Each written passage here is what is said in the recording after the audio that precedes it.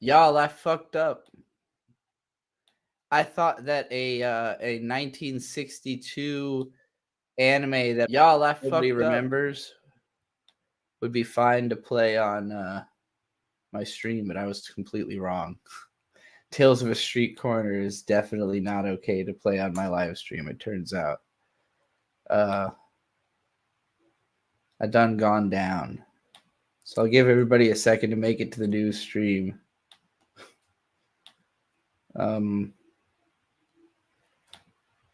I can't look at my DMs.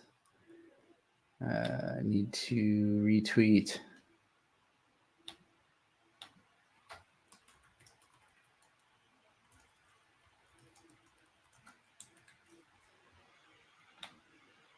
Actually, what happened to my Twitch stream though? Like, am I still just live on Twitch in the previous instance or something?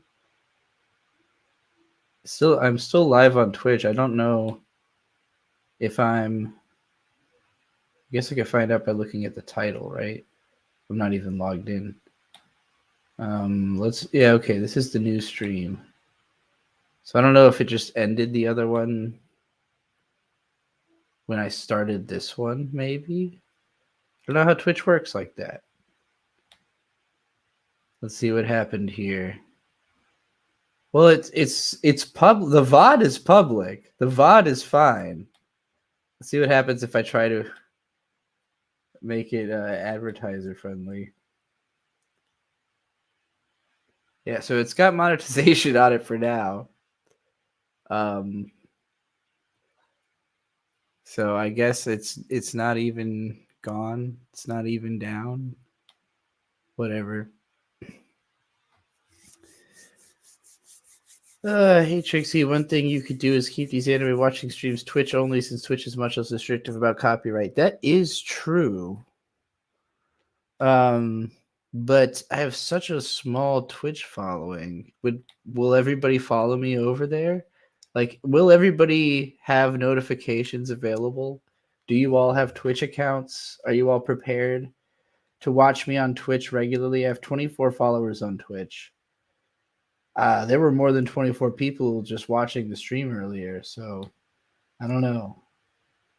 I don't know if I'm ready to do a Twitch only stream just yet, but I'll consider it. Currently, no one's watching on Twitch. Currently, it's just me, But maybe that would change if it was only. Maybe it would change if you didn't have this option at all. Why is the thumbnail so shit, by the way? Why did YouTube pick that? Surely one of these other thumbnails is better. I don't know why it won't show them to me. Maybe it hasn't decided what they are yet. Jesus Christ. Whatever. Okay, what do y'all think we should watch next? Anybody got any monetary suggestions for animated things to look at? Or am I going to have to try to find an anime that won't get me copyright struck? I really thought 1962... Maybe it was the music. Maybe it used copyrighted music or something. I don't know. Is this strictly watching anime, or can we request anything animated? Anything animated, Lapusha. As long as it's a cartoon, I don't care. As long as it's. I don't think the distinction matters as much anymore. I've been meaning to make a video, a follow up to what is anime and what isn't, where I declare the opposite conclusion of the original. Yeah, Chinese is okay. I think everything is anime at this point. Everything changed for me. There was this one Kickstarter for like a Pakistani anime, and they were calling it an anime. And it was very obviously like Go Nagai was the main influence, and Ken Ishikawa. Like, it was clearly doing like a Getter Robo Mazinger thing. And I was like, well, this is anime. And then not long after that, all the Chinese like cross production started coming out, and all of that is listed on my anime list and basically talked about in the same conversation as anime. So at some point I was like, well, okay, now it feels meaningless to say that anime is cartoons from Japan. Especially when the influence of anime has become even more powerful over stuff like Spider-Verse or Puss in Boots 2 that are like obviously doing trigger animation, And yeah, I don't know. I feel like anime is global now. So I'm willing to call whatever anime. Obviously, we watch all kinds of shit on this stream. We've watched a ton of internet animation. Everything Glitch has done practically. Well, we watched all of Murder Drones and all of Digital Circus. We've watched all of Lackadaisy, I think. All of that is anime, as far as I'm concerned. I don't see the. Yeah, I like watching that kind of stuff more because I could full screen it and I don't get in trouble for fucking copyright. Like I just did watching. I know Lapuche, it was funny. You said I'm early, but actually it was just that I restarted the stream just now. It had been going for about an hour and a half, but we got taken down because I made the mistake of watching a movie that I didn't think I would get busted for. Let's see, what all did we watch here? We started off watching that To Heart 2 fan animation, and then I showed the audience what To Heart was for a while. We watched a couple of shitty. We watched Remonster. I gave up 10 minutes in. We watched. I talked about Seventh Prince a little more. We watched Tsukimichi. I made it like 8 minutes in. We watched Pokemon. I kind of skipped through it, but we were watching Pokemon Pikachu's Vacation. That was fun. And then I went on to some old meme videos for a while. That was also fun.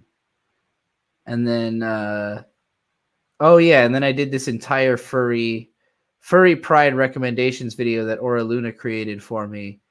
I just basically read this script, and we're going to have that cut into a video. And then I was watching this excellent 1962 Osamu Tezuka production, thinking, oh, it's so old. Surely the copyright's not protected, and the stream died. So that's kind of intense. You know, it's not often that I get taken down while I'm like actually watching it. Update Mal, we didn't finish it though. What am I supposed to put that on there? We didn't finish any of those shows. I'm not going to list shows we didn't even watch a single episode of. I didn't finish the first episode of Remonster. I didn't finish the first episode of that other fucking thing. I didn't finish that movie. There's nothing to update Mal with. YouTube isn't letting you super chat again. Why is YouTube so bad? I don't understand it. What is this new Dyron Miller?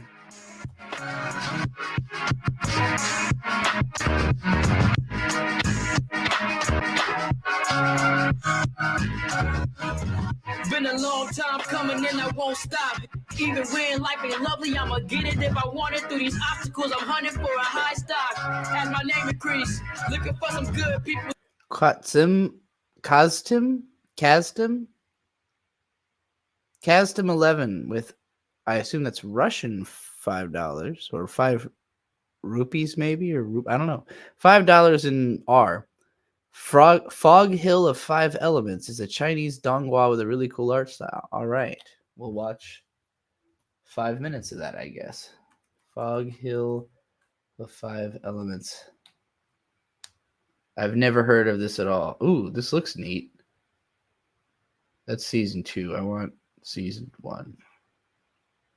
Fights only. No, okay, I guess I can't get this on YouTube. Which means we're going to have to make this a small.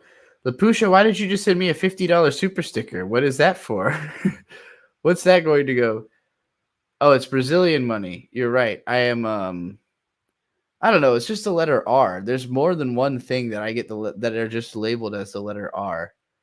So we can watch Fog Hill of 5 Elements, but I'm not going to be able to do it full screen because it does not seem to be something I can just watch on YouTube without getting attacked. So if anybody wants to watch this with me, where you have it, God damn it. If you want to watch this and you want to make it full screen for yourself, go ahead and track down your own copy. You'll type it out. Give me a minute. YouTube's only letting you send stickers right now. YouTube is the most asinine platform I've ever heard of.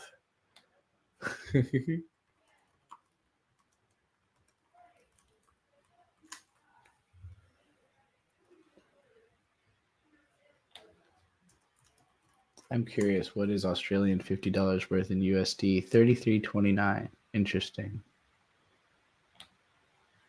I don't bother holding people to the conversion rate on here because ultimately it's about what it costs you, not about what I make. You know, like it's about getting you the bang for your buck. If your money is not worth as much as American dollars, that is not your fault. You know, so I don't ever want to hold that against somebody. But I was curious. Anyway, as soon as somebody is ready, let me know, and we'll start watching Fog Hill of Five Elements.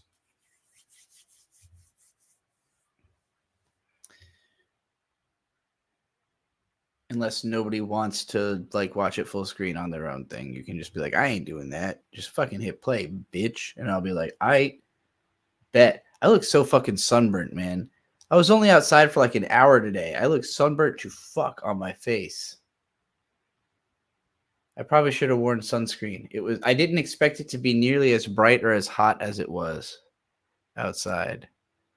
But I truly became deeply pink.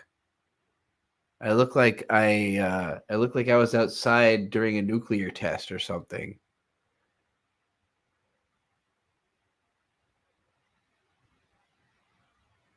And I said no because you want to update your mouth. I didn't finish any episodes of anything. There was nothing to update. I don't mark every time I drop a show without finishing the first episode. Otherwise, my dropped list would be preposterously huge. All right.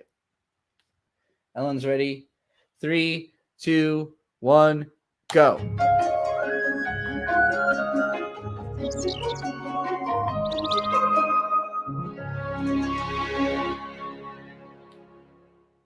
Billy.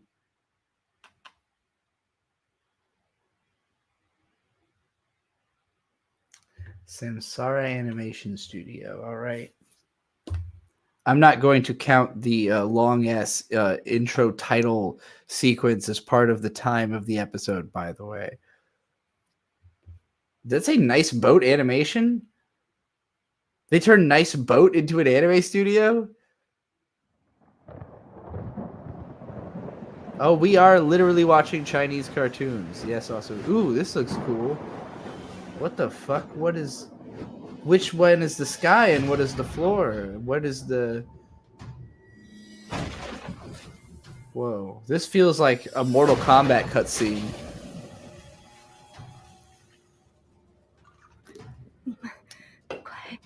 快走！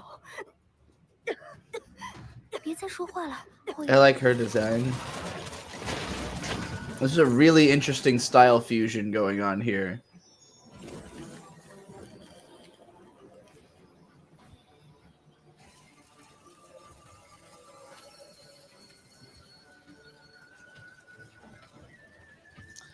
This is some shit that would be coming on TV, and I'd be like immediately, like this is the kind of thing that I would just have Cartoon Network on.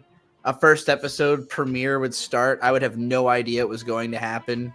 You know, no idea this was coming, and then I would see it, and I'd be like, this is fucking awesome. I'd immediately watch this. 来不及了。你是谁？拿你身上点东西，有点意思。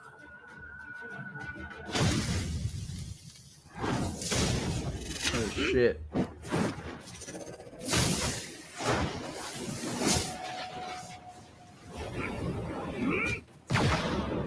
That was an interesting... Him just kind of floating around was kind of funny, but the fixation on the arm coming for like a chop like that, I've never seen that done before. I don't know if that was a reference to any other animation or anything.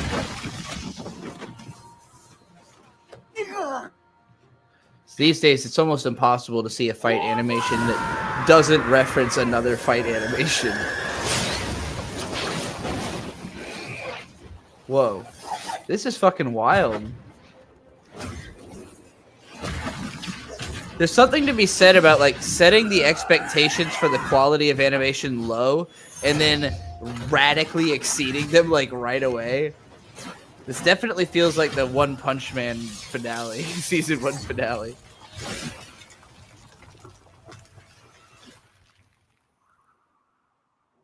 Whoa.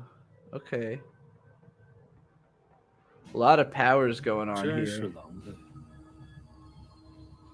多事， That looks cool.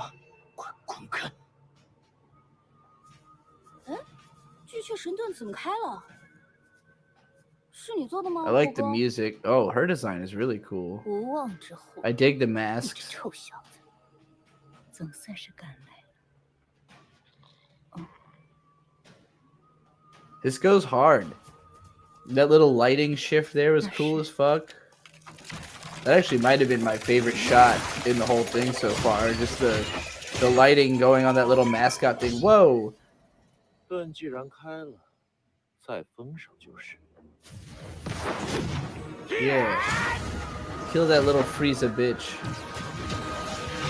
Oh, he turned into like a fucking Liger.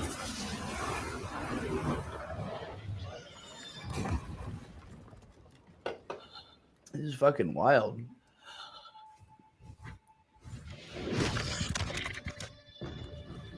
Yeah, looks cool.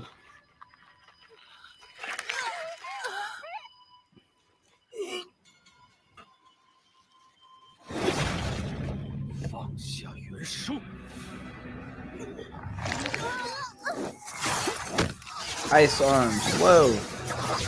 The fucking powers, just the way they're portrayed is awesome. Everything looks cooler than shit in this.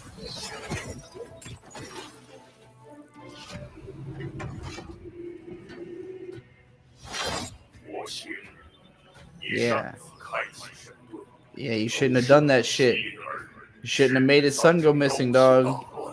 You shouldn't have made chaos descend on the demon realm, homie.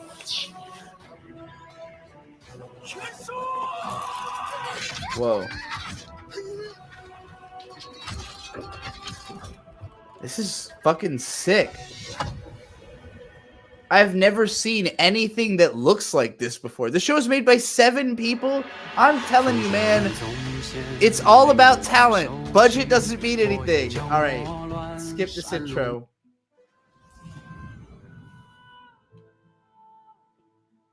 I might go a little over time. I want to know a little bit more.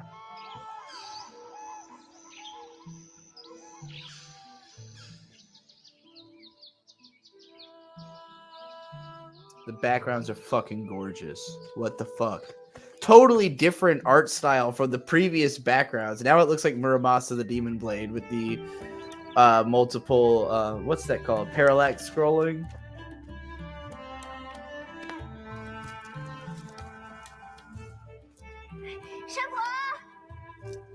Okay. This is clearly amazing. I'm not going to watch any more of this because I will watch this. Unless I get paid to watch more of this, in which case I'll just watch more of it on stream. But this is obviously good, and I would like to just watch it anyways. I also kind of want Bird to see this, because I think Bird would really like this. Fog Hill of 5 Elements. Okay. Yeah, that shit rules. Laputia. We're watching James Somerton's Revolutionary Girl Utena video. Is that what you're telling me to watch? I didn't know James. Wait.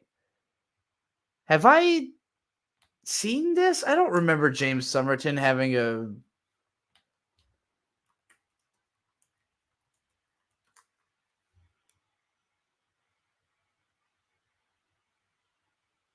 There's a whole entire podcast about this video from 6 months ago. What am I in for here? It's unreleased footage. Who released this? How did this happen?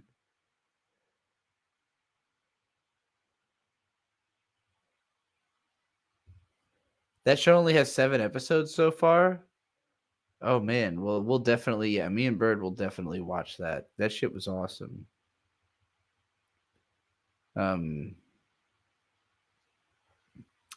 Oh, hey, Trixie Clips. Just here to advertise that I am a Trixie fan account.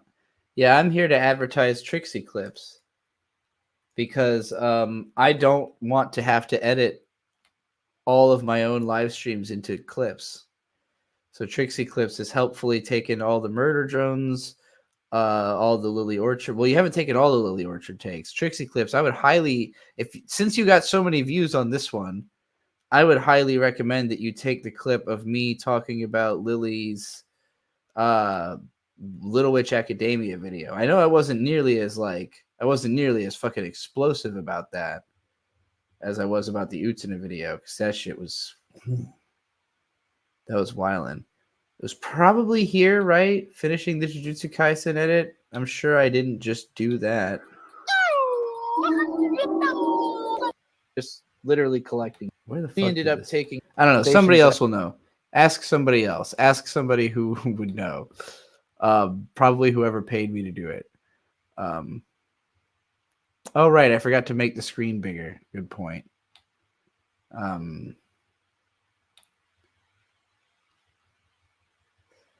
Oh wait, what did I need to make the screen bigger for? Wait, I wasn't showing you anything interesting. Yeah, well, okay. Fog Hill was great. Oh, you just mean to make the screen bigger before I watch the video in question. Yeah, okay. Yeah. Good point. Good point. Yeah. I'll keep it at this size though. I don't think we need like a big screen for watching a James Somerton's unreleased Utena video.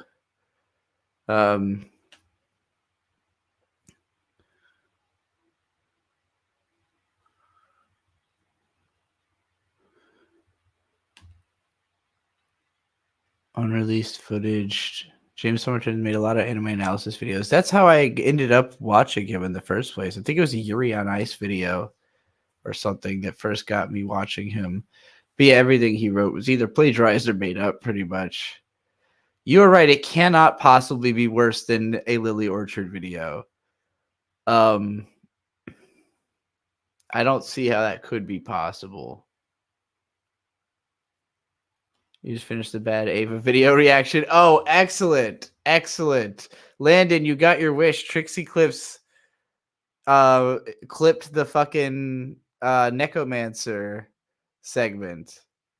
That's the most requested clip. Lapushi, you're being censored. Why are you being censored? Or how are you being censored? What's happening?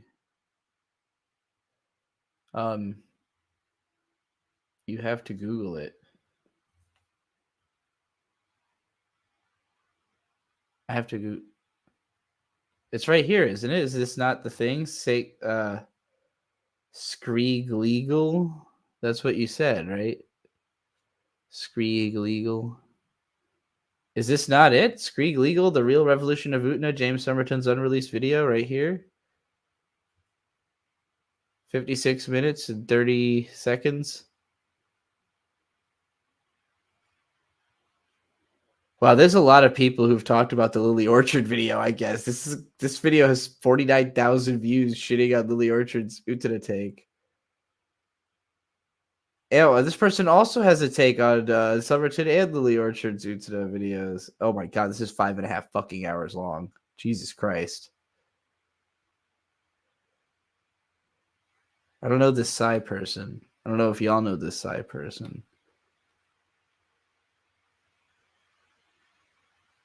Lily Orchard doesn't understand anime. Yeah, well, that's fair. Damn, I didn't realize somebody was already lolcowing Lily Orchard to massive acclaim. This whole channel is just shitting on Lily Orchard's takes. That's actually kind of incredible.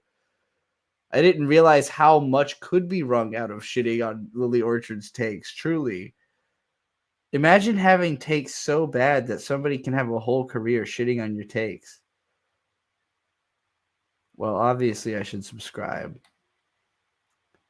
And team up or something. Oops, I closed out of what I was looking at.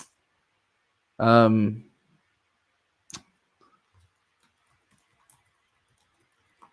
right, let's watch James under some Sames Jummerton's unreleased Utena video. An entire genre in their own right. No. Okay. All right, James. Let me remind everybody, my take on James Somerton is I want to ghostwrite a new career for James. I want to team up with James. I want to re-release James as like the Disney villain of the queer community. I don't think James has done anything nearly as cancelable as I have. I think the two of us can change the conversation, to benefit us personally. So team up with me, James. This is still even. This is what happened. No matter how much I shit on this video, that doesn't change my opinion that we can work together. Your hair looks ridiculous. Your outfit also looks ridiculous. More or less. The magical girl trope of anime hit a fever pitch in the 1990s with the international phenomenon of Sailor Moon.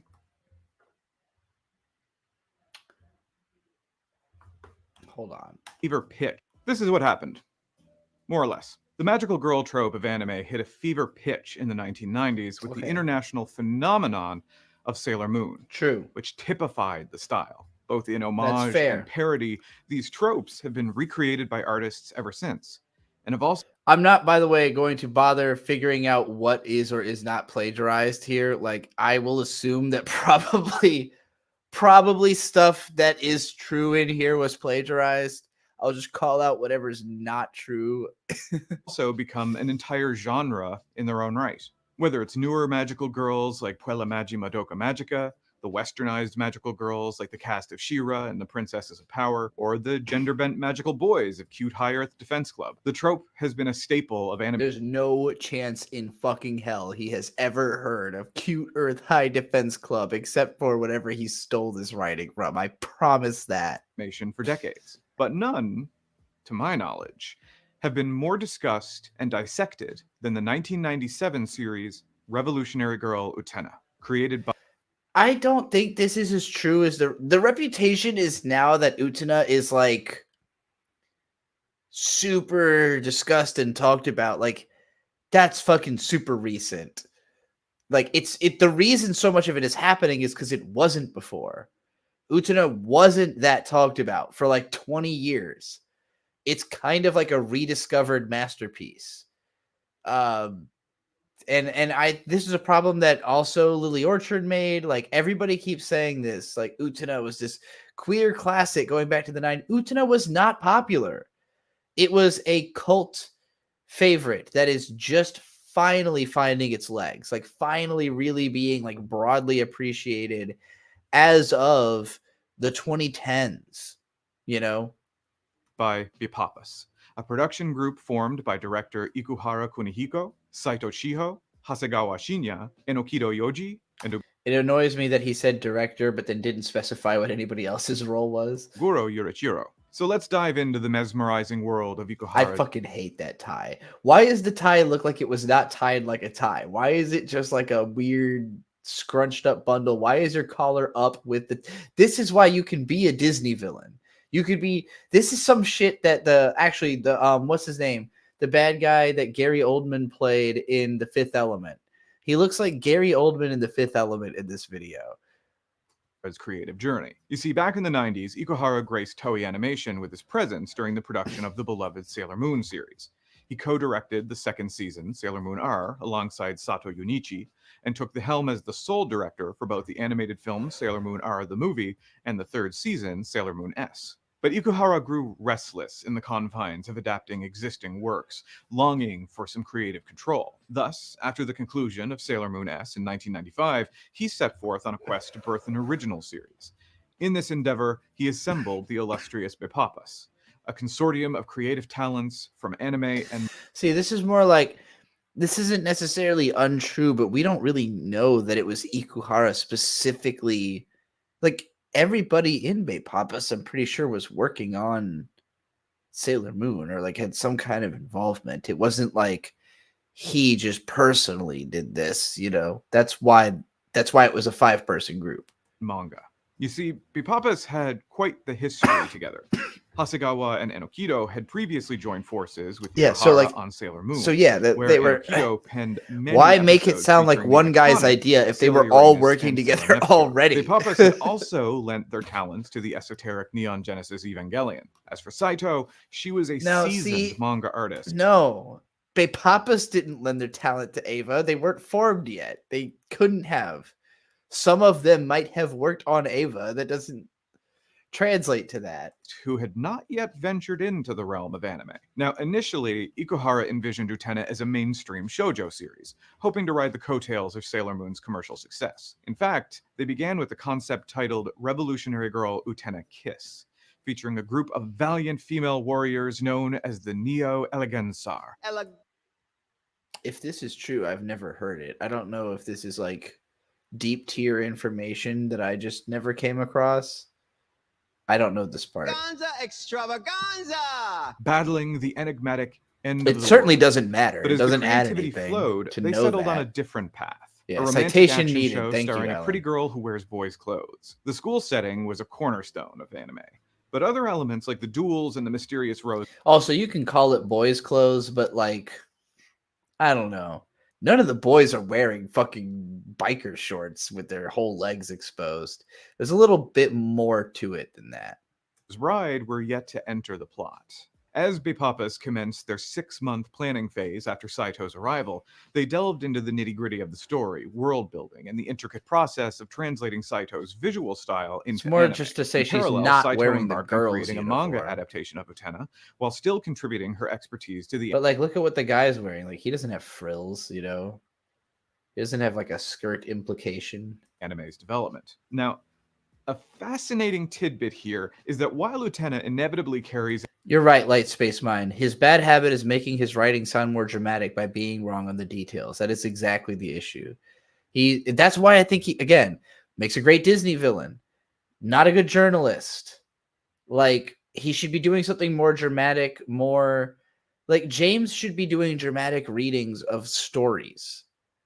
You know, like he's got a great voice. He's great at speaking. He's great at reading a script. He's got a lot of charisma despite how he dresses. I think he would be a lot better at doing like dramatic readings and like stuff that doesn't just stuff that's not fucking journalism or history revisionism, you know? I tweeted out yesterday some categories of people that have the same responsibilities, and they need to really consider this fact: journalists, critics, historians, and psychologists. You all kind of have the same job, just to get the fucking facts right. Do your due diligence. Make sure your phrasing is correct. You cannot do any of those 4 jobs without those skills. I consider what I do somewhere in between all of that. I don't consider myself an accurate historian because I don't always do my due diligence, but I mostly talk about personal anecdotes. I don't try to talk too much about stuff I don't literally know. And even if I do talk about history, I tend to tell you where I got it from. You know, I will cite my source so that you can then interrogate them and find out if they're correct, you know. But you know, I also don't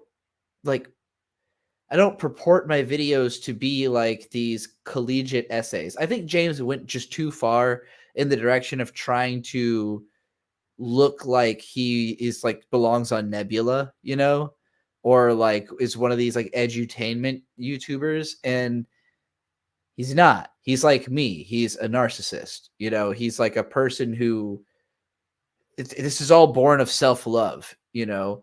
The problem is he's just not that talented at he's not talented at writing. He's talented at performing. He's talented at doing the script on camera. That's why I think he'd be better for like dramatic reading and that kind of stuff. I think I could relaunch this guy's career.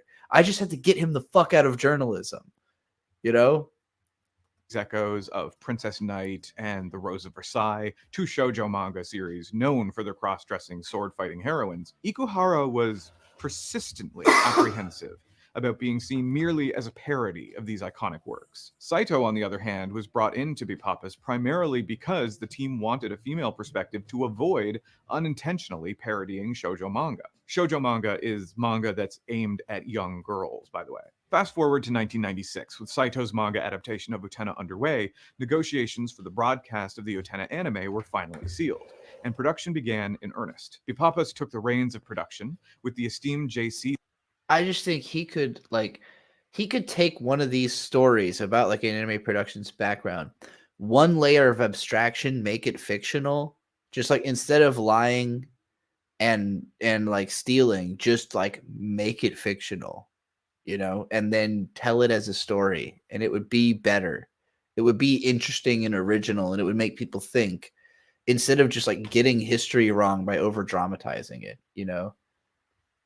Staff handling animation duties. But here's where the story takes a twist. Ikuhara's vision for Utena underwent a profound transformation once the series commenced production. No longer content with aiming for mass market success, he decided to infuse the series with a unique, non-commercial.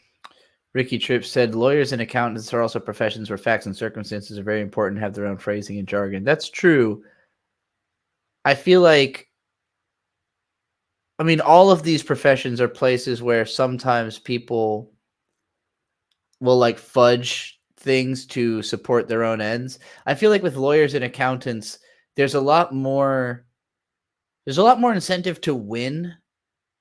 Like as a historian, I guess it depends on who you're trying to back, right? All of these are very corruptible positions. So no, I agree with you. Lawyers, accountants, they all should have the same responsibilities, but they're all very easily corrupted. But the more money there is involved in being corrupt, the easier it is. Like it's easier to imagine a corrupt lawyer or accountant than a corrupt historian, but it's also easier to imagine a corrupt historian than it is to imagine like a corrupt critic, you know, because there's just more incentive at each stage. Like there's the least incentive to lie about your opinion other than if like somebody's literally paying you to, which plenty of people, you looked at the whole Griftiverse, they're all just getting paid by major organizations to say Marvel sucks, woke is bad, Marvel sucks, Star Wars, Disney, woke, bad, you know. Commercial identity. This shift saw the Landon said, I want James to moan in my ear. He probably wants that too, Landon. I have never seen...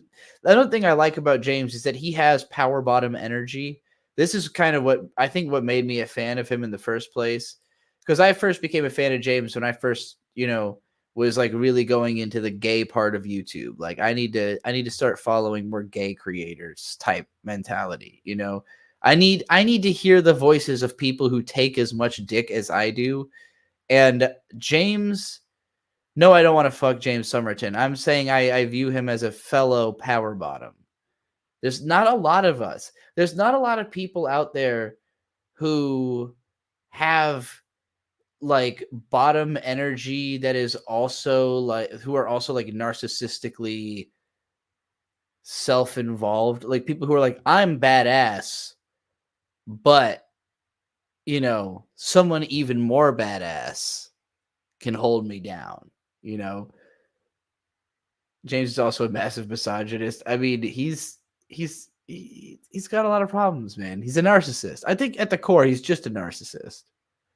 Incorporation of avant-garde elements such as theatrical-inspired layouts, shadow plays that offer commentary on each episode's events, and... Ellen says, I'm certainly not getting as much dick as I want. Well, hey, look. If anybody lives in Brazil and is trying to give dick to my administrator, she's hurting for it.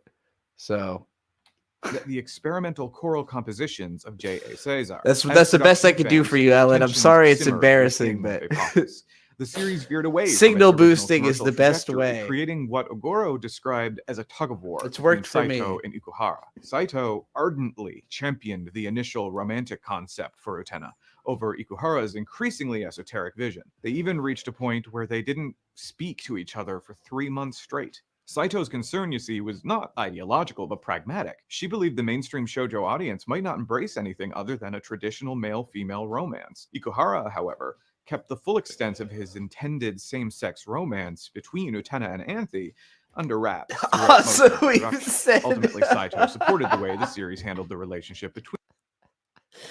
I think everyone here can use that. Well, where do you live?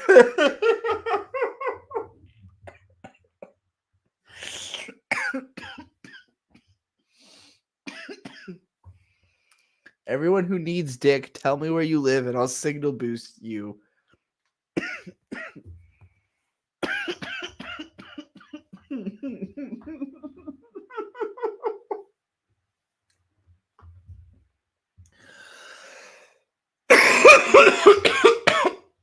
Oh no, y'all are flirting with Landon now. This is getting wrong. Look, he might be tall, but he's gonna have whiskey dick every day. I'm just letting you know.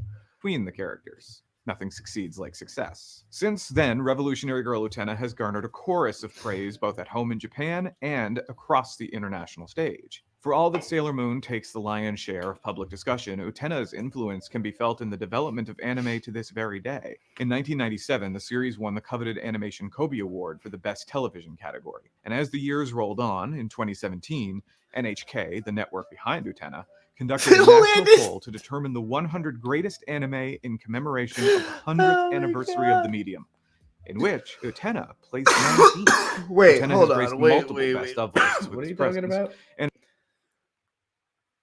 NHK, the network behind Utena, conducted a national poll to determine The network behind Utena. Like, were they part of the committee? Was it just the first network that played it? Like, certainly it must have been played on more than one network. What does he mean by the network behind Utena?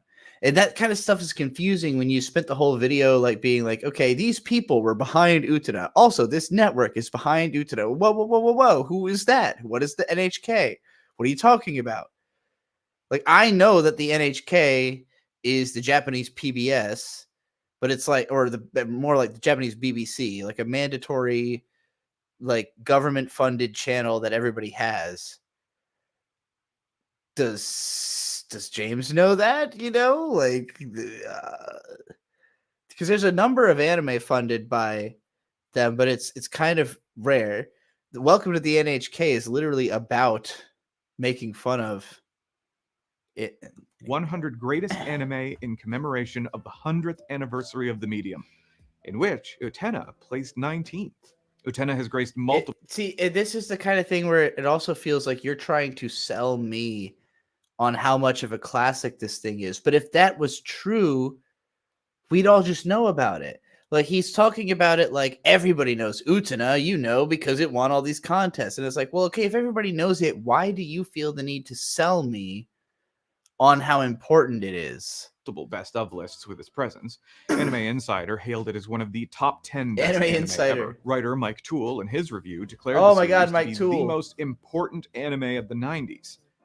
However, That's just fucking factually wrong. Neon Genesis Evangelion is the most important anime of the 90s, without which I cannot imagine Revolutionary Girl Utena would have been created. So, Mike Toole, you're out of your fucking gourd with that one. Maybe it will eventually prove to be more important than Eva in like a global influence way. Like, maybe one day, I just think to say that now is a little bit daft.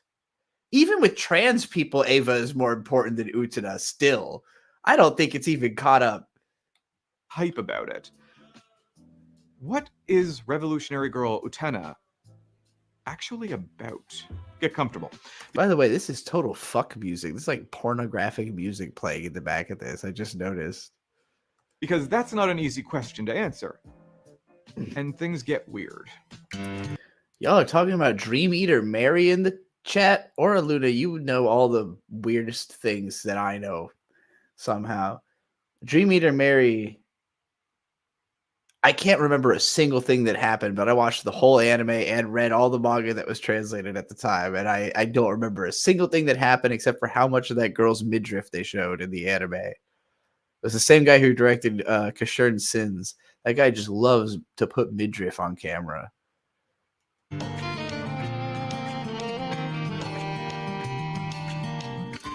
Revolutionary Girl Utena is divided. How do I cope with getting old?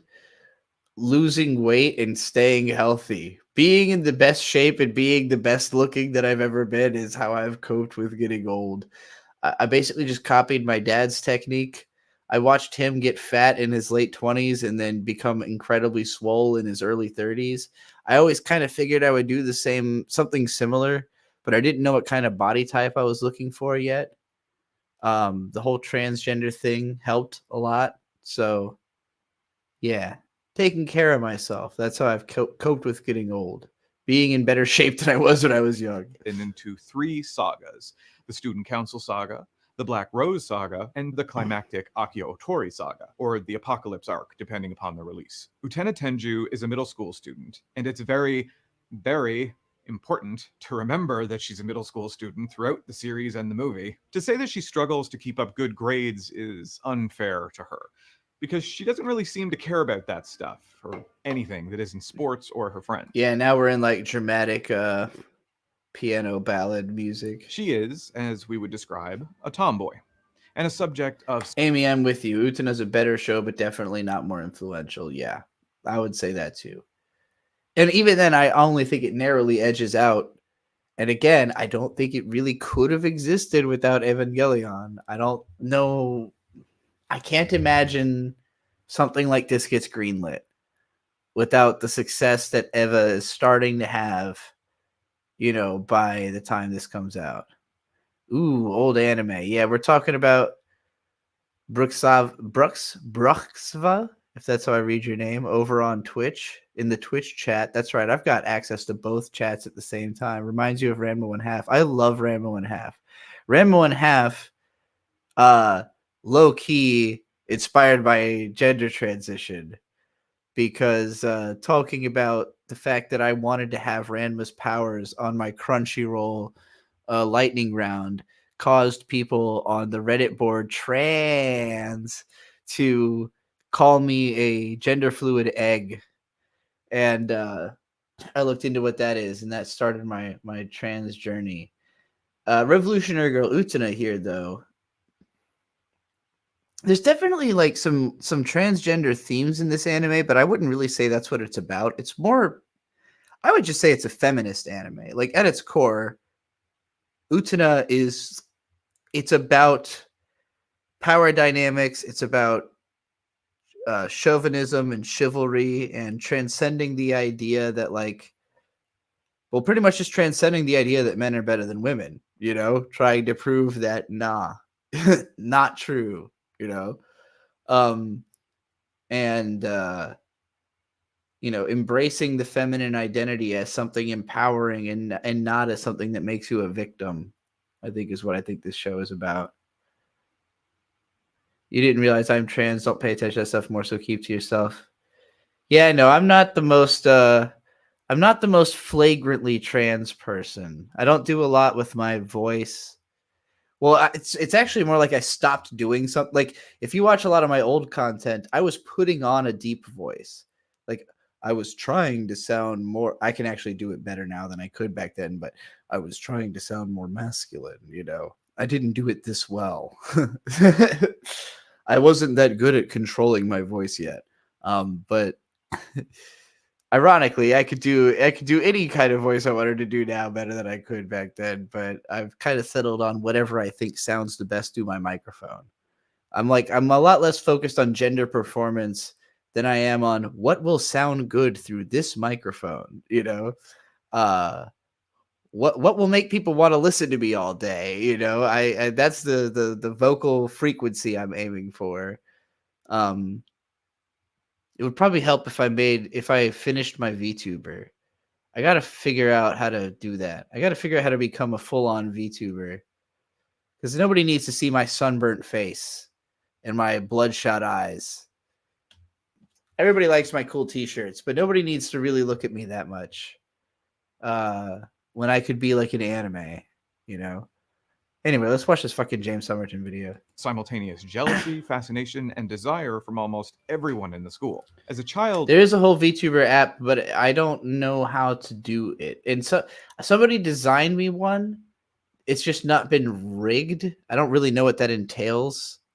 Frankly, I just need to look into it. And the technology on this has changed considerably. I had my VTuber design like 4 years ago. So, you know, it's possible that I could easily just hook up whatever they created for me into a thing They sent me like a Photoshop document with layers, so that's what I've got.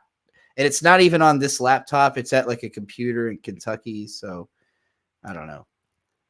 Utena lost both of her parents in an undescribed accident. She managed to pull herself together due to a quote-unquote chance encounter. Although I probably could just ask the artist who created it to send it to me again. If I wanted to. I didn't really think about that, but I could just ask him to send me the thing again. With an individual she described as a prince. He gave her a rose-engraved signet ring with the promise. Female voice actresses do make the best little boy voices. And I'm sure I could do little boy anime voices pretty easily. But what I really want to do is like 4Kids dub, like bad. I just want to play a Yu-Gi-Oh villain. My true dream is to play some kind of Yu-Gi-Oh villain. Like basically do a Gilbert Gottfried voice for anime, like, or play a Pokemon. Like, just say it true. I just want to be like some kind of goofy ass fucking pterodactyl or like Kangaskhan, like just make fucking stupid sounds. That's the best kind of voice acting to me. Chansey! Yes, Weevil Underwood, thank you. You knew exactly what I was going for. I was hoping you would just be able to tell.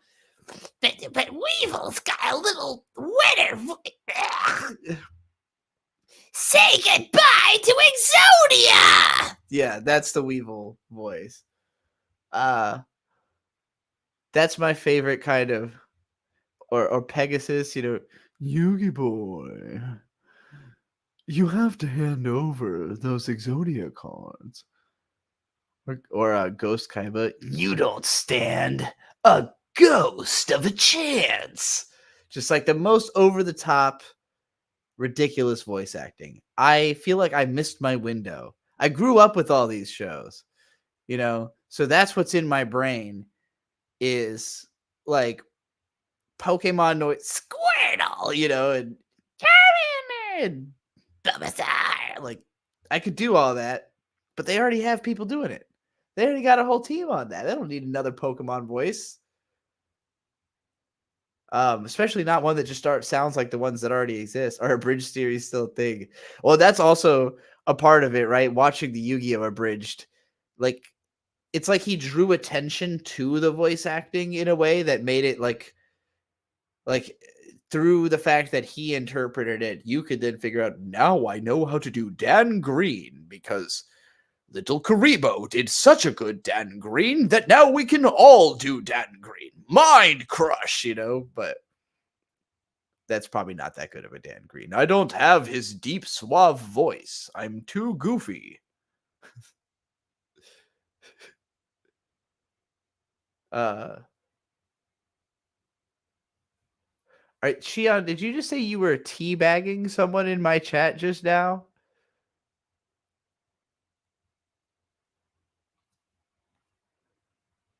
Because that is unacceptable behavior. If so, I will ban anyone who teabags anybody else in my chat. That it would help them meet again in the future. Though she admits her memory on this is a bit foggy. She doesn't even quite remember what her prince looked like. Probably not what this prince was intending. Utena didn't fall madly in love with him, per se, though she has lived out her youth in anticipation of one day meeting him. Instead, she decides that she will one day also become a prince like him, to save the imperiled princesses of the world, just as the Rose Prince had once saved her. As an audience, Luna, you've never heard of teabagging? Hold on.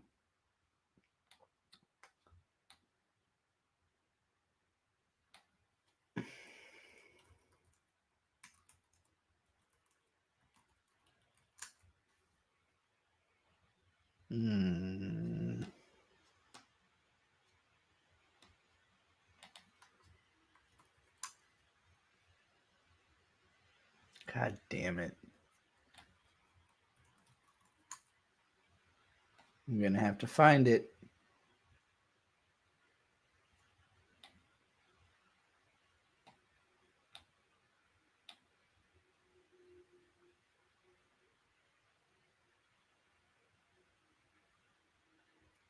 There we go.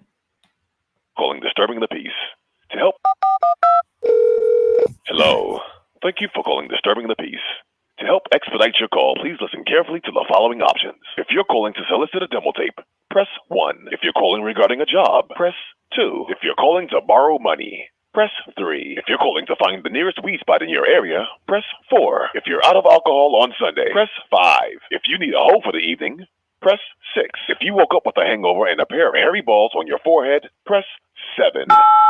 You've just pressed 7. You've been victimized and introduced to a moral crime called teabagging. We suggest you probably hang up the phone, beat the ass of any white guys you hung out with last night, and find and destroy all photos before they appear on the internet. Thank you for calling. Good luck. Goodbye. Well, yeah, that's not the easiest thing to understand what he's saying, so I'll play it back. Link to solicit a demo tape.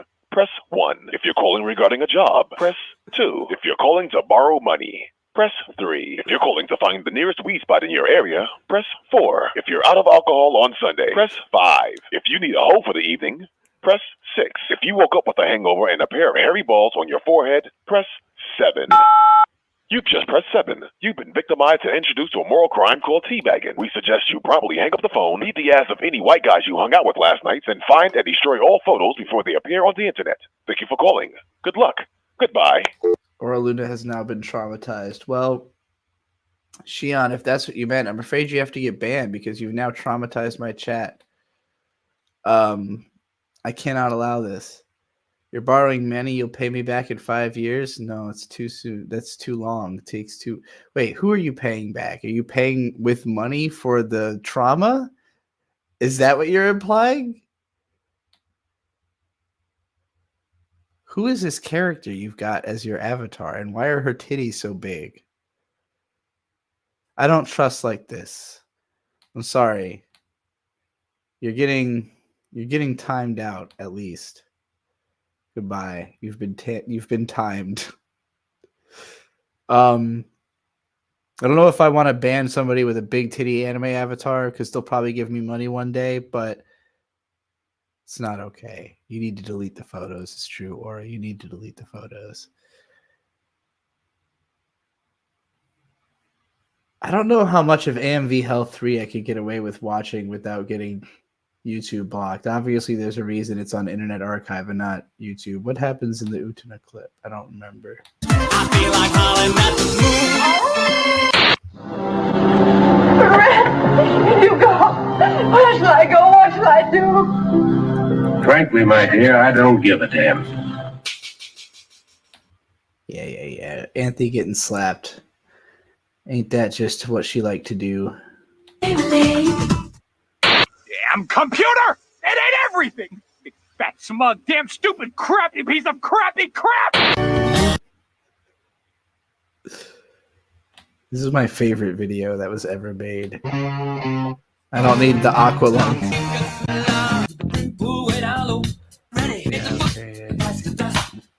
Yeah.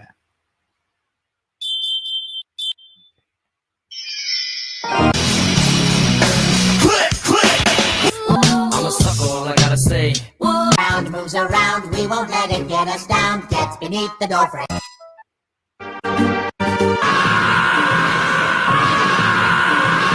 Up in this Humpty Bumpy, you killed a Joe, you make some more! Starship Enterprise. Captain Kirk, this is... He's the gem. No one's gone to war. War. That's this. Oh no. The two... A few no, the ocean. All in the mood.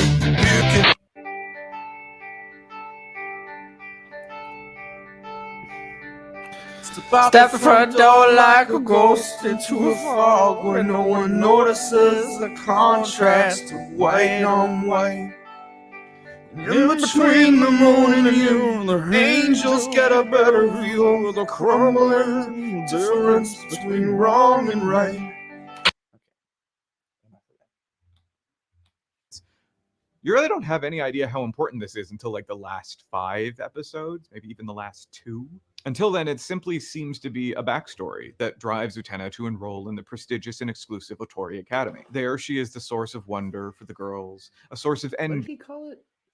And prestigious? Until then, it simply seems to be a backstory that drives Utena to enroll in the prestigious and exclusive Otori Academy. Prestigious and exclusive.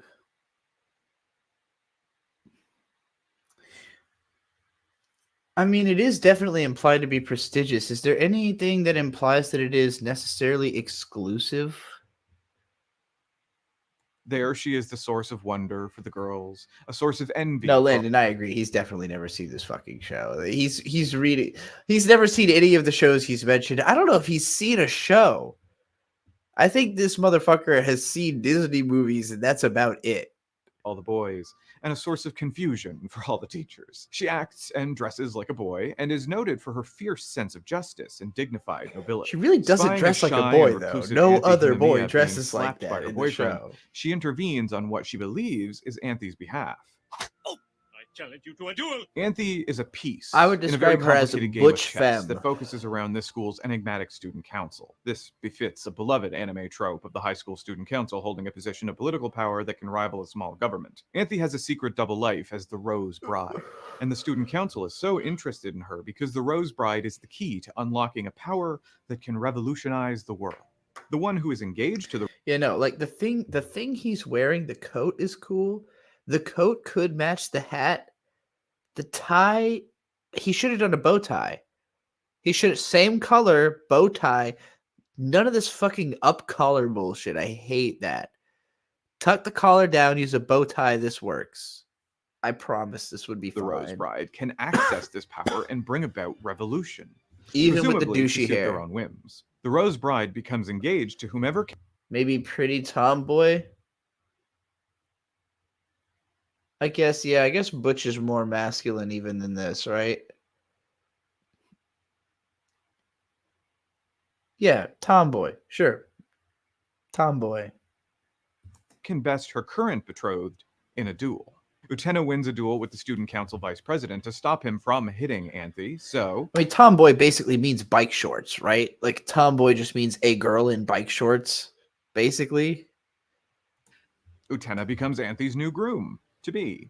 Just works like that. And this makes sense compared to everything that follows it. Don't worry, it gets weirder. The key to these duels are the signet rings, which at present only members of the student council wear. The student council is not pleased Tombi that they've Shonen. lost their ability to shape the world I've never of the seen future that and seek to get phrase. Anthy back from Utena with the help, or perhaps at the whim, of a mysterious benefactor. More of a codenamed butchy femme than a End femme of the butch. World. Yeah, that's The Japanese version is I more agree with clearly that. translated to apocalypse, I'm told, but was not used in English. Arguably, she's more butch in the movie. Yeah, she's definitely more boyish.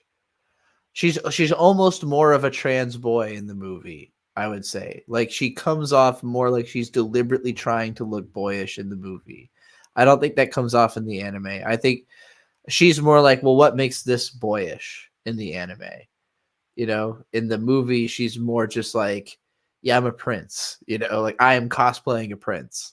Because of the apparent close ties to religious overtones. Nanami, you like girls more than boys? Yes. Listen, Nanami. God created men and women for a reason. That reason being that they join in the best sort of way. No matter Landon's dying for the Japanese pronunciation yet. Utena. Utena. He's saying Utena. how good something may feel, going against God's plan is... What are you implying, big brother? You know you're the only one that I love. I gotta take a piss. I'm just Utena, gonna through let her this close play connection for and a apparent second. engagement to Anthy, Get works mad at whatever you coaching have to get Anthy mad at to for think for me. herself.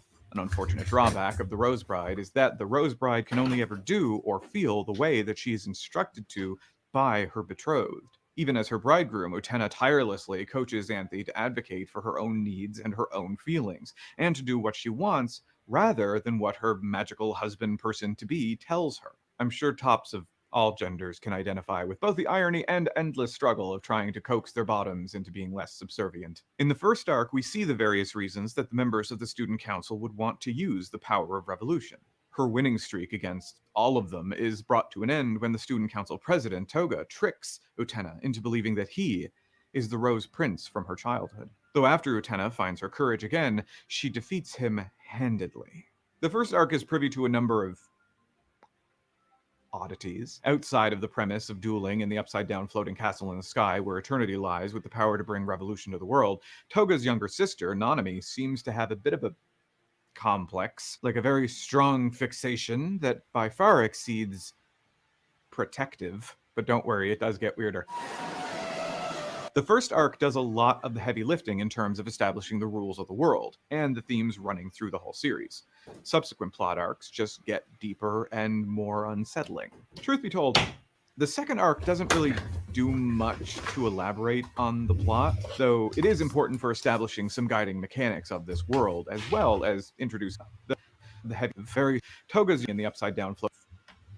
She defeats him, the Rose, when the student uses the power of in the fight with magical husband person to be telling bridegroom Utena tirelessly. Wait, I can't tell how much I missed. I'd already. Okay, I remember this. Utena, through her close connection and apparent engagement to Anthy, works at coaching Anthy to think for herself. An unfortunate drawback of the Rose Bride is that the Rose Bride can only ever do or feel the way that she is instructed to by her betrothed, even.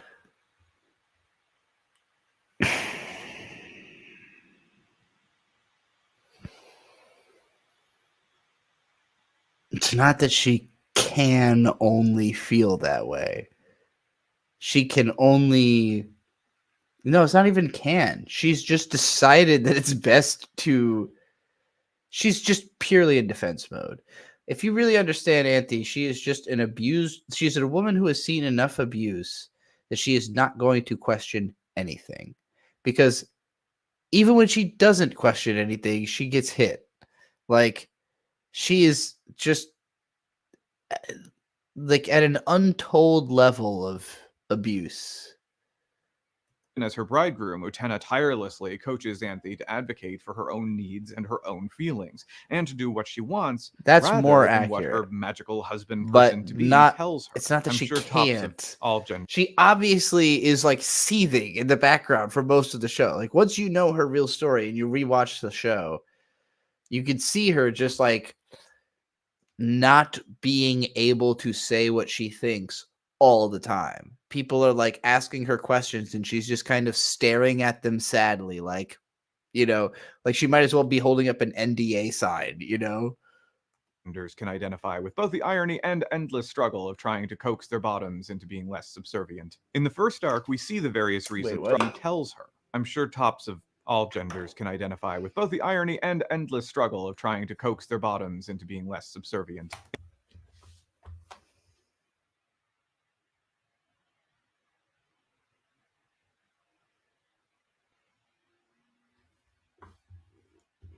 Advocate for her own needs and her own feelings, and to do what she wants rather than what her magical husband person to be tells her. I'm sure tops of all genders can identify.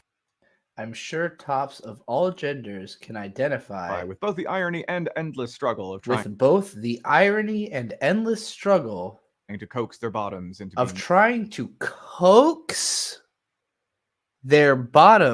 subservient. Into being less subservient.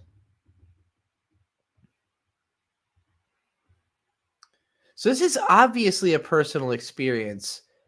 I assume James is a bottom. He has the most power bottom energy of anybody I've ever heard of. I can't imagine him being a top.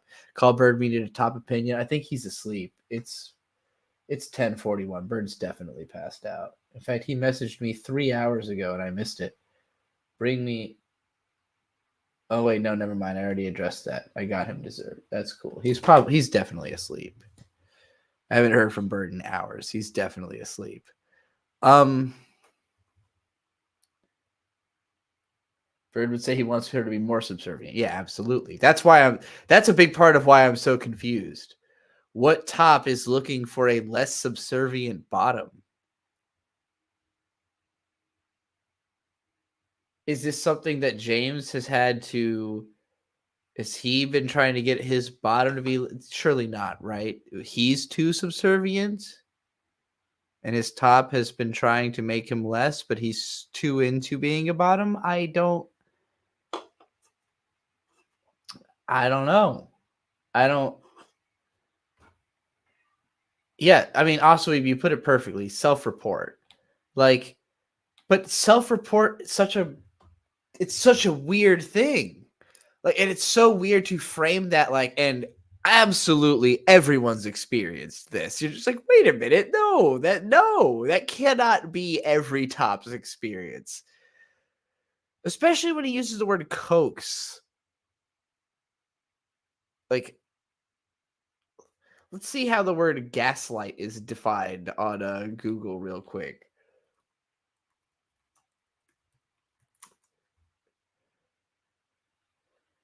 Manipulate someone using. Okay, hold on. Let's try gaslight synonyms. Oh, come on. You know what I really mean.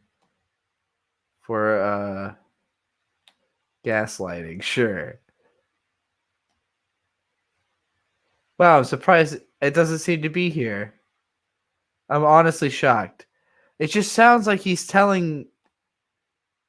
I don't know. Like, I mean, what he's saying sounds positive, right? Like, tops trying to get their bottoms to be less subservient. Like, oh, you need to be more of a person. You need to be more, like, in charge of your life and your destiny. That's like me being hopeful.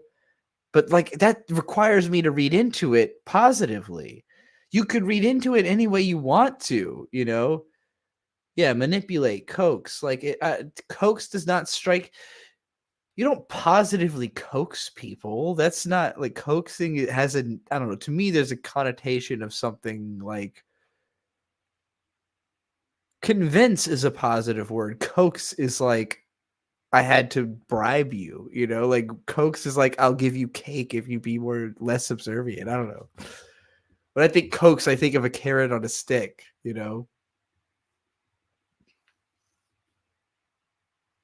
And yeah, what top doesn't want their bottom to be more subservient? Yeah, Yakuman. I want the bottom to be more subservient. The only time I'd say for the bottom to be more assertive is when we're picking a movie or place to eat. But even then, what? Yeah, exactly. No, that's I can tell this is a obvious actual top opinion. This is an obvious actual top opinion. I don't understand what James is talking about. I've never known. I want my slaves to rebel more. Yeah, it just doesn't add up to me. In the first arc, we see the various reasons that the members of the student council would want to use the power of revolution. Her winning streak against all of them is brought to an end when the student council president, Toga, tricks Utena into believing that he is the Rose Prince from her childhood. Though after Utena finds her courage again, she defeats him handedly. The first arc is privy to a number of handedly.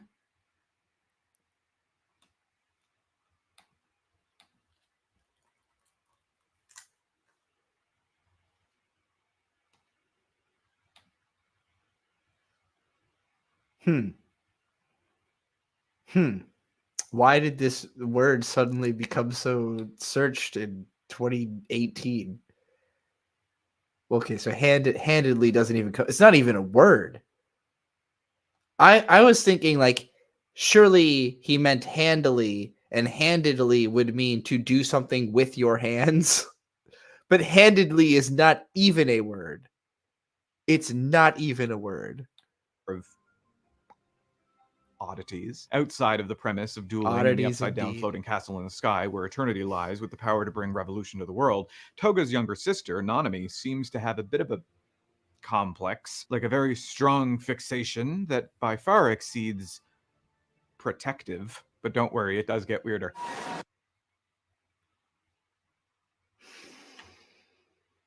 The first arc does a lot. I feel like he watched a lot of videos about Utena. Like he has it. I don't know how much of this he wrote himself. How much of this is just the editor filling in for him? Like, is he just reading a script that somebody who maybe has seen the show wrote? Because, like, the way he delivered all of that is like he's confident in his reading of the lines and that he knows what this it feels like the writer wrote in notation, like in Google Docs, how you can leave the notes. If you've never used it, like in Google Docs, you can highlight a segment and then create a note that will appear on the side of the page. And what I read into this is that whoever wrote parts of this for him left notes on the side that explain what those sentences mean so that he can read them more confidently. So in that part, there's in the script, implication, Nanami is in love with her brother. That's what it says in the note. And so James is delivering this like, this is going to prove how much I totally have seen this show because I know that Nanami's fixated on her brother. But nobody who has seen this show would be this blasé about describing Nanami. She is far and away Gary always, of course, this is paid for. You think I just watched a James Somerton video? What the fuck are you talking about? There's no way that you watch this show and your take on Nanami is like, she's a bit fixated. You wouldn't be coy about this. She's a fucking psycho bitch that takes up all the best parts of the show. Like, in my mind, Nanami is like the deuteragonist of Utena. Like, she's borderline. She's obviously Utena's foil, but she borderline is the second most important character in the show. There are more episodes dedicated to her than anybody else besides Utena, like whole on Nanami episodes. I think she is core to the identity of Utena. So like trying to be coy about her, it doesn't work talking about this show. A lot of the heavy lifting in terms of establishing the rules. What does James do now? Nobody really, I assume he has a day job or something, or he's just got enough money saved up. He has come back, like he's made videos again, I think. I have no idea. I don't know. He's probably living with his parents like I am, if I had to guess. The world and the themes running through the whole series. Subsequent plot arcs just get deeper and more unsettling. Is Zuko a deuteragonist? I think kinda, yeah. He becomes... Like, you could just call him an antagonist, kind of. He's more of an anti-hero, because he starts off just a bad guy, he starts off as an antagonist, and then he becomes, like... But I don't know if he compels the story. Like, Nanami, like, makes a lot of Utena happen. Everybody's just kind of having a regular day, and then Nanami shows up and, like, creates a story, You're told the second arc doesn't really do much to elaborate on the plot, though it is important for establishing some guiding mechanics of this world, as well as introducing some key players for the ongoing series. Through a plot devised to kill the Rose Bride and replace her, we see a recurrence of the same weapons the student... Amy, I don't even know if I would call Sasuke a prime deuteragonist example, because he's not around for a lot of Naruto, and especially Shippuden, from what I understand. I haven't read that much of it myself, but he's, like, gone for a lot of it. To me, a deuteragonist has to be... Like, they're both equally important, basically. I would say, no, not even Kurisu from Steins Gate is enough, because she's not around for enough of when he's just going through the time loops. There's definitely... In the beginning of Dr. Stone, it is very clear that, like, Senku and Taiju are deuteragonists. And I think Taiju kind of ends up taking a... Senku ends up feeling like the main character just because he's always the guy with ideas, and it kind of feels like everybody else is secondary to him, including Taiju. But it really starts off with them being equally important, Oh man. And when you get further into like Nanoha, like I would say by the time you get to Nanoha A's, Nanoha and Fate. No, not even Nanoha and Fate, Nanota and Hayate. Nanoha and Hayate and Nanoha A's. That's a good example where both of them are pretty much the main character of two different stories that collide by the end of the season. That to me is a really good example. And even going forward from there, I think Strikers, both characters, you could see them as protagonists and antagonists, but neither one's really the bad guy. So it's more like two protagonists that have to fight each other, Nanoha is very focused on the deuteragonist idea, I think, as a franchise. And Council used to challenge Utena. We had seen the Sword of Dio. This is going to take so long to watch. Let's just speed it up. He doesn't talk that quickly. At least 1.5. A powerful weapon and the key to the power of revolution, being removed from Anthy's chest in her capacity as the Rose Bride, and this seems to be her primary role as the Rose Bride. Just as Anthy's body hosts the Sword of Dios initially, each Student Council member hosts their own blade. In the third arc, however, Anthy no longer is host to the Sword of Dios. Instead, she draws a blade from Utena's body. That's important. Keep that in mind. We'll get to it later. The other primary element of the second arc is introducing Anthy's brother, Akio. Hey, if you thought Nanami and Toga stuff was a little weird, we got a couple episodes into the second arc with Akio and Anthy, and like, yeah, they're And Yeah, again, it feels like he has read notes about the show. Come here. Like he understands that he is talking about incest, but he's like watched videos that showed the clips, you know. I just don't think you can talk about a show like this if you have felt it through the experience of watching it. This is the way I talk about shows that I know about but haven't seen. Like if I was describing the plot of Alien, I've listened to entire audio commentaries of the movie Alien, and I've only seen like 30 minutes of the movie. I would talk about it like this. I really don't want another content strike from YouTube. I already have one. So as graphic as this is, I am simply going to euphemize and refer to it as domestic abuse. Akio is the principal villain of the series. S. Cryed. That is a great example. Sukuraido, you know.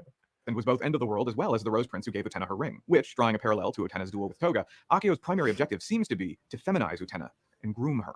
Because Utena is under the impression that that's accurate, but that sounds like somebody else's analysis. She's basically promised herself to the prince from her childhood. She is magnetic. How does this compare to my analysis? Nothing similar at all. I mean, besides my video I've made, which is nothing like this at all. You know, talking about it on We Watch Anime, we've only gotten through 15 episodes of, I think we did 15 for We Watch Anime so far. I still intend to finish it, but there's just so much to say about Utena. Like all this kind of surface level shit. This feels like somebody literally read the Wikipedia article and watched a couple analysis videos and kind of like cobbled together an idea of what people think about Utena.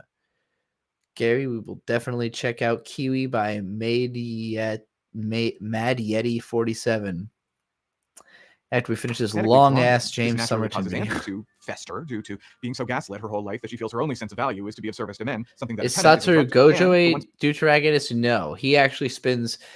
I don't know how much you've seen of Jujutsu Kaisen, Ellen, but as of season 2, he gets locked in a box and just kind of stays there for like the bulk of Jujutsu Kaisen. And then he finally gets out of the box and he gets cut in half. So yeah, he doesn't actually end up doing that much. Best friends develop a toxic rivalry. I put a lot of poison in your tea. And yeah, he has so far literally just described the girls appear to the resolve the show. differences when Utena rescues Anthy from an unaliving attempt and acknowledges that. But we are early into the video. Like the structure of his videos, like he's clearly going through the show kind of quickly and like broadly. I think he will start to get into something he thinks is meaningful soon. For a final stab at gaslighting Utena into believing that it's her time to shed her juvenile boyish fantasies and be a proper lady. Lapusha says we can watch that other thing. I don't mind interruptions. All right, we'll go for it. That will inspire maybe more people to send money along if they know that their show might get watched in between this incredibly long. I am enjoying watching this. I like shitting on. Not only do I enjoy shitting on bad YouTube videos, but I like James Somerton. So it's like it's a weird feeling for me where I simultaneously am like, yeah, this video is fucking terrible, but it doesn't mean I don't like this guy as a person. I think he is bad at YouTubing in the sense that he did his career wrong, but he doesn't have to be. He does not have to be bad at YouTubing. He has the essentials. He wants to be ContraPoints for gays. He's not. He should be doing like a fucking semi-fictional. He should be doing like a Night Vale type podcast or something. You know, like something where he gets to perform and be like a fake news on purpose, you know? Anyway. ContraPoints is ContraPoints for gays, but she's for trans. Like his streams were called Gay Stream, and the thumbnail would just be a rainbow with the word gay on it. He literally wanted to be king of the gays. ContraPoints is essentially queen of the transes. Like, I don't think she has so much influence. Everybody else who's really influential in the trans community has kind of copied Contra to some degree. I do think she's like the most influential trans YouTuber, at least that I know of, besides like the really like mainstream, but they're more drag queens are mainstream than like trans women, you know? Anyway.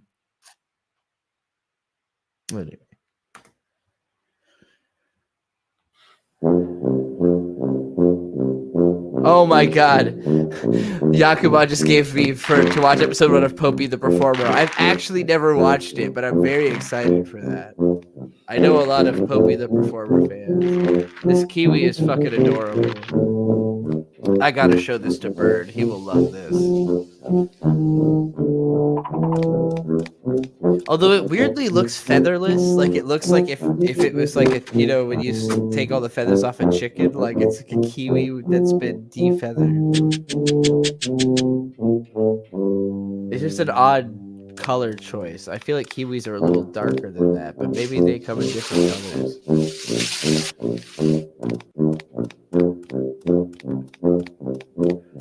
Ellen said I copied Contra by transitioning. Same though. I'm not even gonna lie. There was a period of time where Contra went too far ahead of me. Because early on, Contra was like gender fluid, and I felt like her content really spoke to me in a period where I wasn't decisive about gender. And then when she finally was like, no, I'm a woman and I'm transitioning, I'm deleting all that old content, I was like, but that's still where I'm at, you know? And it took until I had actually begun transition for me to be like able to watch her content again and be like, no, okay, she's actually more brilliant than she was before, you know? And I feel like that's what I did to a lot of my own audience. Like a lot of people who are still like, I'm still the bearded guy in the anime room. I'm like, well, I'm sorry, but like, if that's where you're going to stay forever, you need to find a new guy because I'm not going to stay there, you know?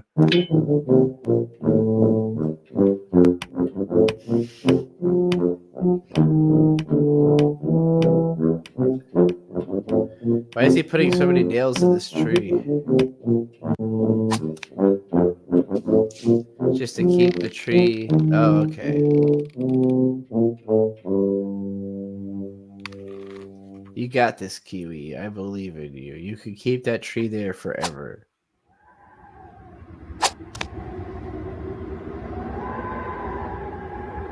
Everyone that you follow who transitioned feels more real now. I think that's kind of inevitable.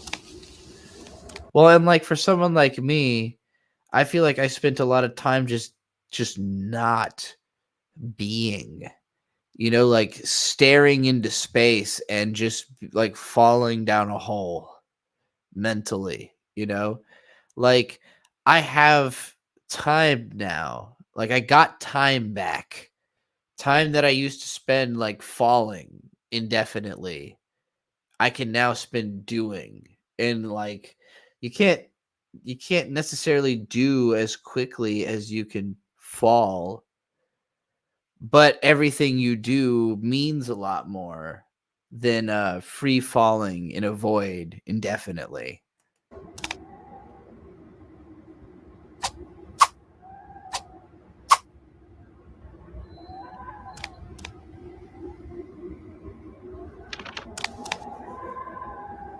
Like this guy's doing. Check that out.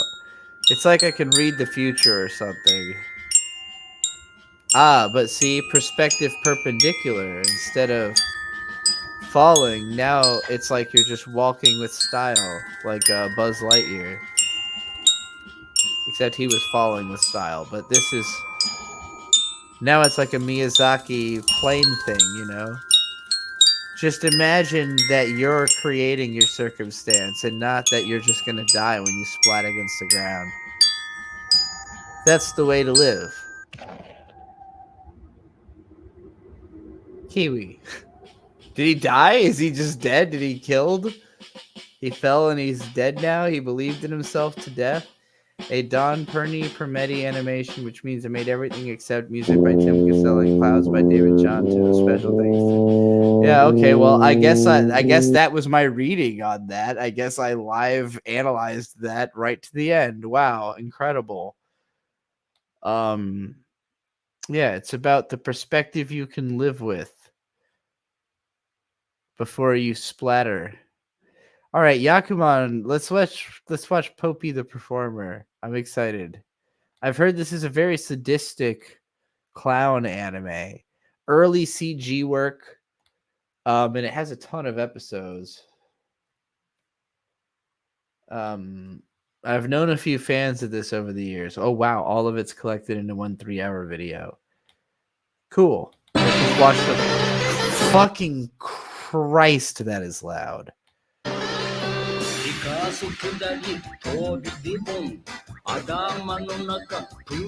I didn't realize it was claymation. That looks awesome. Yeah, this OP goes.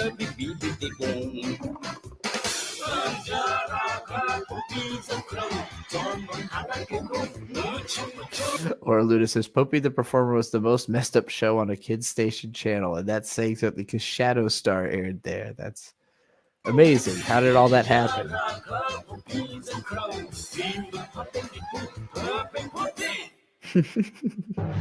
I love that opening.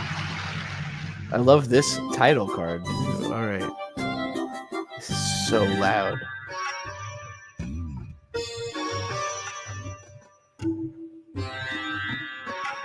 I've heard this sound font so many times from early 2000s video games. This is just gonna open with him cutting this guy in half.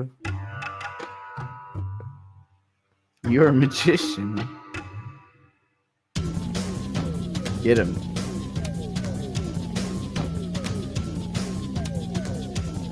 Yeah. That weird out of focus fucking black hole sun shot. Hey look, no blood splatter. He's fine. This isn't even gruesome. Hey, you did it. Success. He's still alive. Magic.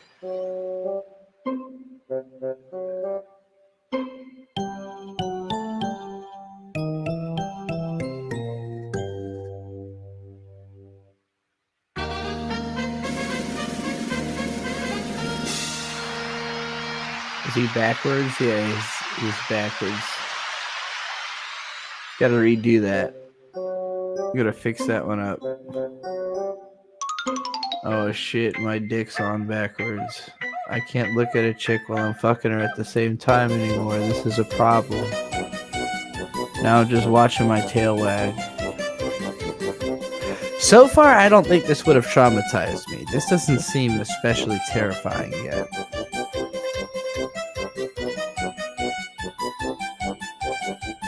Definitely weird. I think I would have been bored by the lack of dialogue, though. As a kid, I was very dialogue focused.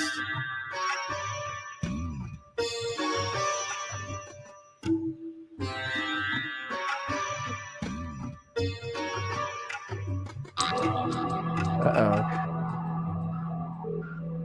Oni mode.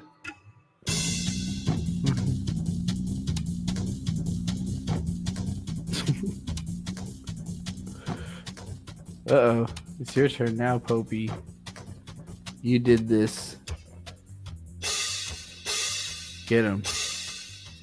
Revenge is a dish best served cold.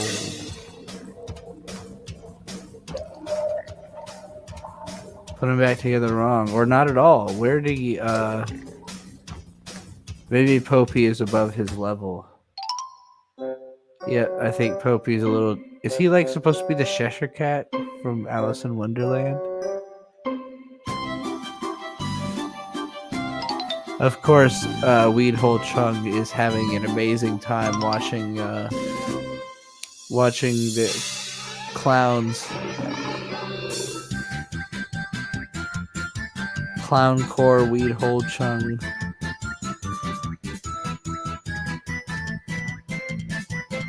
There's an army of Popey. This is like that Björk song.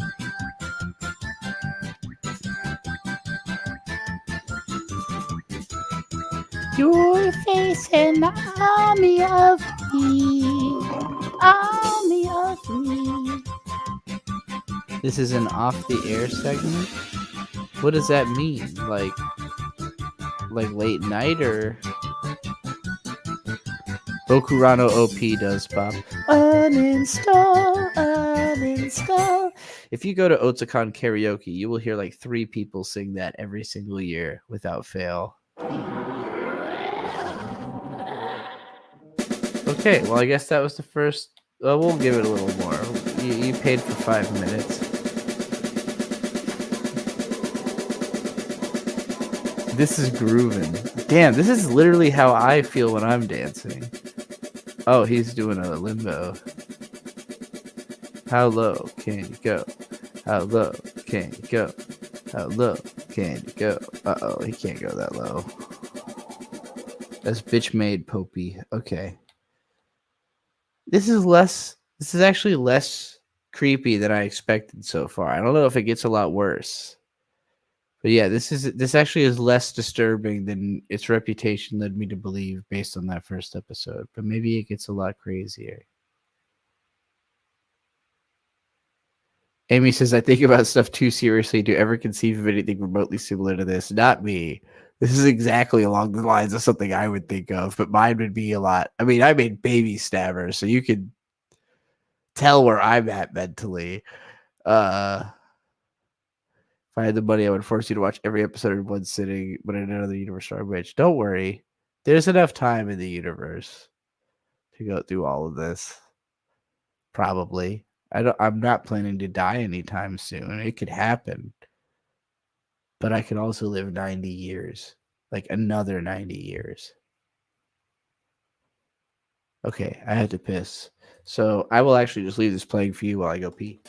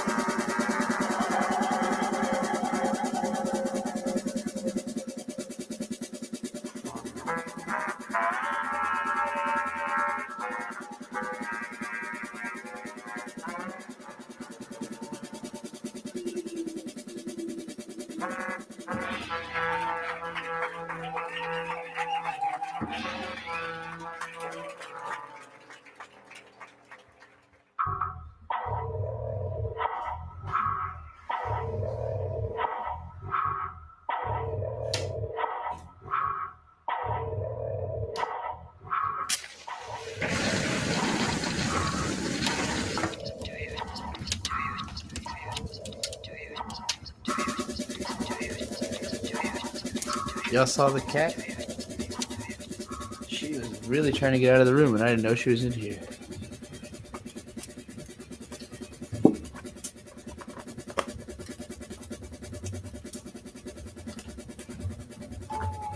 She is a very frightful cat.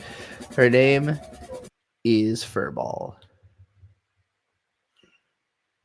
I think she had an original name, but then my granddad kept calling her Furball, and then that just kind of stuck. Hey, all the other streamers are streaming still. All right, let's get back to James Jummerton, shall we? And presumably by extension, society at large. I forgot I had this on 1.5. To a duel for Anthy's fate. Akio basically says that the dueling rules are different now. A, because he'll straight up murder her if she loses, and B, because the dueling arena may or may not have existed and may have been a hologram this whole time, but don't worry, we've yet to hit the summit of Weird Mountain. Guarding Anthy from her brother, Utena is stabbed in the back by Anthy, who upon the command of her brother has accepted that it's simply her life to suffer. According to a man who has been domestically abusing his own sister for who knows how long, Akio claims that she has chosen this, and that she's happy like this. And now she actually enjoys living in this pathetic, tortured role. She can no longer be happy. Oh god, the dub. Looking at real-world parallels... The Utena dub is very bad. Like, that's not the worst performance in it, but it's very bad. A given individual can endure much less debilitating physical and psychological trauma and be ruled as unfit. Utena deserves a new dub. Utena actually does deserve a whole new dub. The state to make their own decisions. There are a number of other hints and instances in the plot that strongly indicate that Anthy's willpower is so eroded. Ava got a new dub. Utena needs and is a new emotionally dub. stunted to the point where she needs people to make decisions for her because she does not know how to think for herself. Something that Utena has been trying to get her to realize about herself this whole time. With Anthy being stabbed by the swords of hatred, probably men's hatred, it's symbolic or not, we'll talk about it. Akio takes the sword from Utena and tries to open the door that guards the power to revolutionize the world. And finally, oops, it broke. Not that it really matters. What can you possibly get for the man who has everything? Whiskey stones? It's not like any of this really mattered. It's fine. Utena, meanwhile, The desperate. new Ava dub sucked though, but that's because they didn't need one. I'm just saying, Utena, even like a shitty like. I think dubs are generally all bad, so like I'm not gonna sit here and tell you what I think is like a great. I like the Yu Yu Hakusho dub. If Utena even had a semi-competent dub, it would go over better. Like the dub is bad, and not in a good way. No, Gary, not like that. Not like a 4Kids like bad, so bad it's funny. It's just bad. It's just like like you hear everybody say the words, and you're like claws at the rose. But you can be Choo Choo. I want to play Choo. Yeah, I can play Choo Choo. I can't do it right now, but I could do the Choo Choo voice. Thorns that guard the power of revolution, and a sheer refusal to give up on Anthy, for which I'm sure there's a heterosexual explanation. And in a final attempt to free Anthy from the coffin of her psyche, the floor gives out, and Utena is left wounded, defeated, and at the mercy of all the swords that Akio forced upon Anthy, so that they would not attack him. Flash forward a few weeks, and Utena is not in school, and all of the students have begun to forget her, save for Anthy and Akio. The latter is disappointed that Utena never managed to use the power to revolutionize the world, and begins a new scheme to try it all again. Anthy, however, declares that she'll have no part of this, and next to a bewildered brother, announces that she's leaving Otori Academy to find Utena. The manga and the movie have some vast differences. I forgot how but cute she maintain looks overall at the themes. end. This is primarily going to cover the anime, but will include some elements of the movie in order to elaborate on themes. Because on top of what I just narrated, there's a whole mythology and some magic realism and Nanami in general that is going on at the same time. And specifically in the realm of magic realism, the Sword of Dios, Dios himself, the Upside Down Castle, Anthy's magic and backstory as a witch, and a whole lot more. Editing I am going to gags. drop some bombs because my reading of Revolutionary Girl Utena seems to be vastly different than the bulk of the discourse I've found. Not to mention the actual Wikipedia page. And sure, you could take it literally. You could assume that Dios was... Not to mention, I read all of this on Wikipedia. the former I totally didn't watch this at all. Incarnation of Akio, who was transformed / imprisoned by Anthy, who is a witch, a damsel in distress, and also simultaneously the vestige of all men's hatred, who desperately want Prince. Yeah, sorry that James is spoiling the entire ending of Utena here, but Ellen, you really should have finished it by now. You rested on your laurels too long. Dios to deflower the daughter, and that's not outside. Ellen was waiting for us to do it, Lapusha. That's the problem. Ellen decided to base her life schedule too much on my life schedule. And since we watch anime, did not finish the show. Everyone else watched ahead, but Ellen was dedicated to doing it with us. We never finished. So you could blame me. The realm of normal Kind for of. anime. Or we can observe Revolutionary Girl Utena as a deeply allegorical and symbolic story about the struggles of coming of age amidst widespread institutional corruption in a high school, and which describes a passive culture in action in regard to brazen instances of domestic exploitation, in which there is not only a question about the corporeality of the events transpiring, but also which events can be taken for granted, and which events are meant to signify abstract sociological institutions which may be otherwise difficult to articulate in fiction, which is, quite frankly, a lot more effort. But unfortunately, we have postmodernism, so I guess we have to try. I don't know what that little jam was, but I liked that. Is a literary, artistic, and philosophical school of thought. Something Wikipedia uses. What you need to know is that postmodernism is a response to the modernism movement, which hit its peak in the 1920s. Oh, Jesus fucking Christ. Jesus fucking Christ. Oh, Jesus fucking Christ.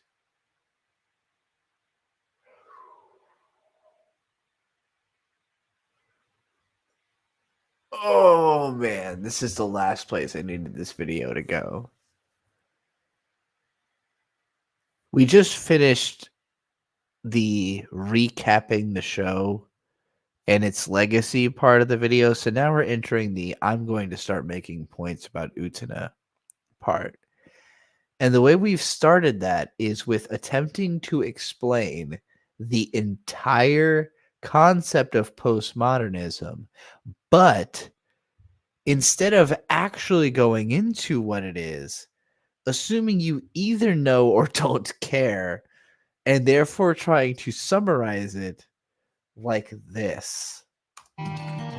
Postmodernism is a literary, artistic, and philosophical school of thought. Something Wikipedia uses big words. What you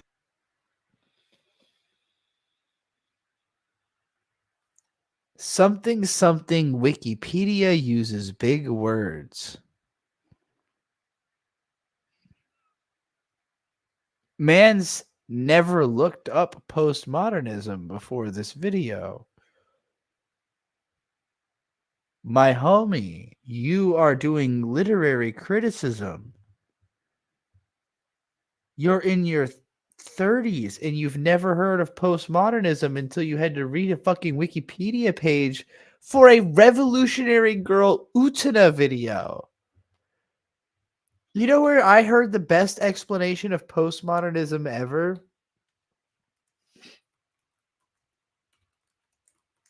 A PT Cruiser car review.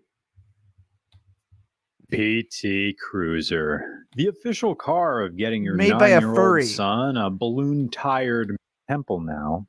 But crack to nothing. Where's the part where he starts talking See, about postmodernism? Grandma can't drive anymore. Mary, you know, that impression thing. Something weird. Ha ha. Because it's not a bad car. To postmodernism. There we go. Yeah. There we go. I'm gonna meet this guy next weekend. Not this weekend, but next weekend. Where he doesn't know this yet, and he might have never heard of me. But he's going to be a guest at Too Many Games, which I'm going to. So I'm going to meet him next weekend. I'm excited.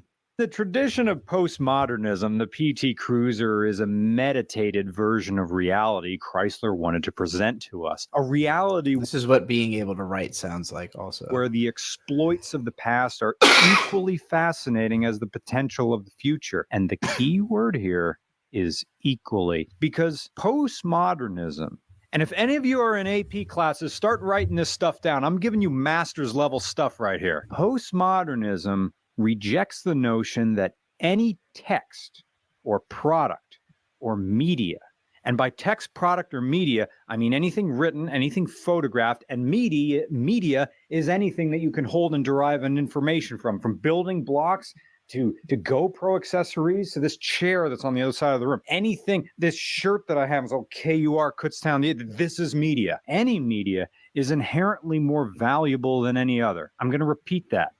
Postmodernism rejects the notion that any text or product or media is inherently more valuable than any other. Culture is a snake eating its own tail. Everything old is new again. Everything deserves to be viewed as art. Everything deserves an audience to consume it. Whether it's this PT Cruiser, the new Ghostbusters, Golden Axe for the Sega Genesis, or even this review, or this fart that's brewing.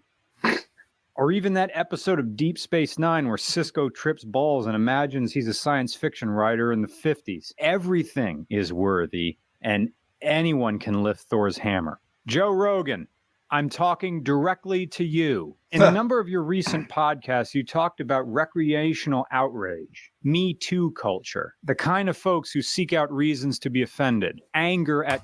Man, I don't know if I had fucking even heard of... I must have heard of Joe Rogan, but I don't think I had heard a Joe Rogan back when I first heard this video. I remember being paid to rant about this like 8 years ago or something. Comedians, aggressive hecklers. This tension that you're experiencing and that your guests are experiencing, what that is modernism and postmodernism battling it out. These are two completely congruent media theories from different stages in the 20th century. Culture and eras take a long time to transition. The modernist era of America began with the Civil War or thereabouts. It put an end to Romanticism. This is quite heavy stuff for a PT Cruiser car review, but believe me, this is a good one. Modernism began approximately 1860, 1861, and ended the moment we exploded the first atomic bomb. That started postmodernism. Modernism, whether it has to do with visual art, music, or literature, derives its meaning from this. Truth derives from effort. Remember that. Truth derives from effort. If you work at something hard enough, you will find truth. Whatever that truth is doesn't matter, but you will reach some kind of enlightenment if you work hard enough. Now keep in mind, modernism, not my school of thought whatsoever. Modernism, if you want modernist but still a very common one. Architecture, go look at old New York. Look at the Empire State Building. That is a modernist building. It starts almost a block wide from the bottom, tapers to a point. All modernist structures end with a point. All your hard work has a base, and it builds and it builds and it builds. And up there is a spire. Up there is truth. Not sure what it is, but go up there and find it. And anybody can reach these truths. Work hard enough, and there it is. That's the classic view of America. Once we exploded the atomic bomb and realized that everything man has built can be undone like that, why work hard? What's the point? And the ripple effect from that made some people think, well, why even work hard for truth? Truth should be what is immediately evident. That's why you have some of those. Yes, I'm very postmodernist. Alternative comedy rooms where people don't even prepare. They're just winging. Well, sometimes it's good and sometimes it's bad, but you're just supposed to experience it as it comes out. And whatever that is, doesn't matter if you worked hard at it or not. That's truth. Sounds unfair, doesn't it? Especially for someone in the audience who has a physical job, who worked hard all the time, has not yet reached any sort of truth or catharsis for themselves. And from their perspective, they see someone on stage who has to do nothing but talk. And from their perspective, there is no truth in that. Because from their perspective, there is no hard labor or work in that. So what you're seeing is postmodernism and modernism trying to fight it out. But they're two irreconcilable views on the world. I should be on crash course. Once more, modernism. You only get the truth and you only get to enlightenment and you only get to value through work. I want to drive on this road. It looks postmodernism, fun. you don't have to do that at all. Everything is beautiful how it is. Maybe but if this is everything's Portland. beautiful, then nothing's beautiful. And therein This looks lies like the bombing snake down eating a its own Portland tail. mountain. Postmodernism inevitably go round and round and round and round. So, Chrysler PT Cruiser. Chrysler wanted to put out a car that valued the past without compromising values of more modern vehicles in the company line. In Chrysler's postmodern world, beginning for them in the 2000s, taste remained as subjective as ever because the lines between reality and the media we consume becomes blurred. It isn't that a cruiser is objectively better than any other car you might Why get, is but that there? for some people, there's just something about it. Part of the bad rep the PT Cruiser gets is from sharing a bloodline with a Dodge Neon. It's a car that invented. You get it. You get it. Postmodernism. Okay. That's how you bring postmodernism into a video. Now let's observe again. Here's how James Somerton handles bringing postmodernism into the conversation about Revolutionary Girl Utena, a deeply postmodern anime. Postmodernism is a literary, artistic, and philosophical school of thought. Something Wikipedia uses big words. What you need to know is Something Wikipedia uses big words. Bruh.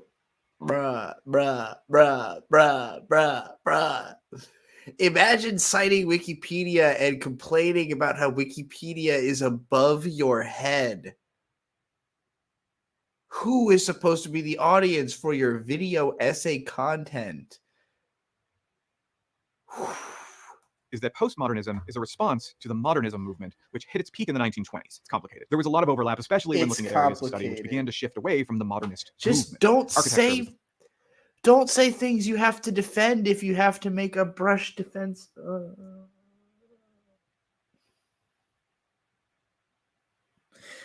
You didn't need to say that. You didn't need to say it started in the you didn't need to say it peaked in the 1920s and then say it's complicated. You didn't have to say any of it.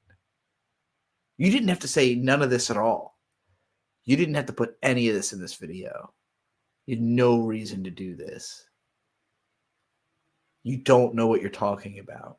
First area significantly adapt a style that would be referred to as postmodern. In contrast to the modernists, postmodernism is rooted Just like shows a building here. This is postmodern. Heavily in relativism and implores a rejection of stable and concrete, let alone universal truths. Due to the focus around ephemerality, identity, and especially the ways that identity may be concealed or altered in a world which is chronically changing, Revolutionary Girl Utena conforms miraculously to this school of thought. And quite frankly, it seems to be miraculously, not like definitely on purpose, like almost exclusively trying to do it as hard as possible.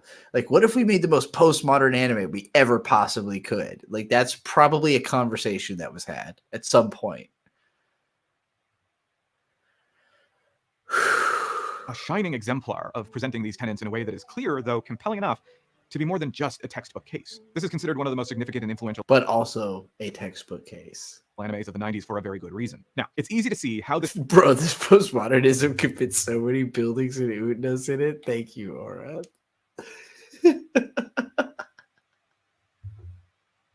I'm gonna leave that up for anime fits into a postmodern framework from the theme alone. You've got a bunch of teenagers who are not only struggling with ways to project their true selves into the world, but also struggling to reconcile what that true self even is. There's an ongoing discussion about gender, developing sexuality, coming of age, direct and indirect challenges to established values, a question of truth versus illusion, a distrust of therapy that feels at home with Scientology, and ultimately a threat of losing oneself in a sea of modernity. That's lowercase modernity, by the way. Prominent in postmodern writing are unreliable narrators, imagery of mirrors, masks, being trapped in liminal spaces, a use of glitter to describe seemingly important things. Being trapped in liminal spaces is now postmodern. Why? How? What? How? Okay. Little value, and a strong prominence of feminist ideals and themes, given that postmodernism, not to be confused with postmodernity, which is a different thing, kind of, seems to hold of its You just had to bring up liminal spaces. Like, he's somewhere in the research of the word postmodernism, he saw the words liminal spaces came up and was like, got liminal spaces in there. A whole video about that. Holy shitting fuck. Oh my god. particular focus on the appearance versus reality of something, and also challenging the belief of objective truth. Second wave feminism.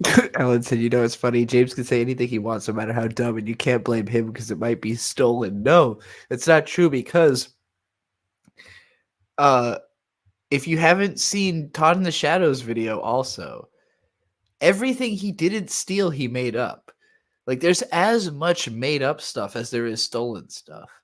So, like, you got H Bomber's guy's video where he breaks down all the stolen stuff. And then Todd, his video basically researches every single thing that he didn't steal, and it's all whole cloth made up.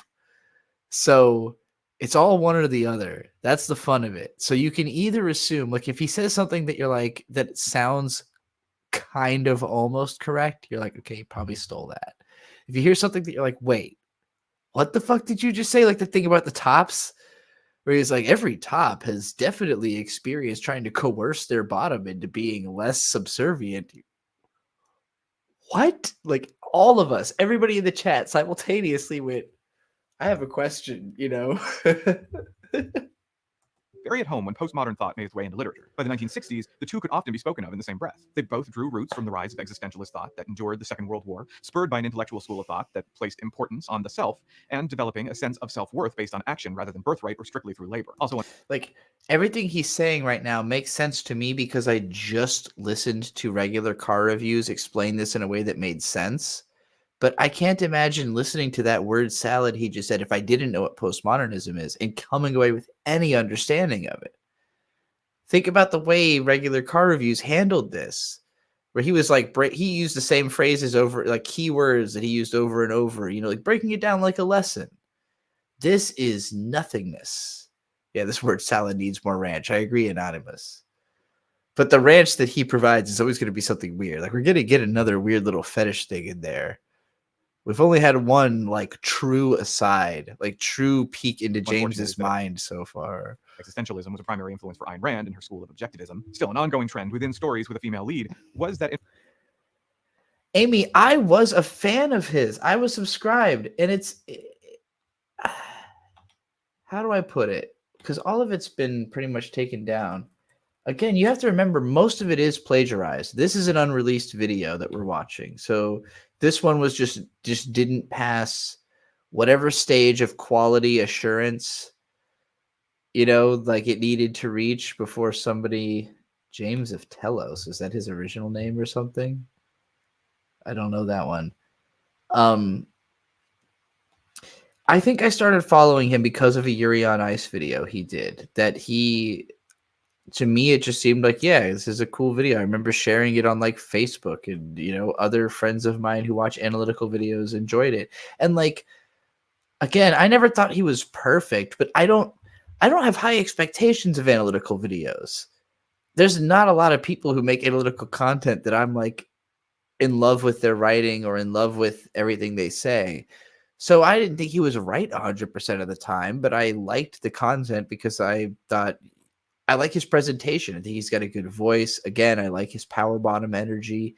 I think he can be repurposed into a good YouTuber.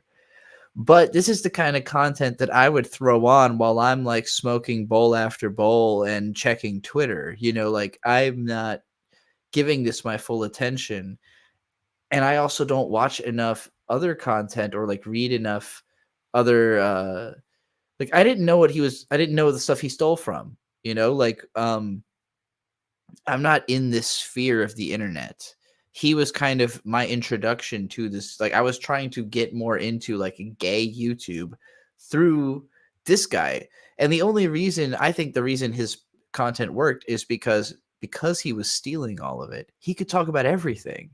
He was able to jump across every single subject matter that gay people are interested in.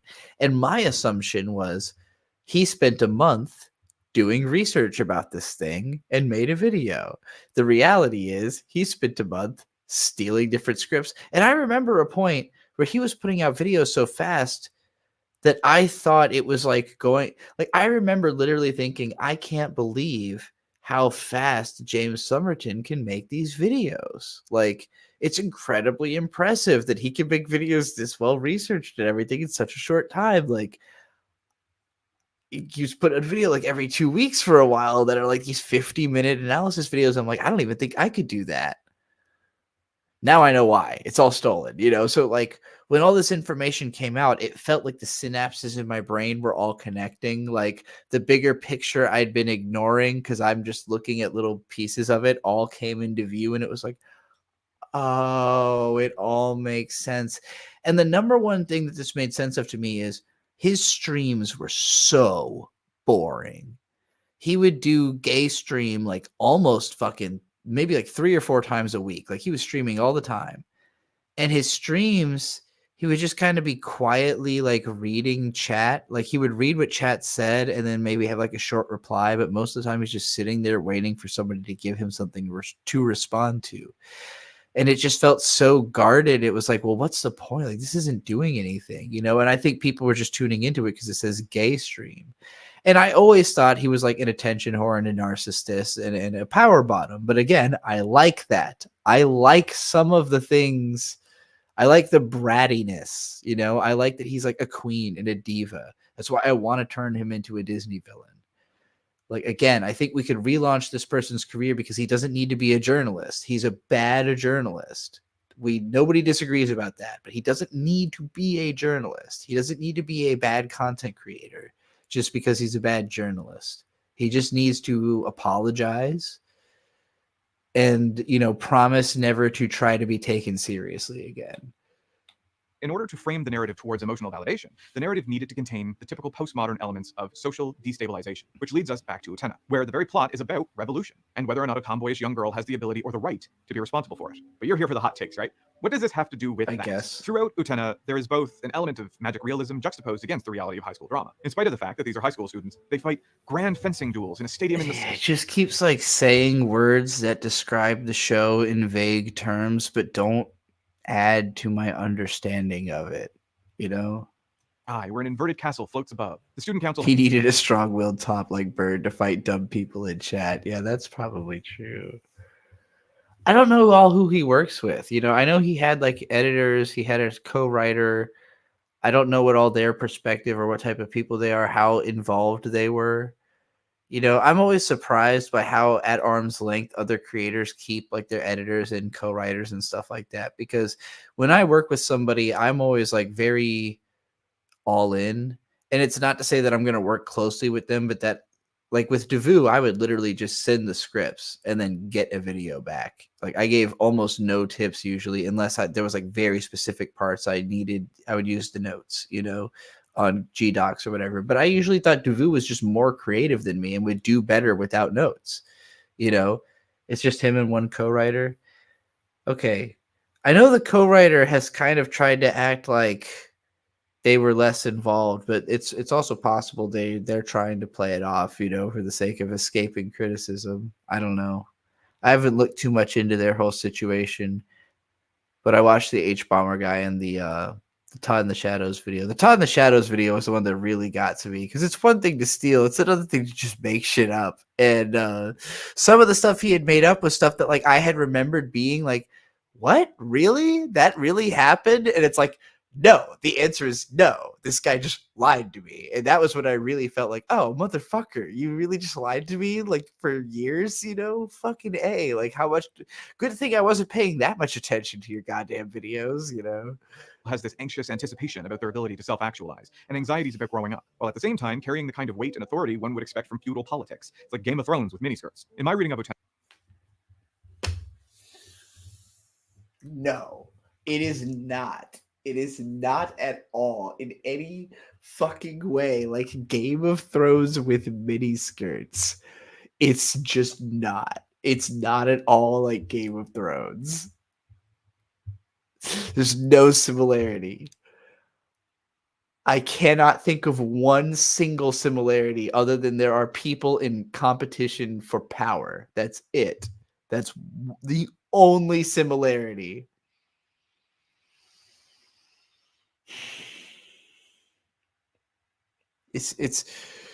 I'm thinking of that, you know, that line in that Kanye West and Jay-Z song about that takes place in France, where he says, you know, we're going gorillas or whatever, and then it plays the Will Ferrell Anchorman clip where he's like, nobody knows what it means, but it's provocative. That's Game of Thrones with miniskirts. Nobody knows what it means, but it's provocative. there is very little that we can verifiably say is not symbolic or directly Exactly. allegorical. That's the kind of comment I'd say when I haven't watched the show. Exactly. It's just like Rick and Morty with miniskirts. This anime incorporates nearly every significant icon of postmodern language. It would be wrong to assume that this is not deeply allegorical. What, are we just going to take the Dios stuff seriously when it serves the plot much more significantly to say that the background mythology... Oh, and then he has the nerve to like talk about the show flippantly like he's been in the community for years, you know? Like, what are we, us Utena fans, just going, oh, it's so gross. Is meant to characterize the way these characters interact. Yeah, My reading of this media is that there isn't a whole lot we can take at face value, and much more that we can assume is... He's got such a smug fucking look on his face when he does it. Like, he looks like he's excited to be lying, you know? Like, he's excited that he's getting away with saying all this stuff when he knows he doesn't know what he's fucking talking about. Fantastical illusion meant to convey deeper meaning about what the author has to say about power, abuse, control, schooling, and adolescence in general. Especially because the final two episodes strongly... I get to say so many buzzwords in a row talking about this show. Ugh, this is going to get me so many views. Why, even misleadingly, that everything... Jumberton be like, Utena is a neo-philosophical private take on gender complex dynamics. Key example, the power bottom that needs to actualize herself and the... It's like every time he says anything that is original, it's just about him. And then everything else he says, he sounds like he doesn't know what he's talking about, which is how you know he's taking it from somewhere, you know? Fantastical about this story, from the duels, the castle, the power of Dios, was an illusion projected by holograms. Though in the same breath where Akio explains that people see a castle because they're too naive to see the power of the chairman's residence, they see the more literal power of a castle. Akio doesn't seem to question himself at all and whether or not the chairman's... That's a really cool shot. Office is an illusion he is choosing to see. In a discourse on power, it's very heavily implied that the chairman's... An illusion he is choosing to see? It's not an illusion if you choose to see it, is it? Authority is representative of a broader definition of higher authority. Evidence of his own self-deception. Oh, by the way, this is just fucking gobbledygook. Like, this is like vague. These are like words that sound like maybe they could describe Utena if you like tried to make them. But like what he's saying does not formulate a point about this show. Is that he too buys into the fantasy of the power of Dios, which seems to reside exclusively in this room of illusions. And therefore, where he failed to breach the door to that power with a sword he drew from Utena's chest, Utena accomplishes this all on her own. So if we are dealing with a plot that is primarily an illusion, then how are we supposed to... This is like if Bird made a video explaining the themes of Mushoku Tensei based on his like vaguely kind of a correct understanding of what happens later. It's so funny. Bird like spoiled Mushoku Tensei, and there were some people who were mad that he spoiled, but then people who knew the spoilers were more mad because he spoiled it wrong. Funniest shit I've ever seen. To interpret what was going on at all. And more importantly, what does it all mean? The weird thing about an analysis like this is that kind of have to gauge what this anime is actually about before you begin to look for supporting instances. Something Kind of have to gauge what this anime is about. Sure, yeah, if you're fucking an idiot, I guess. tricky about Utena is that some things are allegorically coded and other things are meant to be taken at face value. It's not always clear which is meant to be which. A basic premise is that Utena Tenju is a middle school student. I don't think Utena is like as veiled. Like, it's weird. It's not hard to understand. I feel like actually it just beats you over the head with the point so flagrantly that it goes like it's unusual because it's so blatant, you know? Who is struggling to navigate adolescence. If we assume that this is real, as the more universal experience that a young lady can expect. Like,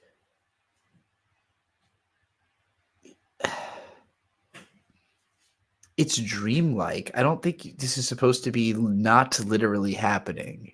You know, like, yeah, it's just a trippy school with weird, you know, like it's dumb, it looks cool, whatever. It's not, it wouldn't make sense if it was real, but that's not the point. You know, like it's a stage play. Utena is best understood as a stage play. It has a Grecian chorus, for fuck's sake. In her life, then all elements outside the realm of normal can be seen as symbolic reflections of struggles that middle school students will go through, especially because all discourse around the duels and the Rose Bride and the floating castle in the sky are not accessible to most of the student body. Only the student council and a handful of students know about these things. The rest of the students are just students. This creates a broad yet clearly defined separation between the fantastical events and the literal ones. And this is also primarily why I prefer the anime to the movie. The separation between reality and I think it's preferable to think of it as like actors versus extras, you know? illusion is a little bit more defined. Whereas in the movie, Adolescence of Utena, students participated in these duels. Same goes for like any Shaft anime, especially Monogatari. You know, where like the main characters are literally the only people who exist in the universe, and everybody else is faceless. As the audience, it makes the symbolism of everything around Anthe a little bit more literal, except when you get to the whole cars thing. That said, the movie was much less about the question of identity and more about escaping the oppressive elements of conformity in school. The movie itself, I view as more of a companion piece to the anime, beefing up secondary thematic messaging that was present in the anime and clarifying some character motivations. You view as, Wikipedia views as. Since Toga's romantic feelings for Utena were genuine, and that Shiori really is just that. It's hard to tell if the surfing elephants are literal or allegorical. Yeah, exactly. Though Utena's revamped design was a great improvement, I felt. Granted, the whole movie is just gorgeous. Painting the school as an MC Escher-esque prison of militant conformity is also just a lot gayer. There's a reason why I chose to focus on the anime specifically. Both the film and the manga are worth their own analysis each. The only major overlapping symbol is that cars represent adulthood and passage into adulthood. The problem with Not necessarily. I don't think all cars represent adulthood in Utena as like a. I don't think that's nearly the only thing they represent. They represent freedom and expression and different ways that people express it. Like Akio's car is different from Utena's car. They don't represent the same thing. With postmodern analysis is that symbolic language and what is presented as real events can often be overlapping. The one thing that's obvious is this bullshit I'm saying. An element of realism is important in most stories, as most audiences need these real events to identify within their own lives in order to empathize with the characters. There is a degree of uncertainty when gauging analysis, and the temptation to assume that everything is symbolic. Stop saying gauging like that. You're not using the word right. Which I feel gives a lot of undue complexity to work that is otherwise meant to just be straightforward. To bring up an example nobody's going to expect, and I mean nobody, look at the music video for Wrecking Ball by Miley This is so unnecessary. Cyrus. I do like Miley, but this one was a bit of a miss. I do She responded like to criticism of the Miley, video, but describing it as weird and unnecessary by claiming that the whole lick in the hammer thing was symbolic of a failed relationship or something. A problem with the video is that it is under the assumption that the audience is going to read these visuals as symbolic. I without the don't music- know what the controversy was, and you're not explaining it to me, so I'm really kind of lost on this. video itself doing anything to suggest that these things are symbolic. The I lyrics never also saw don't this do a whole music lot to play off video. of the house-breaking imagery of a wrecking ball besides that one line. The end result is a weird sexual tryst with inanimate construction site objects, which seems to be playing off of nothing but the song. But no, how? Okay, even just based on what you're saying, the imagery is a wrecking ball tearing apart a room. How does that not imply the destruction of like a home state? Like you just sounded like you did an analysis of the video and then said, but that's not true because I don't think actually it's real though. that's a creator assuming that their audience will read symbolism into their work without prompt.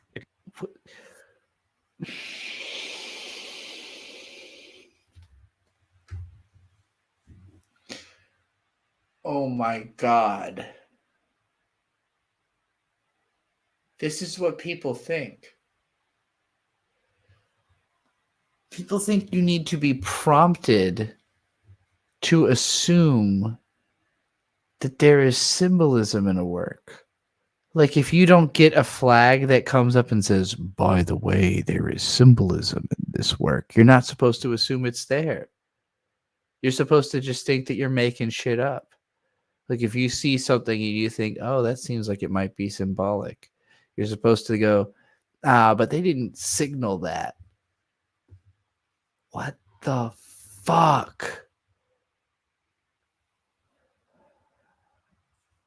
Why is it so hard for people to interpret authorial intent through text? Because they don't want to. They don't want to think that they are supposed to think harder about it. And if they do think harder about it, they want to stop themselves before they go too far. Like convince themselves there's a reason not to go farther, because it'll make it take longer. It'll take up more of their life to think about it more. People are so defensive. I keep thinking of the stupid curtains are blue thing, because there was this meme on the internet for a while where it was like your English teacher told you that the curtains symbolize depression and that's why they're blue, and then the author's like, no, the curtains are just fucking blue. And my take on that is, even if an author did say that, which this is a straw man, there's no author they're talking about, so it's idiotic on the face of it. Of course, there's always a reason. Like, why would you specify the color of the curtains if it didn't matter what color they were? As a good writer, you would either just say the curtains were drawn and let the author or let the audience pick a curtain color. It doesn't fucking matter. If you're specifying the color of the curtains, it's because you want to set a tone. And if you're not doing that, you're a bad writer. Like, why would you mention it if it didn't matter? So it's like audiences defending their own stupidity on a level of like defending not noticing symbolism by saying like, well, if you didn't signal to me that I should be looking for it, why would I assume there'd be symbolism in your art, which is all symbolism and all metaphors exclusively, and always means as much as you can pry into it, even if the author didn't realize it. Why would you think the author recognizes everything that they're trying to do in their symbolic, metaphorical, inspiration-driven, instinct-created piece of nonsense? You know, that's just fucking asinine. Totally asinine.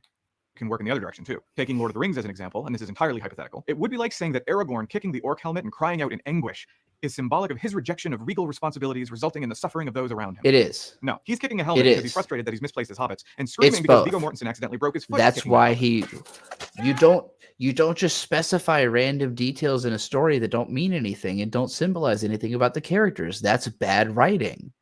Tolkien is a unfathomably symbolic writer. He didn't put anything in there that didn't mean anything. You people are just stupider than him. I can't fucking believe this. This is next level bad. I'm really glad nobody takes this guy seriously as a critic anymore. Now, if the plot made a specific point of Aragorn repeatedly kicking or pushing objects away from him with due consequences, then yes, we could say that this action carries symbolic weight, but only if it... I would bet this is why this video never came out. Like, this can't... Somebody had to have watched this and just screamed at this and been like, James, you cannot release this. It's repeated, and only if, through repetition, the audience can see evolution in Aragorn's internal conflict. And unfortunately, there aren't any solid rules about whose curtains are fucking blue anyway. I've had blue shower curtains. When we should observe. And the reason is, I think this is a place where water happens. So blue is an appropriate color here. Actually, there's blue curtains in my house as well. I live at Virginia Beach. Everything is beach themed here. So there's tons of people have blue curtains because we live by the ocean and everybody does everything symbolically all the time. An action or element as symbolic, and when we should dismiss it as taken for granted. Because if you want to establish a rule, then some author at some point in history has made a masterpiece textbook example of a symbolic device that breaks that rule. The primary reason that AI will never be able to replace artists is because the collection of values that are used to present literary... We're talking about AI now, dude. He fit every fucking buzz term into this video. This is a wild ride. This is a really wild ride. Devices can shift. He released this on his Patreon? Oh, no. Oh, no. From from one artist to the next. It's a matter of merit to have the kind of creative judgment to discern how an audience will interpret literary devices. And in the language of each individual author, there is a variable ability to present meaning in variable ways, using variable methods. TLDR. Good God, dude. This is the worst. This is the worst, like, spaghetti of language I have heard in some time. If there's a rule, This might be worse than that Lily Orchard video, actually. then it would not be art. The quality of an artist is gauged by their ability not only to make their own rules, but to efficiently project that set of rules to their audience. No, it's we live in a not. world where What the Watchmen, fuck are Carrie, you Slaughterhouse talking 5, and The Color Purple The name dropping is unreal. are all considered postmodern masterpieces. Yet their syntactic mechanics, You have not seen any of those shows, James. narrative structure, and even their very underlying philosophies are foundationally different. Syntactic Though in structure. Utena, there seems to be Shut the fuck up. one side character who is able to appropriately frame the realism from the symbolism, though she's in less than about half the total episodes. Utena's best friend, Wakaba, is I'm still willing to work with you, James, but you can never do criticism again. You need to apologize for all of this. the most important character for discerning what is meant to be symbolic. Wakaba is a regular girl who's a little incredibly gay and not at all involved in the component of Wakaba's not even gay. dueling that takes place in the school. Like, that's her problem. Wakaba sees conflict between the duelists, but not the duels themselves. Oh, my brain She's the cipher hurts. character with whom the audience can appreciate what the average student would see. I would argue that whatever Wakaba sees is what the audience can take for granted is the reality of what's transpiring. Everything else, including very personal moments, such as Anthy's attempted unaliving, and even including things that happen in the real world, such as a school teacher sexually exploiting his female students, can be read as symbolic representations of something more abstract. And even if we do read those aforementioned issues as real, that doesn't also mean that they can't carry additional symbolic value to a larger abstract concept. They're just very well developed concepts. And because of Wakaba, we can approach them with uncertainty rather than confusion. This is the principle of my thoughts on Attack on Titan, where I felt that things that fans and detractors argued were symbolic were just too messy and inconsistent and contradictory to be set in stone allegories. Okay, this is a world where people can get bone marrow injections and turn into Oh giant monsters. boy, who, here we depending on the go. circumstances, Attack on Titan time. He really can't stop bringing other shit into this that he also doesn't understand. may or may not have sentient reasoning based on an ambiguous rule of genetic heritage, but also magic too. At this point, if anything goes world building, Attack on Titan goes out of its way to establish that weird shit happens in this world and can be accepted as fact rather than allegory. Is he trying to use the fact that Attack on Titan doesn't make sense as his excuse for why he doesn't have to try to make sense of Revolutionary Girl Utena? That's what I'm hearing right now, is this show is so symbolically driven that nobody really understands what it's about. Kind of like Attack on Titan. That show's retarded and nobody gets it. Utena also. What? No, it's not the fucking same thing. Whereas Revolutionary Girl Utena does not do that, which is something you could accept about Utena, except for Wakaba, who, yes, participates in one duel, but she was brainwashed and has no recollection of it. Wakaba is the element of normal in this cast. Things that happen in her awareness are certain. Wakaba is like us, the audience. We don't pull weaponry out of random people or have uncommon hair colors. I'm sorry. Almost none of us are main characters in an anime. And therefore, what happens outside of Wakaba's awareness is subject to discourse. God, he can't stop with the fucking little asides that don't mean anything. On truth or illusion. Because of Wakaba, we can read some of the more weird things in this plot as symbolic and not just absurd. Not that Utena doesn't have some absurd things, but even something seemingly benign. We can and do that useless- because it's obviously what you would do reading any fucking show, not because of Wakaba. Wakaba doesn't contribute anything to your ability to read this as symbolic. It means fucking nothing. It means fucking nothing. This is so asinine. cute, like Choo-Choo, serves to help characterize Anthy as a sympathetic character who is earnest in her sensitivity rather than it being a front to help her brother groom girls at the school. Cares about animals is the tried and true method in anime of signifying that the audience ought to empathize with a given character. Yeah, we get it. You've read a TV tropes page. He's definitely read the TV tropes page on top of the Wikipedia article. Like wherever there's information collated, he's read that. But there's a lot more to dig into than simple symbology. Okay. You didn't dig into any simple symbology. You justified the idea of digging into symbology. Probably the most prominent symbol in the entire show is the Sword of Dios. Aside from being the key that gives access to the power of revolution, it is made symbolic by how it is acquired. It being removed from Anthy's chest can be Made read as symbolic rather symbolic. than your average magical. Because a sword isn't just inherently symbolic. It's not like there are more words for sword in language than any other word that has ever existed. It's not like that at all. girl transformation stock footage. It's very easy in any work of fiction to observe weapons as symbols of power. This is almost universal. What's a little more creative is when a creator questions what a weapon is. So given that a small yet significant collection of the student body run around spontaneously pulling swords out of their Actually, testicles, spear this isn't something that probably we is can really more than dismiss. sword, The but power to you get what I revolutionize the mean. world is hidden behind a gate for which the Sword of Dios is the key to access. In order to get this power, duelists, usually men, need to extract this power from the body of a woman. However, they do not possess this power on their own. They need a woman as an accessory to their ambitions, even if the ambition is to protect the woman. Granted, it probably should not get... But it doesn't have to be a woman. There's been swords pulled out of men in the show too. lost on us that Dios means God in Latin and a number of other Romance languages. Even in the Japanese language versions, he's called Dios. And I'm not going to get too deep into that, especially with the language of Apocalypse and Revolution. That's a whole master's degree dissertation right there. However, the figure of Dios as a character is important to the plot, and in my opinion, a rather contentious one. A surface level reading of Dios is that he is either a god, a reflection of a god, a prince who died ages ago, or a collection of household insects given material. Why form are by hand, any of those? depending on the version of the What story. makes any of those surface level? Those are just readings. They just are readings. There's not levels of the readings. Right. Now, yes, if you want to, you can look at him like that, and that who he was is now a specter. How fucking smug he looks. You could read it like that if you're a fucking idiot. If you're a stupid dweeb who didn't read as many analysis posts as I did, fucking idiot.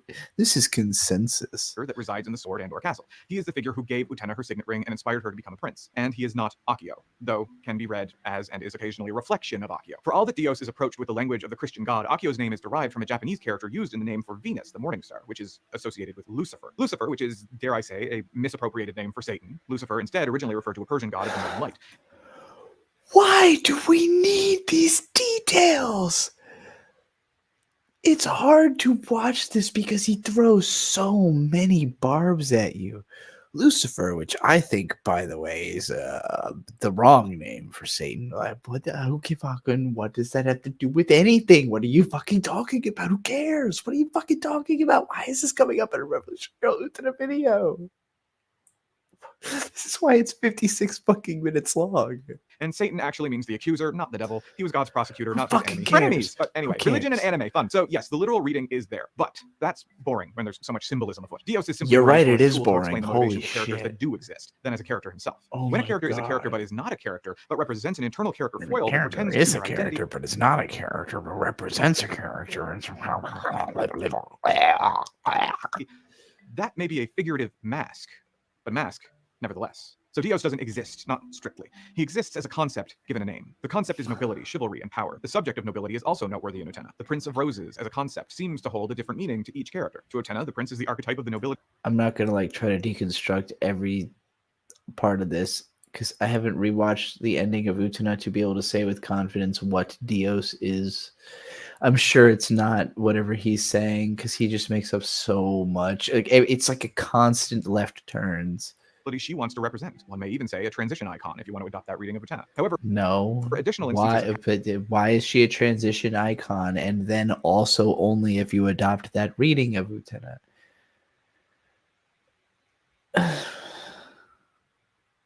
castles, princesses, damsels, and evil witches also enrich this symbolic language. The castle may be an illusion, kind of. Akio says it is, but then hinges his entire Maybe, plan on kind an of. illusion, I don't so- know. I didn't watch the show. I don't know. I don't know. He literally said, "I don't know." Why is this a castle itself video? represents a curious Why spell is this a storytelling. video? He The final leg doesn't of the third know arc heavily deals what with Akio attempting he's to convince Utena to talking put down the about sword to at be a proper lady, which all. Utena feels compelled to do. Nearly everyone who sees the Upside Down Castle wants to go there to make all their dreams come true, whatever those dreams may be. Everybody It makes who it easy sees the Upside Down Castle wants to go there. Does anyone at any point in the show express a desire to go to the castle? Is there ever a part where somebody's like, I want to go up there? Like, what is that thing? I don't think anybody even really talks about it. Like maybe Son does oh fuck, what's his name? Green hair. Does he say I want to go there? Sionji, does he say I want to go to the cat? I know they do go there at one point, right? In episode 12 or 13, they or they get close to it. Does anybody even mention?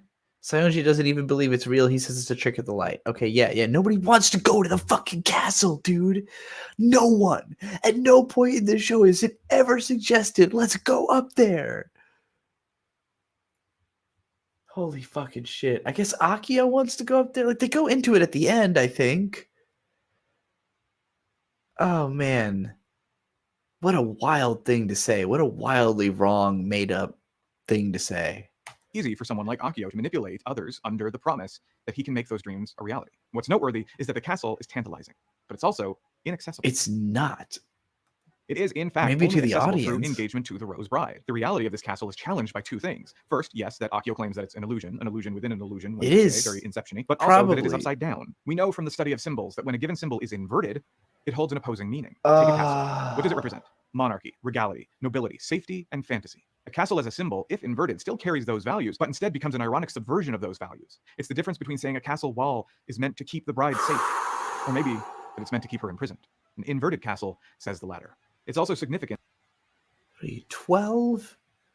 that as Utena faces Akio in this climactic confrontation, she begins to understand the ways that her childhood fantasies of princes and princesses have been used to manipulate her into being just a girl. Her realization is marked by the upside-down castle's collapse. The symbolic language of this castle is a bit different in Adolescence of Utena. While it seems to be a grand... It's kind of like that part in Ocarina of Time when symbolically the castle falls apart, representing the fact that Ganondorf has been defeated and that light might be able to come back to the land of Hyrule. magnificent castle, it's actually a giant tank underneath, whose shifting wheels and treads form a labyrinth that one is not meant to escape. And in the movie, as in the anime, Akio is directly related to this castle and the princely figure of Dios. No shit. This becomes more significant through the third arc. To Akio, Dios uniquely represents who he believes he is, and who he feels other people ought to see him as. An illusion he himself buys into so strongly that others also believe it. Dios' story is told several different ways by several different characters, and no story is entirely consistent. Several The common trend different in his fable, however, characters. is that he has a sister. He seeks a damsel in distress, and that he is tricked by a witch and imprisoned. All of these figures are Anthe at the same time. Dios' imprisonment and or death as a result of the witch's actions, even though her motivations range from malicious to oblivious. In distress, and that he is tricked by a witch and imprisoned. All of these figures are Anthe at the same time. Dios' imprisonment and or death as a result of the witch's actions, even though her motivations range from malicious to oblivious, seems to be what every version of this story frames as the root cause for all the world's problems. The world still hadn't fallen completely into darkness then. The reason for this was because there was a Rose Prince. Not only is Akio a victim for having his godhood removed, but the whole of the world is worse off for it, and that through his intention to use the power of revolution, he will re-empower himself through his rightful status as someone who has the ability to do anything he wants without consequences. Which is going We're going to bring up any biblical allusions here. Maybe bring up some Adam, Lilith, Eve, shit. I feel like we could go down that road. You set us up for that, James. Are you going to head in that direction? That seems like the kind of breadth you would approach this at. to make the world a better place. Right? Because returning his power to him is poetic justice, returning to him something that he lost. And all of this has been to It say would make that sense. the role of Dios is for Akio to We betray can go his there. internal motivations. You talked about to Satan God. already. Punishment for taking the prince away Got a from the lot of physical setup to go So, biblical through a with postmodern this. lens, we can use this to characterize Akio to offer context for his actions. In his mind, he is Dios, and his version of Dios offered himself to the world and the world's princesses, and the world was better for it. Within the shadow play, there is language to suggest that he had the ability to fight monsters to protect people. In Akio's elaboration later on in the same episode, I don't remember there being like a Godzilla in this, or Gamera, whatever that was supposed to be. it's subtly implied that Dios gets his power from deflowering the princesses of the world. And by the witch taking away his unbridled ability to get his dick wet, he lost his... I don't remember that. Is that a thing? Does he have to like fuck virgins to gain power? I forgot about this if that was a thing. ability to maintain peace and order in the world. His exploitation of Anthe in that light is a means by which he can recover the power he perceives she stole from him in the most postmodern way possible. This is what I mean when I said that this might not... What the fuck do you mean by that, dude? Nothing is ever going to be more postmodern than the toilet that was in the museum. Like that was the whole point. Postmodernism basically singularly, it was like it was created and destroyed in that moment, like the whole point was made at once. even be literal exploitation, because this kind of demonstration can be extrapolated to indicate any kind of power imbalance in this relationship. This can signify any kind of control or abuse, but the instance of exploitation here is used because assault has deep roots, as indicating that Akio feels Assault has deep roots, y'all. Isn't the toilet modernism? I thought it was like the postmodernist thing. I thought the whole point of it was like, haha, anything can be art. Haha. Gender is the source of I this just put my imbalance. name However, on there a is also an invitation to observe this toilet. conflict of princes, damsels, and witches as itself representative of a greater cultural whole. The plot outlines that exploitation of all kinds is damaging, not just the sexual instances outlined here, and how in the situation of a life's worth of gaslighting, someone can actively believe that their only role in life is to be a victim. People generally feel good when they are reassured of their self existing in the world. When you have been told that your self is to be a victim, over time, your brain can cross those wires. Suddenly, victimhood feels good because you get.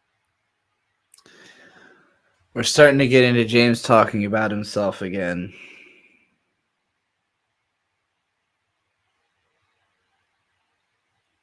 I don't doubt that this guy has like a really fucked up past. I don't think he understands how fucked up it is. I think he like maybe thinks that like other people are more similar to him than they are. Like I don't think he realizes how dark his own experiences have been somehow.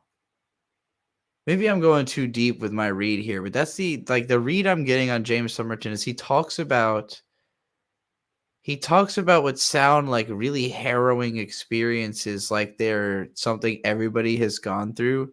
And I hear it and I'm like, oh man, no, like that sounds personal to you and bad that happened to you. Like sad, like not your fault, but just listen back to this part. Actual instances outlined here, and how in the situation of a life's worth of gaslighting, someone can actively believe that their only role in life is to be a victim. People generally feel good when they are reassured of their self existing in the world. When you have been told that your self is to be a victim, over time, your brain can cross those wires. Suddenly, victimhood feels good because you get that positive reassurance dopamine hit. Anthony's like, because all of his videos are about being a gay victim and like the victimhood of being gay. So it seems like James is trying to communicate to us that he was told that being gay was wrong so much that he developed this victim complex about being gay and is now obsessed with being a gay victim because the victimhood feels good to him. But he should see this as a flaw. He should see this as like a bad, like he is in that way also. Like that is the victimhood, is feeling that way. And that is something to be overcome, not to succumb to. Like you should view that like you view gambling addiction or like drug addiction. Like it's not good that you feel good being a victim. Don't embrace that. And like it sounds like he's talking about it like he knows it's a bad thing, but he's also talking about it like it's just the way it is for him, It's like, unfortunately, I've been trained to feel good about being a victim. Like, yeah, okay, well, can you untrain that? Like, can we work on untraining that now? conformity to the Rose Bride is based around the fact that she feels good being subservient because this is the only thing in her life that has ever brought her any kind of positive reward. It takes the entire series for Utena to shake her out of this mindset, and she begins to see herself as her own person. And the really cool thing is that we're now at a point of analysis where we can get to the exciting stuff. Because the language of plurality, it can apply to these characters themselves. So that we're not just talking about Akio, Anthy, and Utena, but the ways that Akio is a stand-in for every man, and that Anthy represents every victim, and that Utena represents a kind No, it doesn't of have to be So we that arrive at a game broad. state where men seek the It doesn't. There's no reason to purport that it is that broad, other than you're like, it's like he's saying everyone can feel good about this show. Whoever you are, it definitely has something to say to you. power of revolution to facilitate their control over women, which they already have mostly, in order to return to times when things were better. Lacking the freedom to commit sexual exploitation to Akio, and therefore men like him, impedes their ability to properly manage the world and keep everything safe. But not all This power men. that was once You're saying men exclusively like theirs, they him, but perceived, you was before that stolen you from them by implied the women who they are already exploiting. Utena's role is to signify a new kind of woman. This woman cannot be defeated by the traditional means, and therefore the method of dealing with them is to remove their power by feminizing them, and ultimately groom them to accept their own exploitation.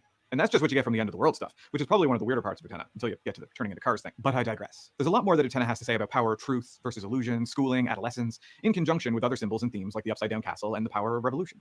I wonder how many takes he did on that, but I digress, to get that just right, like tooth show.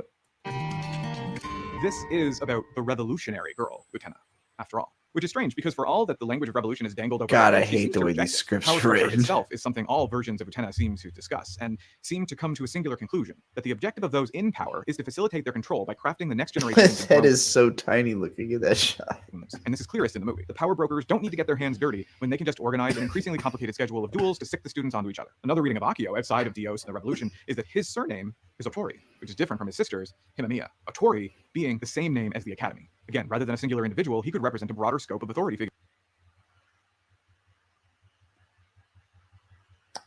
Final nail in the coffin of I didn't watch the anime. I'm pretty sure it's explained that he took the name from marrying the woman who is the daughter of the school owner. That's why he gets to hang out in the planetarium. As she puts it, you know, people are always joking that he literally married me just so he could hang out in this planetarium all the time. It's in the show. Figures in schooling institutions. This could range from statutory malice Oh, Ellen, don't worry. He's definitely not going anywhere with what he's saying. to mere unprofessionalism. I mean, there is a lot more to Utena than Akio. I'm sorry if my focus is here at the expense of spending basically no time talking about Nanami. Oh, this can't be. I was so close to becoming the idol of the school. I can't seem to think clearly anymore. God, this dub. Jesus Christ. He's apologizing for not talking about Nanami more. Like, anybody who fucking... Nobody gives a shit. You've said nothing. More. Am I having delusions? Do I need my appendix removed? Bring me a blanket, someone, and sue. Shut up. Girl needs help. I'm sure that whole ordeal is symbolic for something. Anyway, the ability of a single element of the show to function in a myriad of ways with multiple applications speaks to the creator's credit. Even if, and this is often the case with authors, many of these meanings were unintended. An authorial ability to deconstruct the world. Is his audience craving Utena content? No, he's just been running down the list of... James Somerton, like I said, he was cranking out at an unbelievable rate, and we all know now why and how he was able to do that. Like, coverage of every single thing that is relevant to any part of the LGBT community. Like, just going down the list and covering every gay thing. He really was trying to be the king of gays, like the ultimate power bottom. World into a collection of symbols that have this kind of universality showcases a savvy and insightful creative team. However, there is something thus far omitted. This is a show called The Revolutionary. Yeah, you've said that like fucking 25 times. We get it. Girl Utena. What is this revolution? And how is Utena the one to be revolutionary if she spends damn. most of the anime trying to prevent others from using revolution? The use of revolution in the show is only slightly different from how we would use it. It's not something like the What do you mean by that? retirement of the French aristocracy, a nation becoming independent from a parent state, or even say Bernie Sanders attempting to impose a tax structure in America that's similar to what Are existed in the those two 1960s. things Revolution similar? itself in Utena seems to be an object. One would use revolution the same way you would use a toaster. What? Those who know that the power of revolution resides at Otori Academy seem to... What object? What do you mean you would use it the way you would use a toaster? To brown bread? You would use revolution to brown bread in Utena? What the fuck are you talking about? to be desperate to use it. But even though they talk about revolution as if it were a power or a tool, the language of postmodernism opens up a number of possibilities for what use revolution serves to the characters, to the plot, and to the audience. When the characters talk about the power to revolutionize the world, I'm having a it hard means time like breathing listening to these sentences. we, little media analysts that we are, don't have to look at it as a Kamehameha blast. We can approach it. What the fuck do you mean by that? How do I view something like a Kamehameha blast? I'm bewildered by this script at this point, and he looks so excited to be reading it. As a vaguely established and largely undefined quality of being able to bring about a significant change to the world, which helps establish the deeper motivations of what each character wants I've gotten nothing out of this video so far. to use revolution to do. Of course, tied into this theme of revolution are miracles and eternity. And since I can't read or understand Japanese, Other than rage. I may be losing something in the translation, because miracles are often associated with Christian imagery. Instead, I think the plot is much more in line You keep bringing up the Christian stuff, but you totally skipped over the obvious allegories to add to the Garden of Eden. Oh my god, the only part that would have been relevant. with Alan Moore's sense of miracles. A miracle is a thing that shouldn't be possible, but is. In Utena, miracles seem to be things that afford a false sense of hope. The cynical believe this thing is impossible, even if it is actually true. This is the primary driving element of Juri, who is in love with her ex-bestie and considers it an impossibility that this little psycho would ever reciprocate those feelings. The hope that she might, or that she could, is the source of Juri's toxicity. She's just calling her a little psycho, but not explaining like what What? Why? Why is there's a good reason? The story is interesting. The story of the show is interesting. Which leads to Jori's deeper motivation. She wants to eliminate miracles from the world. She wants to use revolution to purge herself of hope, which is a recurring pattern with all duelists. Their intended uses for the power of revolution are Which part is a recurring pattern for all duelists? self-directed. Yes, Seonji desperately wants That they are self-directed. Okay, that's a very confusing way of phrasing that. Like, she wants to eradicate all hope, which is just like all the other people in that it's a self-directed motivation. Like, wait, what? long-term and stable affection of a subservient woman, namely Anthe. But even if these intentions aren't specifically malicious, a character like Mickey wants to use eternity to preserve and protect Mickey. Anthe, but only for him to use as a muse. To this, Mouse. He needs to first take control of her, whereas Utena's motivations are to liberate Anthe. Utena stands out because not only does she have no use for revolution, she seems to reject it. And even I don't think Miki is trying to take control of Anthe specifically. It's more like he desperately wants to believe that she is who he needs her to be and doesn't realize that she is like completely, just like somebody who will do whatever she's told if you give her a suggestion. Utena just doesn't tell her to do anything. The reason she likes Utena is that Utena gives her no commands, no suggestions, nothing. She's just do what you want to do. It's her. It's Aladdin telling Genie he can be free over and over and over again as his only wish. That she doesn't really believe in any of it. Her exclusive motivation is to protect Anthe from the predatorial intentions of the other duelists. Treating the duels as symbolic depicts these conflicts as indicative of the ways young people clash as they develop identity. Though the student council postures itself as a political body, they do amount to a collection of young people who are Ellen, you're right. I think this is worse than the Lily Orchard video. At least Lily was like stating opinions that came from a real. Like Lily had clearly seen the fucking show. Lily was wrong about the show and didn't understand the show, but at least she had seen the show and was upset for real reasons. This is somebody praising a show they haven't seen for reasons that don't make sense / that they don't understand. This is a baffling video. And it's obvious that like the second he showed this to an Utena fan and they responded with like that's why it became a patron exclusive video. Like he had to have known this was not good enough to post. Somebody vetoed this before it made it to post. are very nervous about their future and questioning what role they are going to have in the world. Having the power to revolutionize the world means that they can have a hand on maybe it was just the outfit. The wheel. Deliberate driving metaphor. From the student council's introductory monologue, it may seem like something a villain would say to announce themselves. Prepare for trouble. Make it double. However, the more we begin to empathize with the student council, the more we begin to see this monologue as a desperate bid to take control of their anxieties. If it cannot break out of its shell, the chick will die without ever being born. We are the chick. The world is our egg. If we don't crack the world's shell, we You will could feel that from the very start. You don't have to have watched it a bunch of times to realize that this is coming from a place of insecurity, like everything they do. die without truly being born.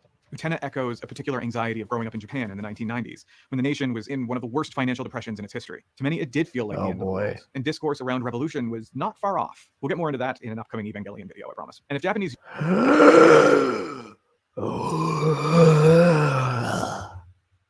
That was a haunting sentence. Youth of the 90s got it anything like millennials of the late 2000s got it, then it would have seemed like the entire weight of the world was imparted on their shoulders to fix things. Tell me there's not a 50-minute AVA analysis I'm going to get paid to watch. I'll fucking die. All the while, the powers that be, insisting that fixing things was the responsibility of the nation's youth, simultaneously scolded them for talking about upsetting the establishment values that led to these hardships in the first place. Especially towards the end of the second don't know what you're discourse talking around growing up about. takes a central role as a driving theme. And then suddenly we get the third season, and Stop everyone is it. in cars and their shirts are flying off. And is Akio fucking toga? Not that Akio doesn't have these chaotic vibes, Yes. but what does a casual approach to sexuality have to do with cars? Oh, boy. Yes, everybody's fucking everybody in Newton. Right, so, as indicated in an episode where Nanami's younger boyfriend desperately wants to be a grown-up so that he can interact with women the way that he sees older boys doing, there is a single line questioning when someone becomes an adult. The gang tosses around a few things to signify the kind of adulthood that they have in their mind, and one of them is driving a car. And then the third arc becomes all about driving cars, where we see Akio basically grooming the student body into helping him indoctrinate Utena. These scenes can be read as an older man ushering high school students into adulthood, at times before they're... Can be read as an older man ushering children into adulthood at times before they're ready. No, it's grooming. You're talking about grooming. This is grooming. That's the point. It's about grooming. Fucking, you don't have to make it sound stupid. But also certainly on his terms and not theirs. Akio's depiction of adulthood is suave, mysterious, and sexy. Even though his promises seem to ring adulthood, there's an unspoken reminder that they are in his car. Even during the duels, where each respective pretender bride is driving around trying to particularly unspoken reminder that they are in his car. Is it the fact that they're in his car that he's driving? Is that the unspoken reminder that they're in his car?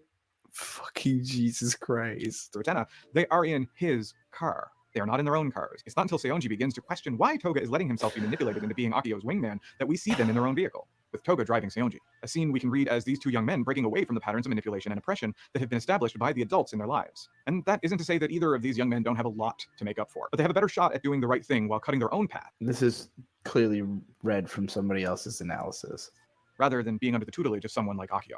This is doubled down on in the movie where the student council members, including Seonji, appear at the end to help Anthy escape. So, what is revolution? In probably the most postmodern turn of events, that's never made clear. What exactly is this power that everyone wanted to use, abuse, and exploit Anthy and or women in general to get a hold of? What Surely Jam Tam has seen Evangelion, right? I think this guy has seen Harry Potter and Disney movies, and that's about it. made all of this worth it? Especially because the power is found in a castle in the sky that is described as an illusion generated by a holographic machine, but described by a character who is routinely outlined as being unreliable. Akio, as aforementioned, was unable to access the power of revolution, and not because he didn't have the power of Dios, which he took from Utena after he had her stabbed in the back. He breaks the sword of Dios, and revolution remains exclusively out of reach. There were times where he was like, he was breaking the movie and show apart at first, but it kind of feels like he's kind of taking it for granted that they're all one story, and so that he can combine them like that. Like, I don't think he actually understands that the movie is like a retelling, that they're not like the same. I don't know. I don't think he gets what the movie is. This tracks thematically, because what honestly was Akio going to give himself with revolution that he didn't already have? His entire plot to bewitch Utena was just to try and convince her to relinquish revolution to him, but dodges the question whenever anyone asks him what he wants to do. Power for power's sake. He was already doing a bang-up job at finding a horde of people to ship his sister off to as the Rose Bride, but somehow his greatest desire and deepest anxiety stemmed from losing control of his sister, especially to another man. And I can't imagine the prospect of losing his sister to a woman is nothing short of emasculating. Is this a good place to mention that corrective rape is the most common form of sexual assault imposed on lesbians, asexuals, and trans men? And it means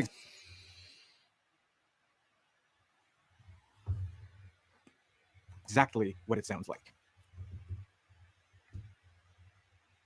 What does it sound like it means?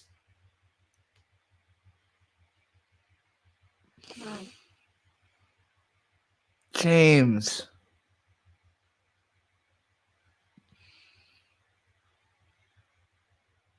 You need to talk to a fucking therapist, dude.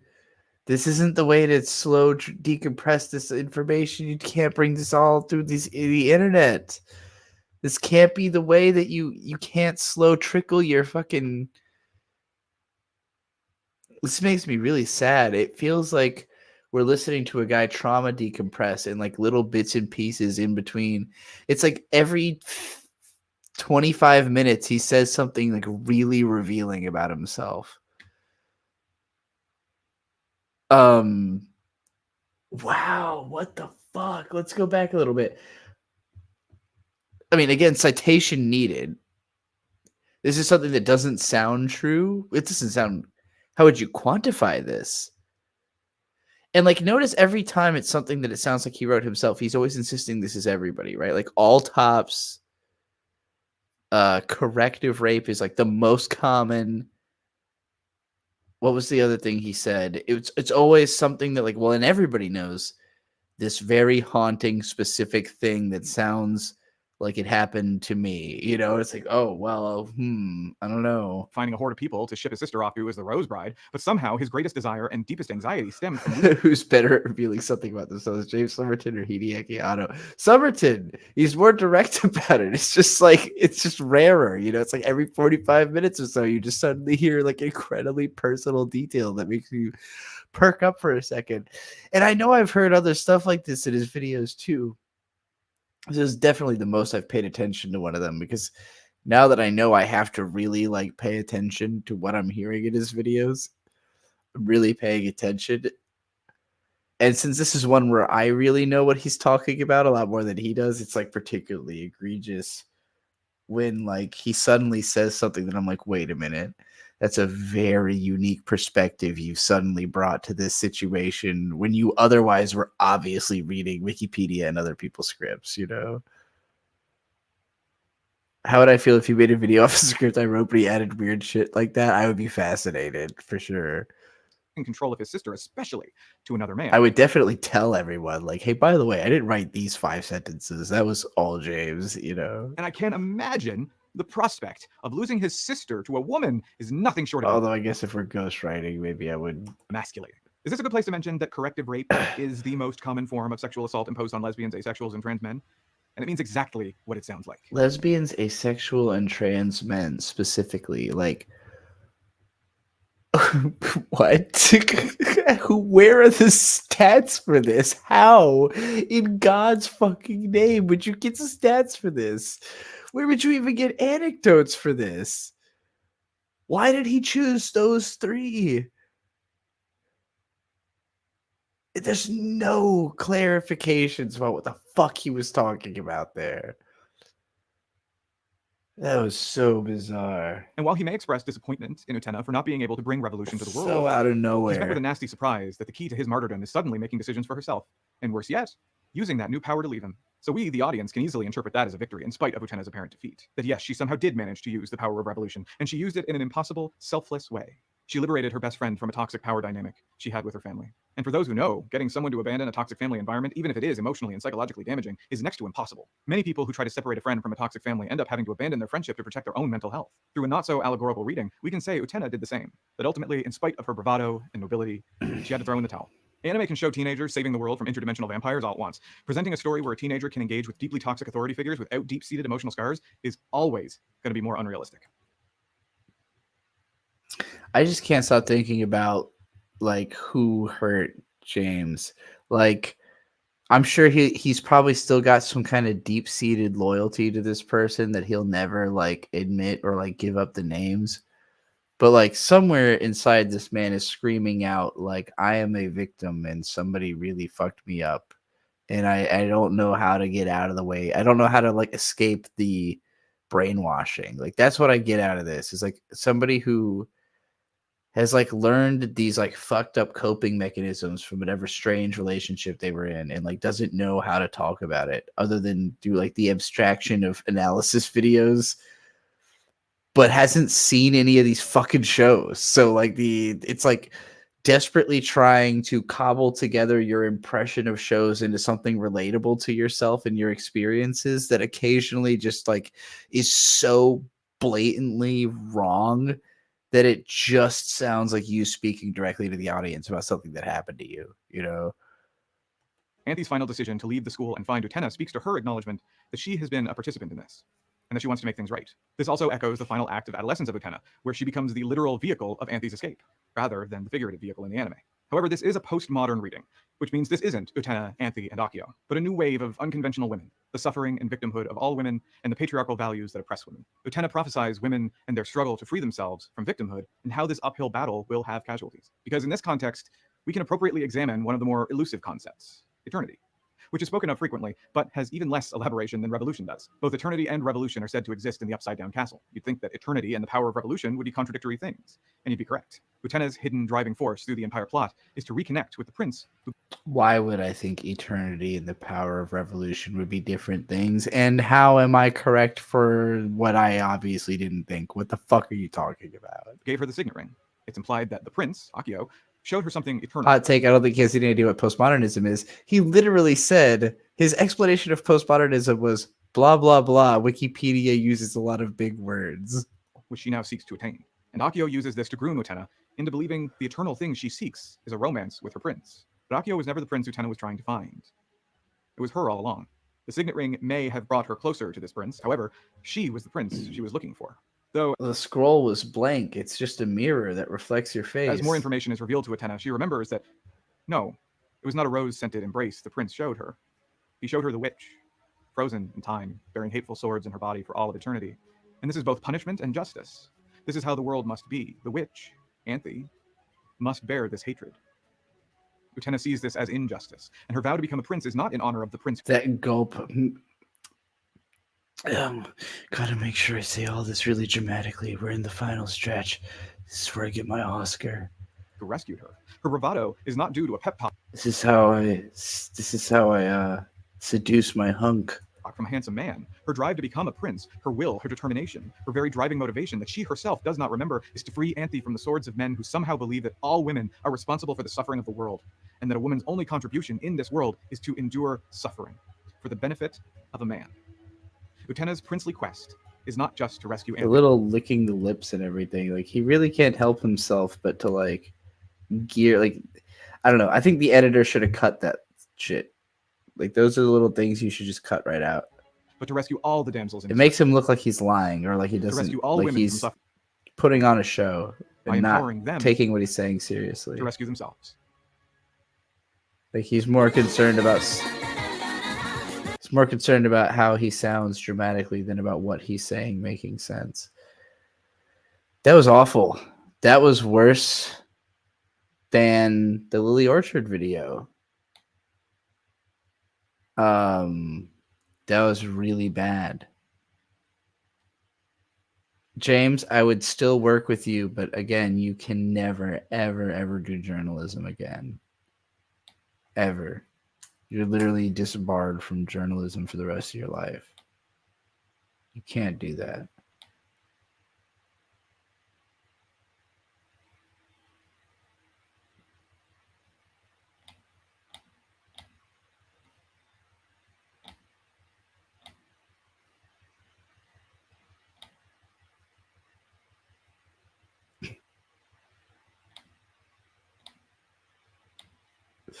Like how you added Trixie at Trixie, Butthole Weeb. Always, Butthole Weeb will fuck up at least one at per tweet. If he adds more than one person, guaranteed. One of them's getting the wrong name. All right, what do we watch now, y'all? What do we do now? Nobody's paid me to watch anything else. We made it through that long ass fucking same Strummerton video. It's midnight 30. I'm still awake. I've still got energy, and I'm still craving the dinero. Ultimately, because most of you use money that's worth less than mine, I haven't actually made that much money on this stream, and it took almost double the length of that James Somerton video to get through it because I had to bitch so much. So we need more. I demand somebody pay me to watch something right now, or else I'll have to detonate the bombs. Where are the bombs? I don't know. But they're getting detonated.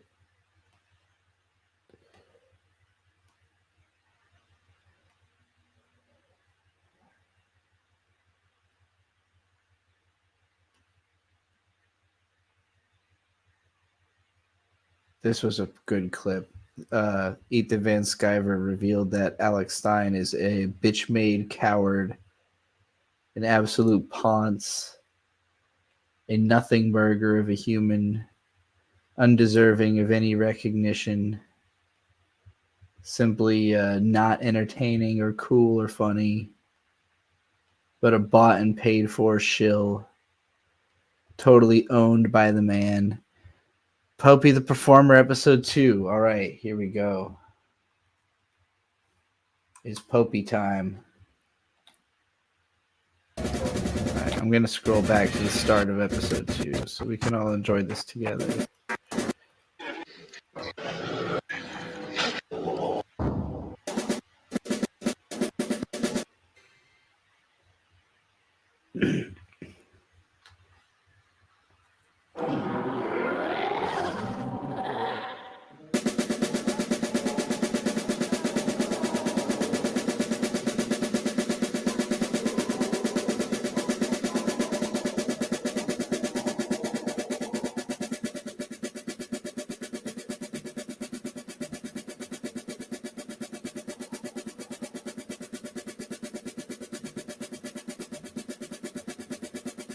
Dumbass clown in a bunny outfit.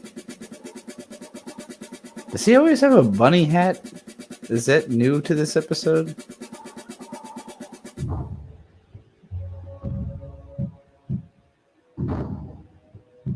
What the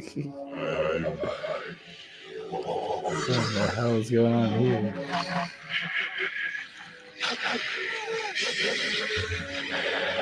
Is that a Basquiat?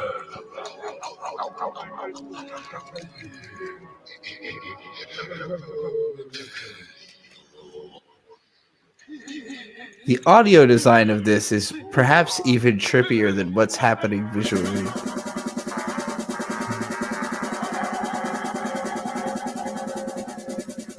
Yakuban says, I will pay you to watch all of Popey the Performer. Not all at once, but slowly. Months, years, who knows? Buckle up. There's what, like 50-something episodes of this, I think? It's 2.5 hours total, right? It's like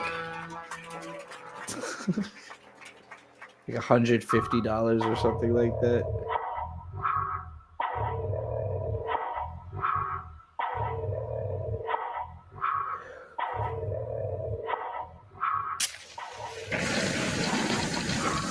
The music makes it a lot weirder.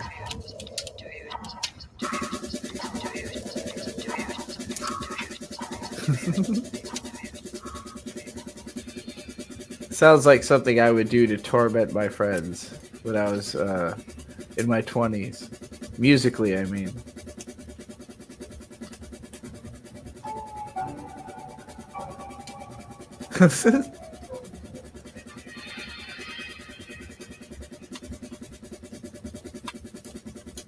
Okay, so he's hiding his secretly sadistic intentions with a very straight face. I feel like I can relate to Popey the Performer a little bit.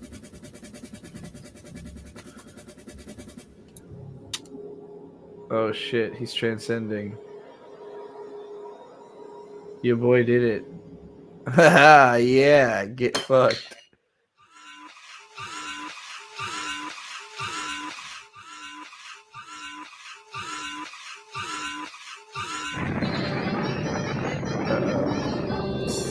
Your tail caught on fire, you dumbass.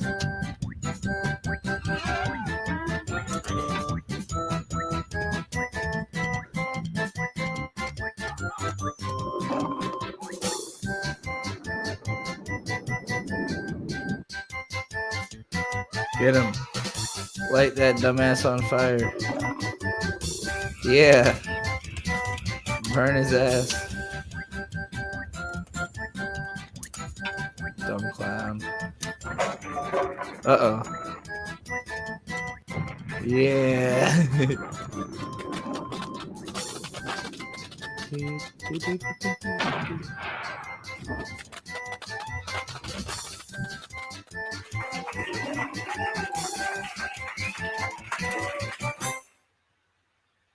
That was fun.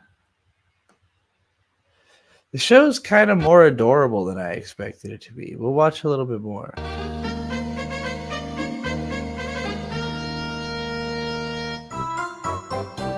Life has been silent since this happened to me once.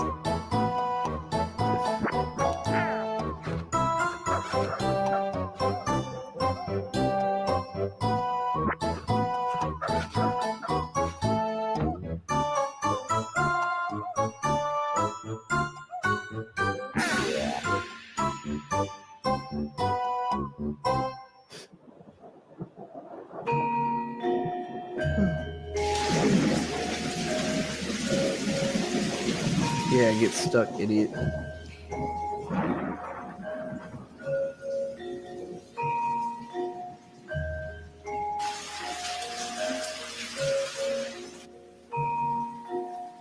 No, don't feel bad for him. He's a bad man. Don't fall for his tricks.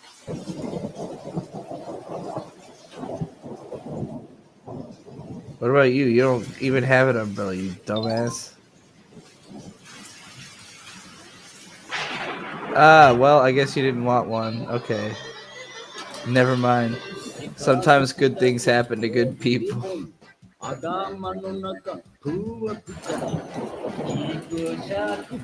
Okay. This originally debuted on the same channel and block that Genshiken and Shadow Star debuted on. Also Naruto. Incredible. What an odd block.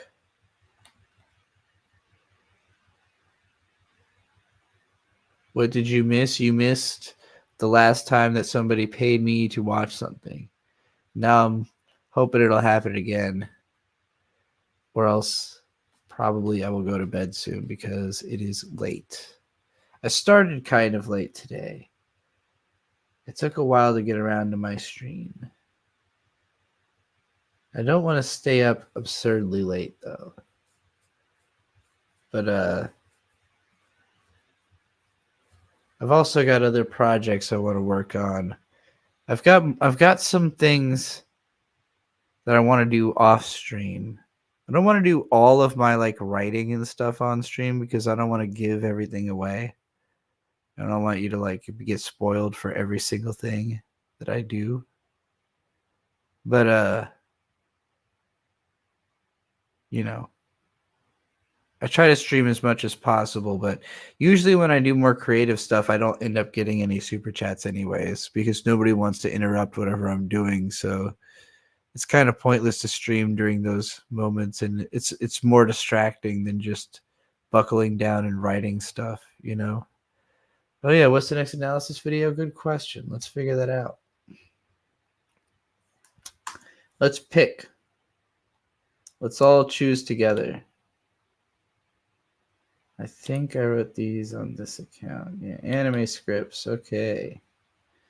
Hero as antagonist is already out. All right, so we could do outer space anime.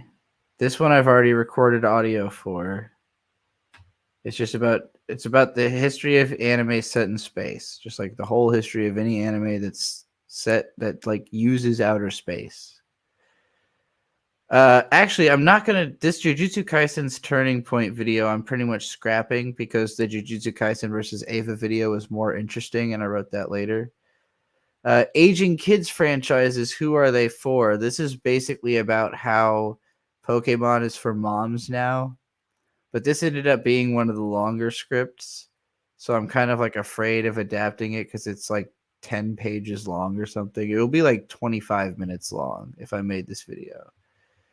If I ran an anime network, I already did the audio for this as well. I think this one's like 15 minutes, and it's literally me breaking down like 2 years of what I would show block by block on an anime network if I ran one. We've got Anime Vampires. This is maybe the worst script, but it's just about anime that have vampires. It's kind of short. Finishing anime. This is about my perspective on like finishing anime as a medium, like just being done watching anime. Anime with Personality already became a video. How Isekai Mad Fantasy into Sci-Fi already became a video. Addressing the artifice in art. This is more of a broad lens, but I use Shirobako as an example of like, and like just my favorite art is stuff that addresses the fact that it is art inherently in the storytelling. This would be an interesting one from like the same perspective that the Jujutsu Kaisen one is, where it's like talking about the way that a story is made, but it also is complicated and difficult of one to make. Best English lyrics in anime songs. This is kind of almost a shit post, but it's just me talking about all the best English lyrics in anime songs. Probably could use more suggestions for that, although it's already looks like it would be like a 12-minute video. Anime that need live action adaptations. Yeah. I just figured this would be like a controversial video title, and then I could make a decent argument for some anime that actually could make it into live action. 15 years of AniTube. This is me doing a big retrospective on having been an AniTuber for 15 years. I already did this Bakano one, or Dead Mount Deathplay video, really is what it is. I already did Awesome Anime Recommendable to No One. Anime Dissociatives. This is about anime about characters that have like clear dissociative disorders, especially dissociative identities. Cute Girls in Chemical X. This is about the sort of the history of like Sky Girls and like all those like cute girls, but they're also like weapons or boats or something, you know? That type of show. The Rare 3D Anime Liker. This is about me being somebody who likes 3D anime. Everything is Devilman. I mentioned this in the Ava versus Jujutsu Kaisen video. It's about just how pervasive the influence of Devilman is. Naruto Killed the Ninja Star. This is the one that I think maybe has the most potential to be successful.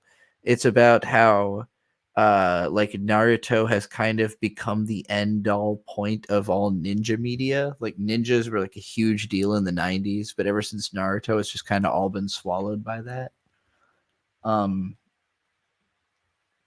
My favorite minute of anime. This is about the best part of Garzy's Wing. Just the best minute of Garzy's Wing. Then we've got this one I already did. This one became why good anime is really hard to make. Anime versus content. That was the title. Why anime is weird. That one could be interesting. That sounds like a title that might grab some attention. And then one more Evangelion video. This is the one I plan to do last in the series because it's kind of just like cobbled together scraps of Evangelion scripts that I've written, and explaining how hard it is to write about like a definitive Evangelion thing. Okay, so then we've got, this is incomplete. Kids See Ghosts Sometimes, Shaman King on Empathy. This is my like full series analysis of Shaman King, but I wrote so much about Volume 1 and Volume 2 and Volume 3 that I started writing about Volume 3, and then I reached a point where I was like, this is like way too big of a project. I would need to really set some time. This might be like something I'd have to kickstart like to be able to finish. It's so long. Scoring anime, Will It Die? This is about how I think and that's not about the anime, by the way, so it can't be Anime Alphabet. It's about the manga. Scoring anime, Will It Die? It's about like, will we just stop using scores because they suck? Obviously, Jujutsu Kaisen versus Evangelion Storytelling Spirals. This one's already come out. We just finished editing it finally after like a month. Dead Parents and Cannibals. This is about how if you want to make a successful show, you need to make it have dead parents and cannibals. It's another long one. Long, involved, like this would probably be like 25 minutes about dead parents and cannibals. And then I think this is the last one I wrote. Cowboy Bebop, great show, bad IP. About how Cowboy Bebop has just never succeeded in any form other than the original show. It's all been shit. And then apart from all that, I also have an incomplete script comparing Perfect Blue and The Wind Rises that is very long, that I could finish writing and then do that as my next one.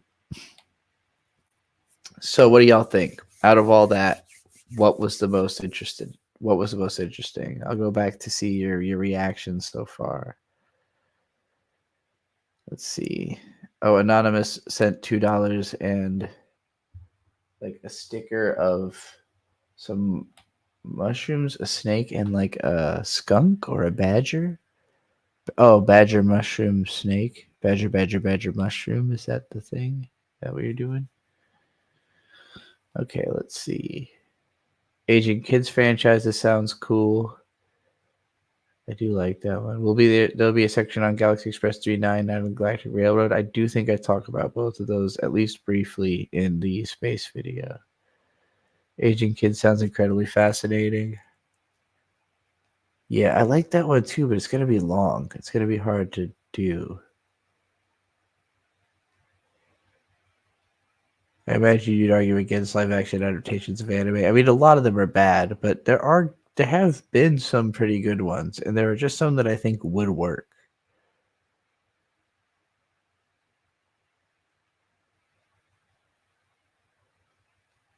Uh, 3D anime sounds amazing, especially if you mentioned Kemari Kusa. I don't know if I do, but I might.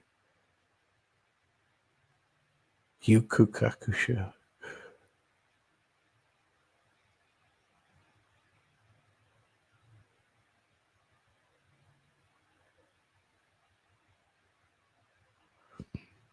Um,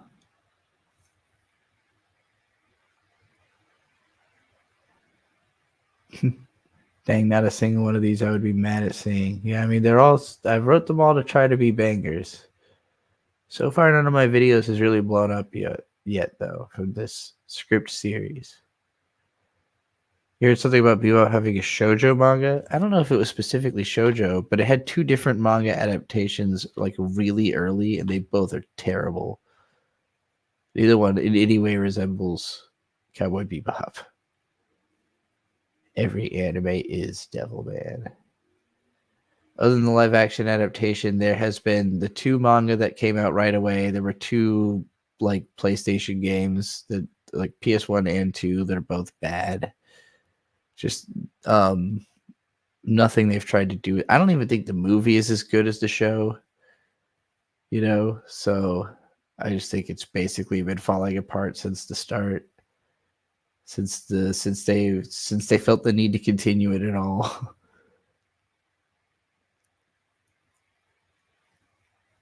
The Anime Network one, that one's particularly strange. You know, it's definitely a video nobody else would ever make. I literally plot out 2 whole years. I should have that here somewhere. We could let's see. We've got the Anime Network script. We've got this is a video. This is not in the list because this was unscripted, but this is just me recommending anime YouTubers. I have to add a few to that before I can do it, but I was going to do that as like a side video. Cannibals. Looks like I recorded for Dead Parents and Cannibals. It's 40 minutes, but that's probably unedited. I recorded for Anime Dissociatives. I recorded for... What else of these is something I haven't released? Space Anime. I think I've edited the Space Anime audio also. And I might have edited the Anime Network audio. Let's see. I wrote this video while myself and my fiance Bird, who co-hosts the We Watch Anime podcast with me, were babysitting a trio of golden retrievers at his grandparents' house for 4 days. And in that time, I had discovered through their Samsung TV the existence of 2 24-hour anime networks. One called Anime All Day, which was just marathoning Hunter x Hunter 2011 over and over again, and Retro Crush, which was running 2 to 4 episode blocks of various shows from all over anime history, and also a block of franchise movies through the middle of the day, with programming switch-ups on the weekends. I became excited for this channel right away because it was running Loop on the Third and Space Adventure Cobra in that order just after prime time. And Space Adventure Cobra is the absolute pinnacle of a show that you want to catch in random blocks of episodes every night after dinner. I stayed up deep into the night like in the old Adult Swim days, and while I had to Netflix away from the terrible dub of Street Fighter that got a whole 2-hour block, I was curious to check out Cat's Eye in the wee hours, and eventually became inspired to start writing about anime until the early morning, spawning this very video series that you're watching today. Retro Crush runs an interesting but ultimately kind of unfortunate suite of shows. The best of what's on its current weekday cycle besides Cobra is the beloved boxing classic Hajime no Ippo. Early in the AM, they were running Stelvia of the Universe, which is kind of neat to look at sometimes, but not especially engaging. AD Police is a particularly sore spot, sitting at the 7 to 9 time slot and sucking as much ass as I had always heard it did. The night I wrote this, at 10 o'clock, they were starting a Ninja Robots Tobikage marathon until 4 a.m., when it became Sherlock Hound, both of which I was curious about. But then we got back to the early morning Metabots run, which has a dub that I can't stomach. The channel switches between dubbed and subbed shows, and not all of the dubs are bad, but the ones that are bad are very bad. Tomorrow we'll be getting Kimba, Kimagure Orange Road, Yakitate Japan, and the 12 Kingdoms, all of which I'm excited for. And then Millennium Actress, Magic Knight Rayearth, Nadesco, Rose of Versailles, and a huge Nadia marathon, all of which also sounds exciting. I'm sure I'll miss out on a lot of this, since some of these are shows I will either realize I need to completely rewatch or to reconsider that I'm ever going to finish. But as I review the lineup and consider just how little space there is in the schedule of one anime network, I started wondering, what would I do if I ran my own anime network?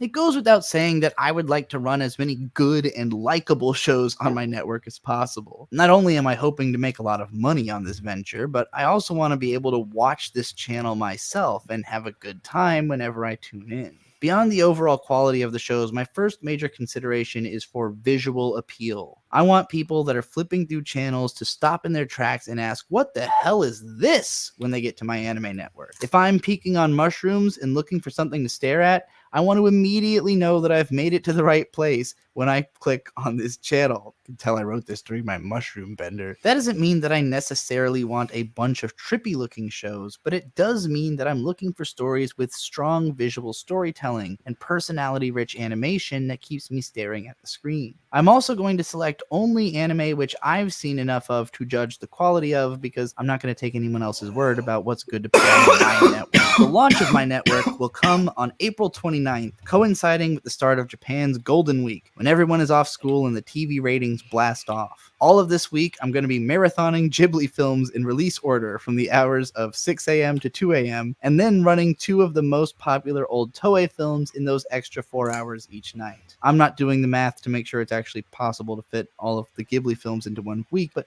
we'll assume that it is for the sake of this fantastical scenario where I have my own anime network. My network truly launches at 6 a.m. on Monday morning, April 6th, with my early morning children's action block to get the little ones woken up for school. Now, if I sat down in front of a bowl of cereal at 6 a.m. on a school day and turned on the TV, I would most want to hear the opening notes of the Cardcaptor Sakura theme song. And so that's what I would run at 6 a.m. from Monday through Friday, rerunning the series, including the Clear Card arc, once after completion for a total of 38 weeks running continuously in that time slot. Once I was done with Cardcaptor, I would spend the next 80 weeks, not including Golden Week, which will always marathon Ghibli movies and assorted Toei movies, running the entirety of Ojamajo Doremi twice as well. This accounts for 2 years of my network's 6 a.m. time slot. So we'll move on to the next spot before I declare Yume no Cran Okoku as the next show that will occupy this time slot, followed by Fushigi Boshi no Futago Hime. Oops, that's another 2 years. At 6:30 a.m., I'll be running Kodomo no Omocha, which has a little more hyperactive energy to make sure that the kids are awake, and also a strong role model for them to follow into the school experience. Running that entire show twice is going to take a bit more than 40 weeks, and then I will just start running the entire Precure franchise in this slot in perpetuity.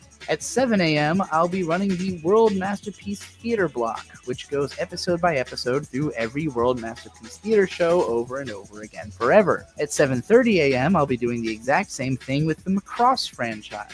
This concludes the early morning wake-up part of the day, and by the end of which everyone should be ready for school or work, or else settling in for a lazy day on the couch. So it's time for a movie block. Every day from 8 a.m. to 2 p.m., I will run a 6-hour movie and OVA block, broken up differently depending on the lengths of the films or OVAs. Here is an extremely long list of movies that I would show during these hours of day over the course of my channel's first year. You can skip ahead if you don't want to hear a lot of names. Dot Hack Quantum, Akira, iCity, Alien 9, Senko Roll, Petite Cosette, the 80s Devilman OVA, Dokusei, 5-Star Stories, Fooly Cooly, Galactic Railroad 39, Gunsmith Cats, The Murder Case of Hana and Alice, the Phoenix OVAs, Jinro the Wolf Brigade, Prefectural Earth Defense Force, all of the Gundam movies, Your Name, A Silent Voice, The Garden of Words, Ghost in the Shell, Mind Game, Mirai of the Future, Otaku no Video, Jing in Seventh Heaven, Penguin Highway, Perfect Blue, Project Echo, Read or Die, Redline, Riding Beam, Rojin Z, Millennium Actress, Sonic the Hedgehog OVA, Spriggan, Summer Wars, Pneumonia Voyagers, Tenchi no Ko, Angel's Egg, The Skycrawlers, The Girl Who Leapt Through Time, Tokyo Godfathers, Twilight Q, Welcome to the Space Show, Vampire Hunter D, and X 1999, The Night is Short Walk On Girl, and Iria Zayram the Animation, all of which I obviously recommend. At 2 p.m., it's time for kids to start returning home from school, and no better way to greet them than with my after-school comedy fun block. 2 p.m. is for laid-back, funny shows that don't need to be seen from the start to understand, as kids are filtering home from school. Of course, I will start this block running K-On! For a couple of runs, and then replace it with Kamichu, followed by Kofuku Graffiti, Little Witch Academia, Skip and Loafer, Stop Hibari-kun, Tamako Market, Momokuri, Hidamari Sketch, Ichigo Mashimaru, and Nichijou, over the next few years. At 2:30, I will then run episodes of Gintama over and over, forever. By 3 p.m., it's time for homework, and so we'll be running school-age dramedies at this hour. We'll run the more realistic stuff first, followed by the more fantastical fare. So for instance, the block might first consist of Horo Musco, followed by Snow White with red hair, and later showcase Inari Kunkun Koi Iroha, followed by Beastars, or His and Her Circumstances, followed by Kiznaiver, Toradora, followed by Madoka Magica. Yeah, okay, you get it. That video is just basically a recommendation video. It's basically me listing every anime that I want to watch in perpetuity. And then suggesting that I just make this all into a playlist and leave it running on a TV somewhere and then be satisfied with anime forever.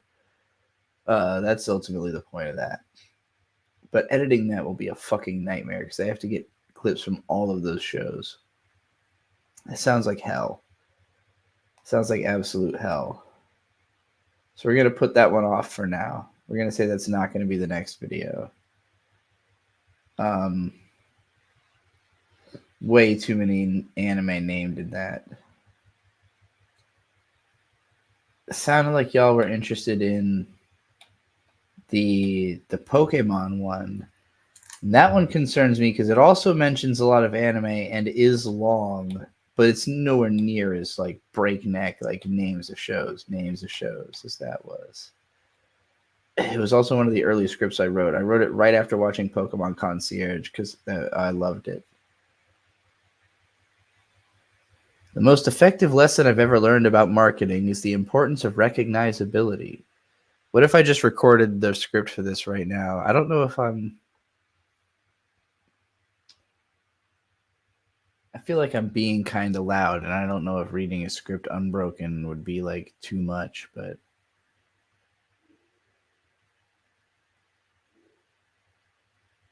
me scope out the situation.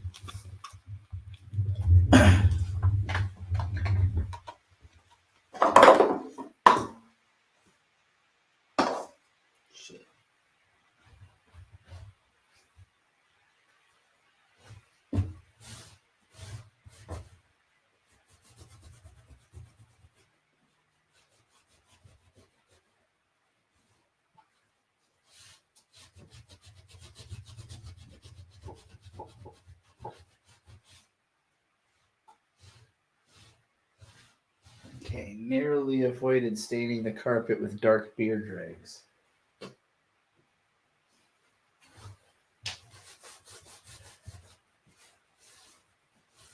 Okay, you need to go into the trash.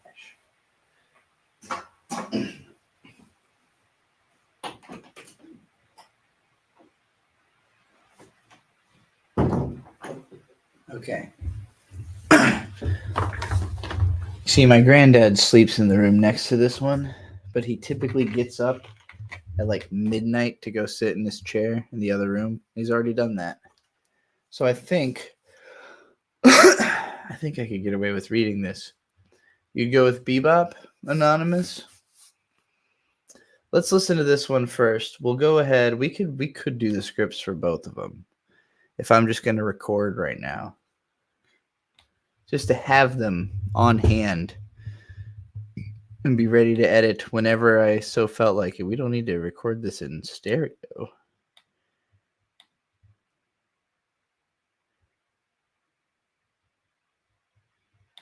Thank you. This doesn't affect the audio that you can hear at all, does it? Let me know if this affects your audio, because sometimes two programs can't use the same device at once. This doesn't affect the audio that you can hear at all, does it? Let me know. Why is that not coming through my headphones? Two programs can't. This doesn't affect the audio that you can hear at all, does it? Let me know if this affects your audio, because sometimes two programs can't use the same device at once. Sounds great. All right.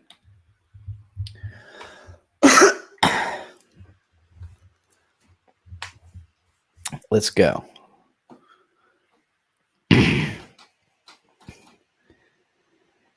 The most effective lesson that I've ever learned about marketing is the importance of recognizability. The human brain is constantly seeking the familiar as confirmation of reality's consistency. It is most excited by the unfamiliar, but most comforted when it's categorized the unknown and made it familiar to itself. A new idea is most easily received when it springs from a familiar voice or a familiar face. And in a situation where we're not sure what to choose, we will almost always use familiarity to form the basis for our decision making. In competitive marketing, a careful balance must be struck between offering something new enough to justify its inclusion into a world which already contains the familiar, and also assure the customer that this thing is up to a recognizable standard of quality. I should probably have this open in the other screen just to make sure.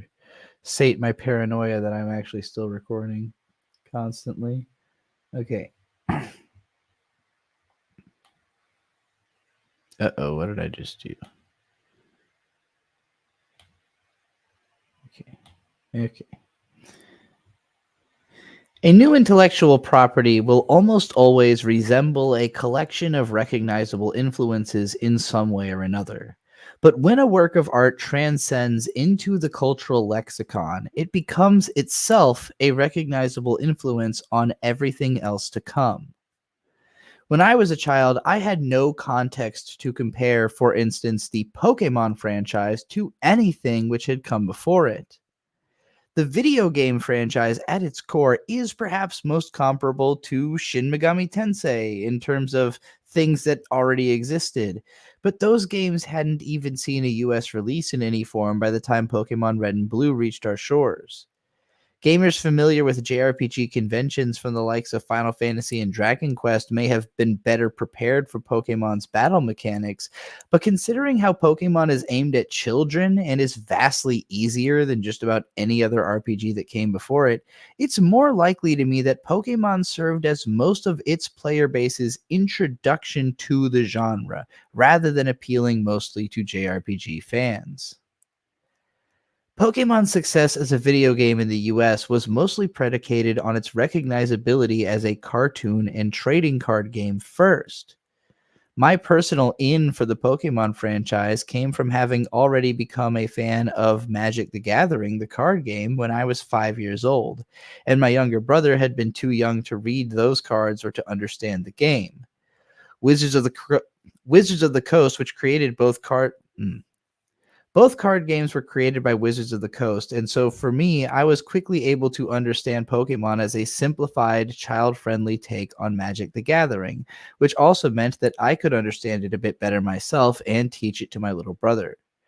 I think my obsession with the trading card game mostly compelled my engagement with Pokemon as a franchise, but the thing that gave context to the whole existence of Pokemon and made me care about it was the anime series, which was familiar to me because, of course, it was a cartoon. And the Japanese design sensibilities weren't alienating to me either because I had already been a fan of stuff like Godzilla and Power Rangers, and I had a specific intrigue in Japanese media. Pokemon unfairly got a lot of shit at the time of its release, and while I couldn't in good faith recommend the average as an anime series, Pokemon got a lot of As an anime series, Pokemon unfairly got a lot of shit at the time of its release. And while I couldn't in good faith recommend the average anime-seeking adult to go and watch the original show, I can at least say that for me, it's a nostalgia property that completely holds up as watchable. Its perfectly preposterous plotline about a 10-year-old boy leaving home on a globe-trotting adventure to catch and train adorable, dangerous fighting creatures, grounded by tight writing and a constantly funny script with an English dub that, while goofy, holds up a lot better than anything else four kids ever put their hands on.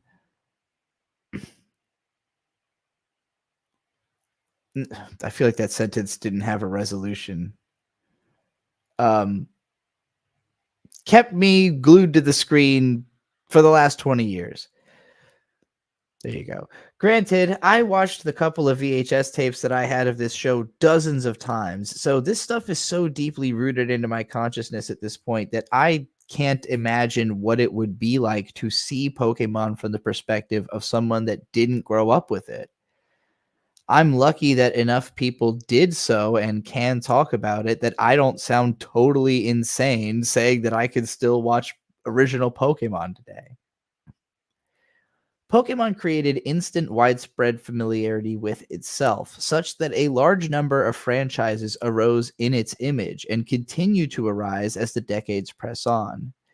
It's been interesting to see how these franchises all try to adapt and survive, as their fan bases change and they're tasked with the most difficult question a franchise faces. How do we keep endearing new people to the property without alienating anyone who already liked it before? A franchise keeping life can often depend on its winning formula. Lupin III has lived for over 50 years, practically telling the same story over and over again because the core tenets of the story are endlessly repeatable. Master Thief and friends attempt to steal something cool from someone shitty while the police inspector is hot on their tail. This can manifest in a lot of different ways, but not so many that the show's hundreds of episodes aren't repetitive. Lupin III stays relevant because the aesthetics, the time period, the technology, and the smaller aspects of the characters' personalities can easily be tweaked without damaging the core of the show's appeal.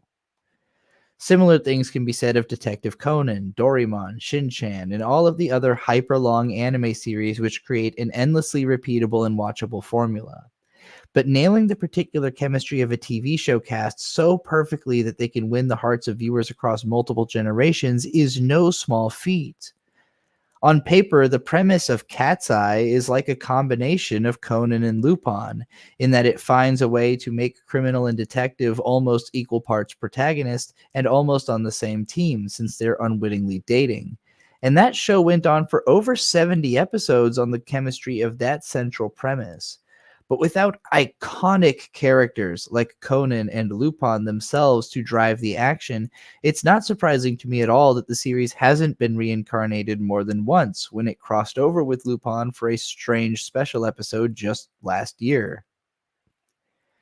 Each of the shows that I just named is also blessed with a demographic advantage.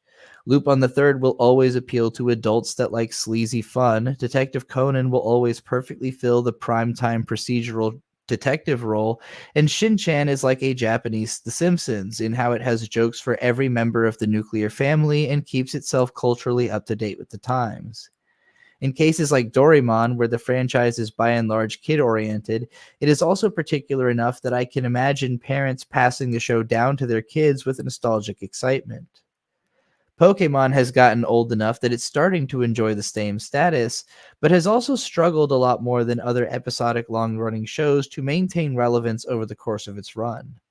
I think, in fact, it's kind of hard to imagine that the Pokemon anime would have lasted so long if the other components of the franchise, particularly the video games, hadn't maintained popularity so consistently in the meantime. Pokemon has come raging back into popular consciousness as though it never left in the years since the explosive success of Pokemon Go. And what that success importantly pointed out to the Pokemon Company is that the interest in Pokemon has long transcended its supposedly kids-only audience. It only needed to find ways of engaging the older generations which had already been nostalgically familiar with the series from its original fad period. After nearly a decade without merchandise in mainstream department stores or being talked about in popular culture or aired on major TV networks, Pokemon cracked its own glass ceiling and cemented itself eternally into the world culture on the level of Disney characters, Marvel heroes, and the Teenage Mutant Ninja Turtles. But what did all of this mean for the TV anime? Video games have a much easier time adapting to generational shifts without fully interrupting their sense of continuous narrative, because the gameplay forms the core of the experience more so than the details of the story or presentation. It's not uncommon for games to evolve substantially across iterations and to maintain both their original audience and attract newcomers just on the strength of being fun to play. When it comes to TV shows, though, the episodes need to be tremendously independently watchable, or else the story needs to be rebooted to expect an audience to check out the latest iteration without starting the story from the very beginning. Seriously, people will treat you like you're crazy if you tell them that you picked up a narrative-driven series from the midpoint, even though nearly every show is written around gripping an audience at any given channel turn and making its tonal purpose self-evident. Just ask your dad, who's already gotten completely immersed in whatever's playing on the channel he just randomly landed on just now. One Piece is the only show that gets the binge-worthy label and expects its audience to actually go back and watch 30 years of weekly episodes to catch up on whatever the fan base is hype about this season. If you don't understand why Wit Studio is launching another entire adaptation of the story from the beginning, even though the original TV anime is still airing, which I'm fairly certain is completely unprecedented in television, just imagine trying to convince someone who thinks Death Note looks old to watch episodes of One Piece from 1997. Almost every fan of the show is going to tell you to read the manga first and only watch the anime so you can experience it with the music, voice acting, and color. A lot of it looks like fucking shit, and the pacing has been infamously grinding for more than a decade, aside from the 1 in every 50 episodes and the yearly movies when the animation cranks up. Those movies, by the way, are a core component in keeping people like me that haven't caught up to the manga but have enough familiarity with the core cast to enjoy some of their side quests interested in these incredibly long shonen stories, which have been propped up in this way by yearly film releases since the 1980s, when the big three were Dragon Ball, Doraemon, and Urusei Yatsura, if anything. That's a joke, by the way. Please don't fill my comments with big three discourse without at least tagging it as engagement bait, or else it's cringe. Pokemon has over 1,400 episodes across all of its releases, and I think it's pretty obvious that no one is expected to watch all of them for any reason other than having kept up weekly for almost 30 years. Even still, amid the 25 TV anime with over 700 episodes, Pokemon stands out as the most... No.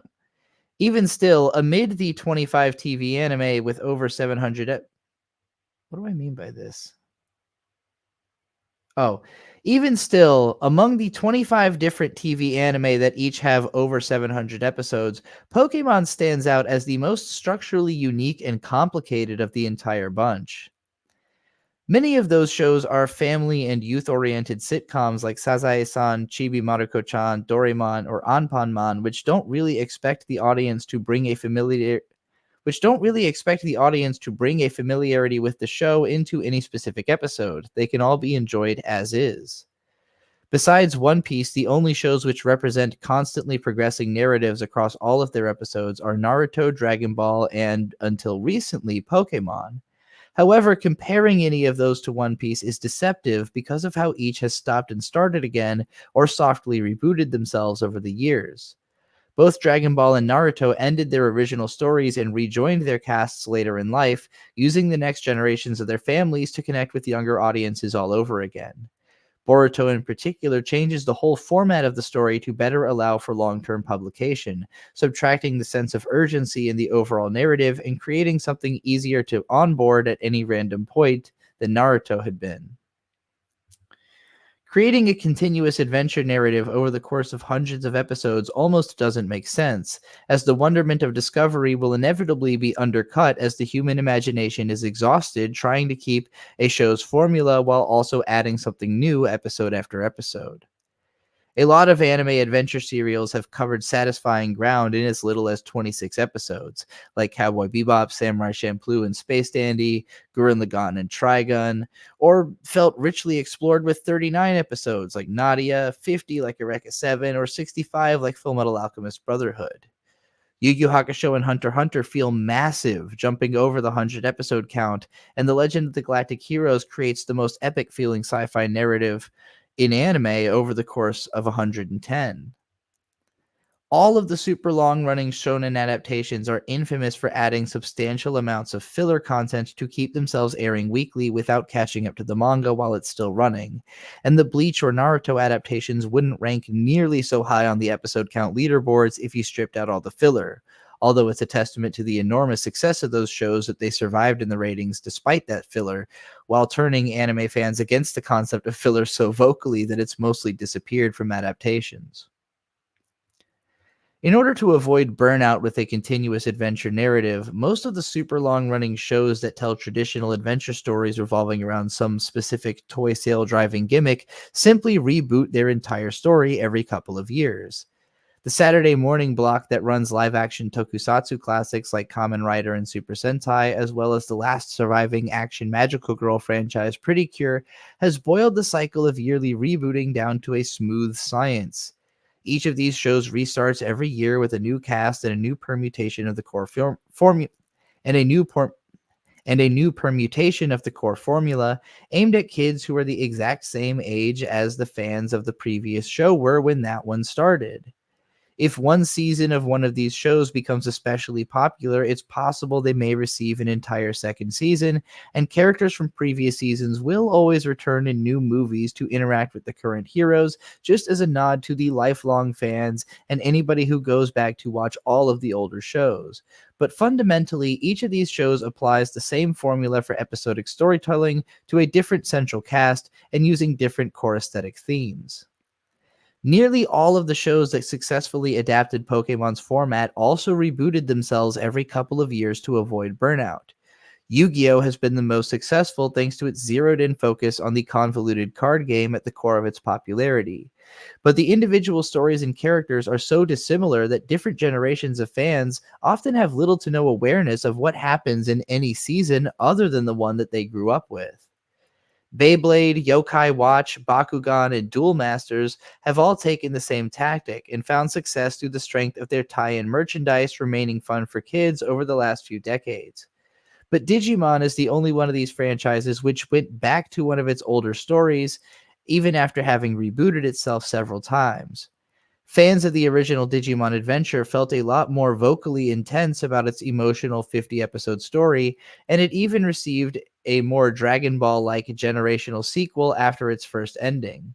But 15 years later, after several reboots which never hit as hard as the original, Digimon Tri rode the nostalgia wave of that show's audience reaching adulthood and returned to the aged-up characters for another adventure. Pokemon didn't quite use any of these tactics, but instead implemented a system of continual soft reboot, which placed the same handful of main characters not only into familiar episodic scenarios over and over ad nauseum, but also essentially repeated the entire structure of the same adventure again and again with each new incarnation, coinciding with the releases of the video game's next generations. Instead of swapping out the show's entire cast and stylistic identity every season, Pokemon would just switch a couple of Ash's travel companions and have him conspicuously dump off all of the Pokemon we just watch him bond with over the last couple hundred episodes. I remember as early as the transition to the Orange Islands, which was an anime original area that let the adventure continue in the interim before Gold and Silver had released, feeling my emotional tether to the story start to sever as I watched Ash ditch almost the entirety of his team, and Brock was swapped out for some boring doofus named Tracy, not very long after Ash's loss at the would-have-been climactic Pokemon League tournament. Brock would return less than a year later for the Johto Journeys, but it's important to realize that Pokemon had been running for over 3 years in the US by this point, and the fad was almost completely over. The third movie was the last one to see a wide release stateside. The card game had long stopped being a news subject, and I was getting bullied in the 3rd and 4th grade for showing up to school in Pokemon merch all the time, when everyone around me was making sure everyone else knew how grown out of it they were. Most of the Pokemon fans that I know who continued to be fans over the next 15 years were pretty much only playing the video games and completely ignoring the anime, the card game, and the merchandise, regarding those aspects of the franchise as still being child-oriented. On the surface, it seems obvious to consider Pokemon as a children's franchise, and when it started in the 90s, it was so novel and new age that it's understandable how most adults viewed it with confusion and derision. However, thanks to the popularity of the concept with children and the cultural saturation of imitative kids media in the decades to come, those very same adults were eventually going to recognize Pokemon enough to get sucked into a simplified game about going outside to catch them in real places, right alongside all of the new adults for whom it was emerging as childhood nostalgia. Pokemon Go is something that my 30-year-old brother and my 58-year-old mother can play together and talk about at the park after dinner, even more than half a decade after that specific game's zeitgeist moment has ended. My mom doesn't watch anime, and so I couldn't have imagined that she'd ever sit down without a little kid there to watch Pokemon. That is, until I saw Pokemon Concierge on Netflix. But I haven't tried to show that to her yet, so let's not get ahead of ourselves. I'm bringing it up to make the point that it's actually very easy to imagine how Pokemon could have been more appealing to adults in all aspects of its franchise. For 15 years, I think the series was carried mostly by the cuteness of Pikachu alone in popular consciousness. No matter how much Pokemon had fallen by the wayside, Pikachu still appeared in mainstream places because it is essentially Nintendo's answer to Hello Kitty or Garfield. Other cute creatures are sometimes capable of creating an impact by way of their franchise connection to characters like Snoopy, Winnie the Pooh, or Mickey Mouse. But if those characters weren't so unstoppably popular, none of their ancillary characters would even stand a chance. Pokemon has worked incredibly hard to try and push other monsters over the years, with Eevee seeing by far the most success, especially among people more familiar with Pokemon conceptually. But it's also put more batters up to plate than any other franchise, with over 1,000 unique monster designs at this point. Loving cute things doesn't stop when you grow up, but it does tend to become more nostalgia dependent. Adults who still collect Winnie the Pooh Beanie Babies probably don't watch the cartoons in their own time, but probably do show those to their children because the stories are wholesome and the characters are timelessly likable. It's an inoffensive thing to have on in the background while you do housework or to talk over when managing your children, and those properties separate kids' shows that live forever in TV reruns versus stuff that kids find out about on their own when channel surfing while their parents are busy.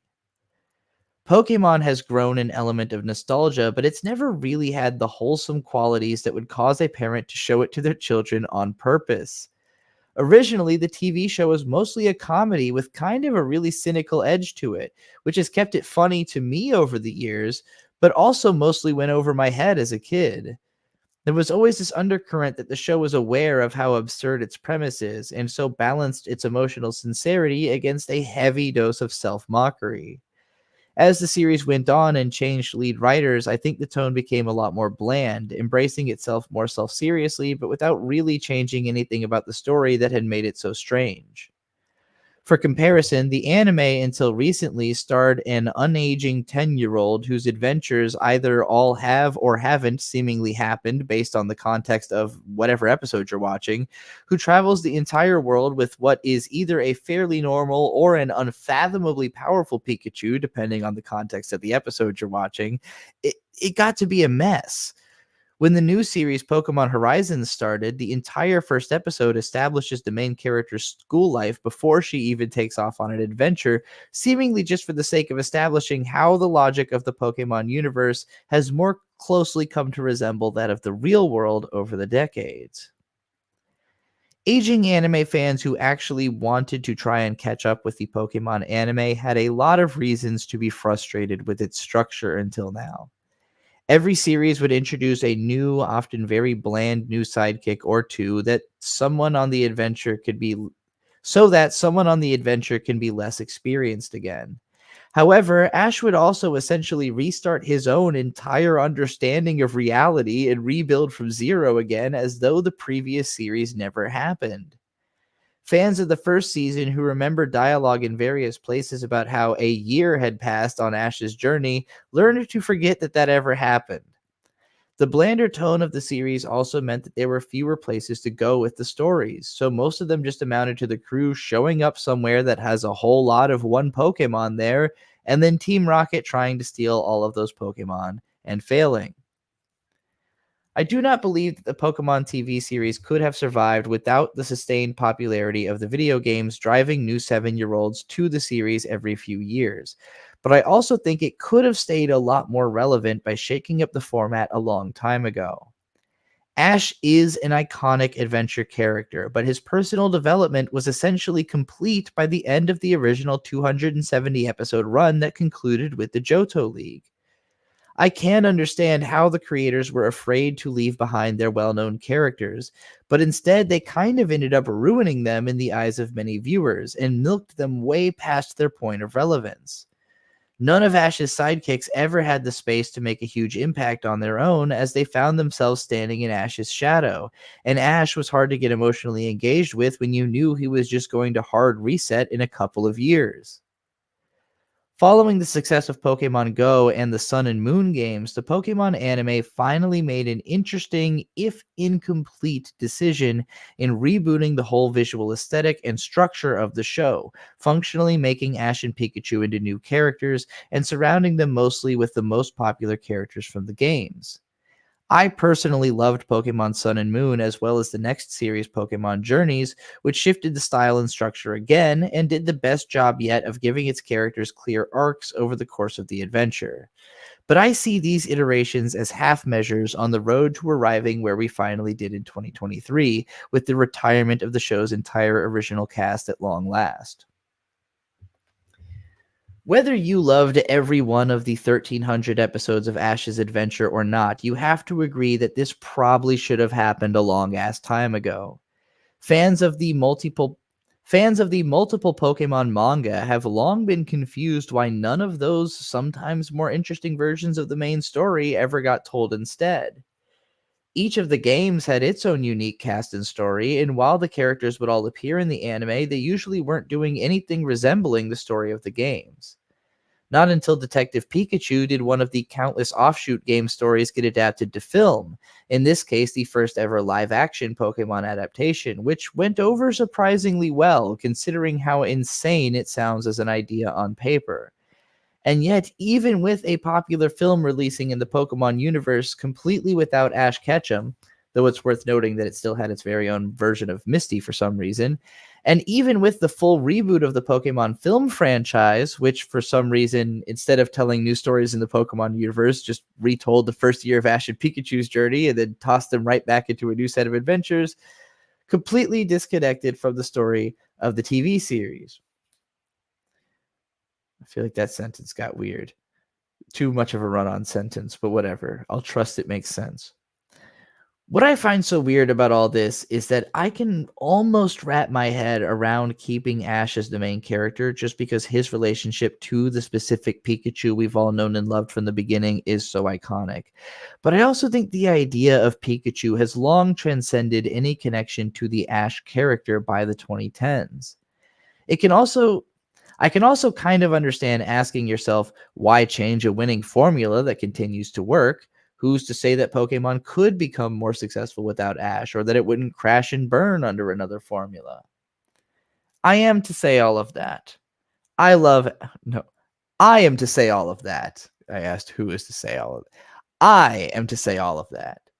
I love Ash, I love Team Rocket, and I loved what I watched of Pokemon Best Wishes, Sun and Moon, and Journeys even as an adult, but that is immaterial to the fact that the possibilities of what could have been done without Ash, now that they are starting to be realized, are even more exciting and obviously appealing to a broader audience than what proved to be the case for any of those shows. Maybe the success of Detective Pikachu was necessary for Pokemon Company to realize the potential of doing more with the Pokemon anime franchise, and at long last, they're starting to adapt some of the best techniques for keeping a super long-running franchise relevant to every generation of its audience. Earlier, I compared the Pokemon video games to the Shin Megami Tensei series for their mechanical similarities. However, something Pokemon is just starting to learn from that series is how to satisfy multiple generations of its audience at once. The mainline Megami Tensei games started off squarely aimed at older teens and young adults with a difficulty curve to match its intended audience. Growing the Megami Tensei brand, Atlus created the Persona series, which whose teenage cast and somewhat toned down difficulty not only drew in younger gamers, but also made the experience more accessible to casual players of the genre. Devil Children, then, is the most simplified and accessible version of the core concept, aimed at allowing even kids young enough to get into Pokemon a shot at growing up with an interest in Megami Tensei, which might lead them deeper into the franchise if they investigate the other games as they get older.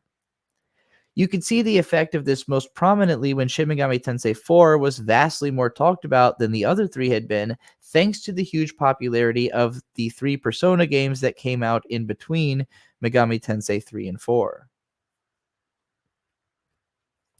Mobile Suit Gundam used a similar strategy to adapt its story to the Forever format. The original show told a complete war adventure story inside of 36 episodes and received direct sequels up through the 80s until it was already starting to show the bloat of having revisited the same ideas too many times and burned out its creators' interest. Rather than totally abandon the original story, though, Studio Sunrise opted to split the Gundam franchise in half between the Universal Century series, which expands on the story of the original show every once in a while through short, tightly constructed stories, and the Alternate Universe series, which invents a completely new story, cast, and design sensibility every couple of years, and is usually aimed at younger audiences that have no experience with prior iterations of Gundam. Over time, Sunrise struggled to make what is fundamentally a war serial more accessible to children without completely compromising the identity of the franchise, but eventually they found the answer in the form of Gundam Build Fighters, a children's competition series about building Gundam model kits and having them fight unpiloted. I know for a fact that this pipeline of grooming kids into Gundam fans was intentional because I asked a Bandai producer about it during an Otakon Q&A once, and he confirmed it. Pokemon has always done a great job of getting kids obsessed with it, but only recently started figuring out how to engage not only its aging original audience, but also their parents and grandparents who are nostalgic for the cultural phenomenon. After Pokemon Go, the Let's Go Eevee and Pikachu games were clearly targeted to anyone that had played Pokemon Red and Blue as a kid, but would not have the time or patience to dedicate to RPGs in adulthood, or would rather be able to involve their partners, their kids, and their friends in the adventure. Detective Pikachu was styled as a mainstream blockbuster, and the actual video games that it draws from are family-friendly procedurals as easy for kids and adults alike to enjoy as the likes of Professor Layton or Phoenix Wright. In 2023, Ash Ketchum was finally retired as the main character of Pokemon, and a new main series, Pokemon Horizon, aired its first 33 episodes, which I've reacted to episodically on the We Watch Anime podcast with my partner Bird. Both of us have been surprised and impressed with the series, which uses its more carefully constructed story and large fleshed-out cast of characters to create a more traditional and sincere adventure series with even more to say about interpersonal relationships and child-rearing than the original Digimon Adventure did. It feels like a show written by people that love and understand Pokemon and wanted to write a story full of heart, which isn't trying to inject that heart into the shambling corpse of what originally was a fun but far less emotionally or culturally enlightened story. Narratively, Pokemon always suffered this core contradiction of insisting that the point was to catch every single Pokemon, but also that being a good trainer means having a close personal relationship to your Pokemon. Ash Ketchum always displayed a love for Pokemon, but really only ever had a powerful relationship with Pikachu, and even took over a year to get his Charizard to like him, and it usually ended up leaving his Pokemon with communities that needed them more than he did. All of this gave mixed messages that audiences have always made fun of, but if you talked to anyone about Pokemon, it's obvious that in real life, almost no one cares about catching all of the Pokemon, and usually has a special relationship with whichever percentage of the Pokemon population they've either played with in the games or just think are cool based on their concept and design. When I was growing up, my favorite Pokemon was unquestionably Charmander, simply because I slept with a Charmander plushie nearly as big as I was every night, even though I'd played through the entire game with a Venusaur. In my teens, my favorite was Munchlax for years just because of that one scene in Destiny Deoxys where he jumps up really high.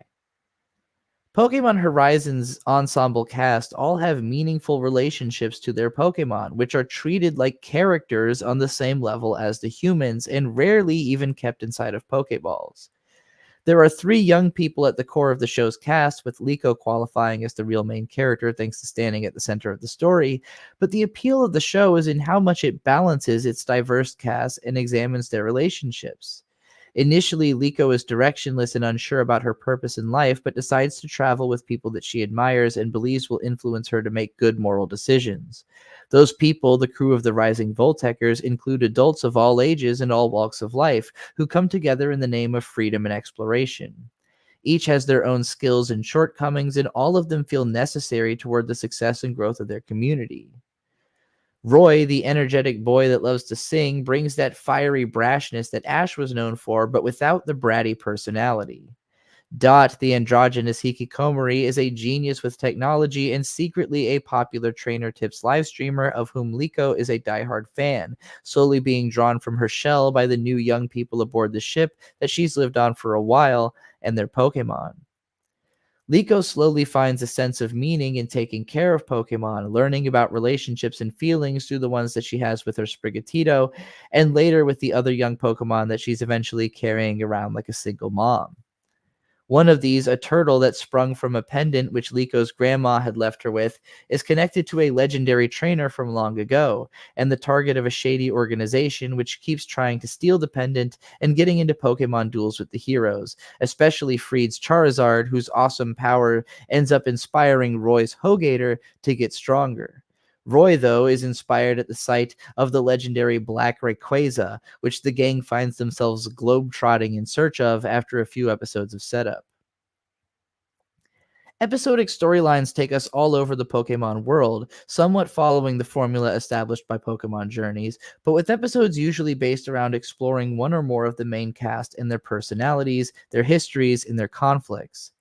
By episode 26, a surprising amount of lore and setup has occurred before the introduction of one of the coolest old lady characters that anime has seen in a while. I'm not going so far as to say that Pokemon is not still a kids show. Bird and I watch the episodes sped up usually so that they don't feel as slow, and we both have ADHD. But I am saying that we have been enjoying this show, and we don't have any children to justify that we're watching it when we tell that to other people. Having said that, if I did have a kid that was old enough and interested in Pokemon, I would be infinitely more likely to introduce them to Pokemon Horizons than to any of the prior seasons, and I can't imagine finding it difficult to rewatch. But the existence of Pokemon Horizons, as much as I like it, isn't nearly as exciting to me as the fact that it's not the only Pokemon anime that's being made anymore. For 20 years, the closest thing we got to side stories were the mini-movies about Ash's Pokemon having adventures without him that ran before the feature films. OVAs, specials, and shorts released through games which mostly still tied into the main story, and short special series adapting stories and scenes from the video games. Over the last few years, though, short Pokemon specials with no connection to the main storyline have become ever more frequent and esoteric. There's one cute short that's just about how cool it is to use a Slugma for central heating in your house, with absolutely gorgeous animation and a wholesome, homey atmosphere. The recent 4-episode Paldean Winds series from Wit Studio feels more like a tech demo than any kind of story, but shows off some of the slickest Pokemon animation ever poured from pen. Pokemon Path to the Peak, which I didn't even know existed until just now as I was writing this, is a short series about the trading card game with a totally unique art style. Cube-shaped Pokemon on Cubie Island is basically just the Minecraft aesthetic applied to Pikachu, Jigglypuff, and Psyduck. Hisui in Snow is a 3-episode story with gorgeous action animation, which I'm also just now finding out about, and all of these came out in the last year and a half, by the way. Easily my favorite of all these new experimental Pokemon shows, and probably one of my favorite pieces of Pokemon media to date, is the 4-episode, maybe 45 minutes long, Pokemon Concierge special on Netflix. I'm an absolute sucker for handmade felt aesthetics and stop-motion animation, and considering the popularity of Pokemon craft books, I'm honestly shocked it took so long for something like this to happen. More importantly, though, this is also the first iteration of Pokemon almost explicitly aimed at middle-aged women. The main character is an overworked office lady who gets a new job as a concierge on a resort island and immediately discovers the bright side of life, doing what feels more like vacation than work. This unmistakable Iyashikei anime has This is unmistakable Iyashikei and has the personality of a Japanese live-action series about a career woman more so than it does any particular anime. Its more emotional storylines in the second and fourth episodes are functionally metaphors for raising shy and autistic children. Psyduck's headaches are, more explicitly than ever, framed as a metaphor for overstimulation, which it learns to manage better through expressing its powers more regularly. And the last episode is about a shy Pikachu whose trainer wants it to be louder and smile more, and has a resolution so heartwarming it unironically made me weep with joy. When I watched Pokemon as a kid, it had an overwhelming sense of being made for me. I was already into Japanese shows, cartoons, and trading cards, and it came on right before I went to school. It requires you to remember 150 names in a specific order to be cool, which, I could do.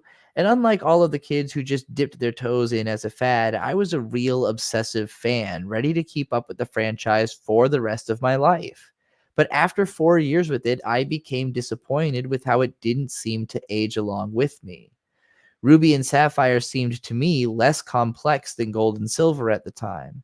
Pokemon Advance felt like a milquetoast retread of the show that I had already been a fan of. The cards kept getting stronger, simpler, and featuring bigger text, and it didn't feel like Pokemon was too concerned about keeping its aging audience.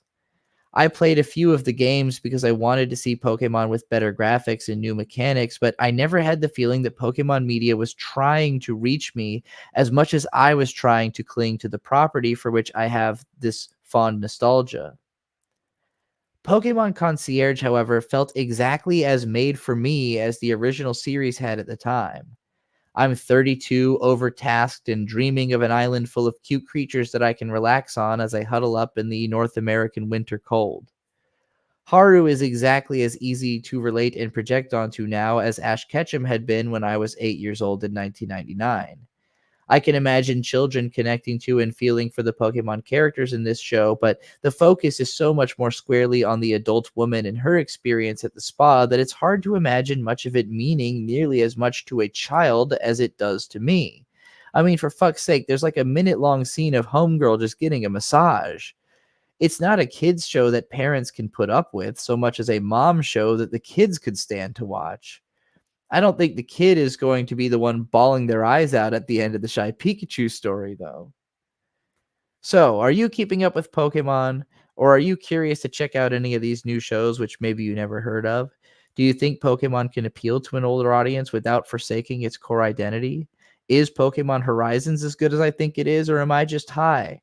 I wrote way more than I intended to in this post, but it's only because I've been thinking about Pokemon for so goddamn long. Thanks again for watching, and always remember, anime forever. Holy shit, gang. That was a 42-minute recording. Oh, my fucking back.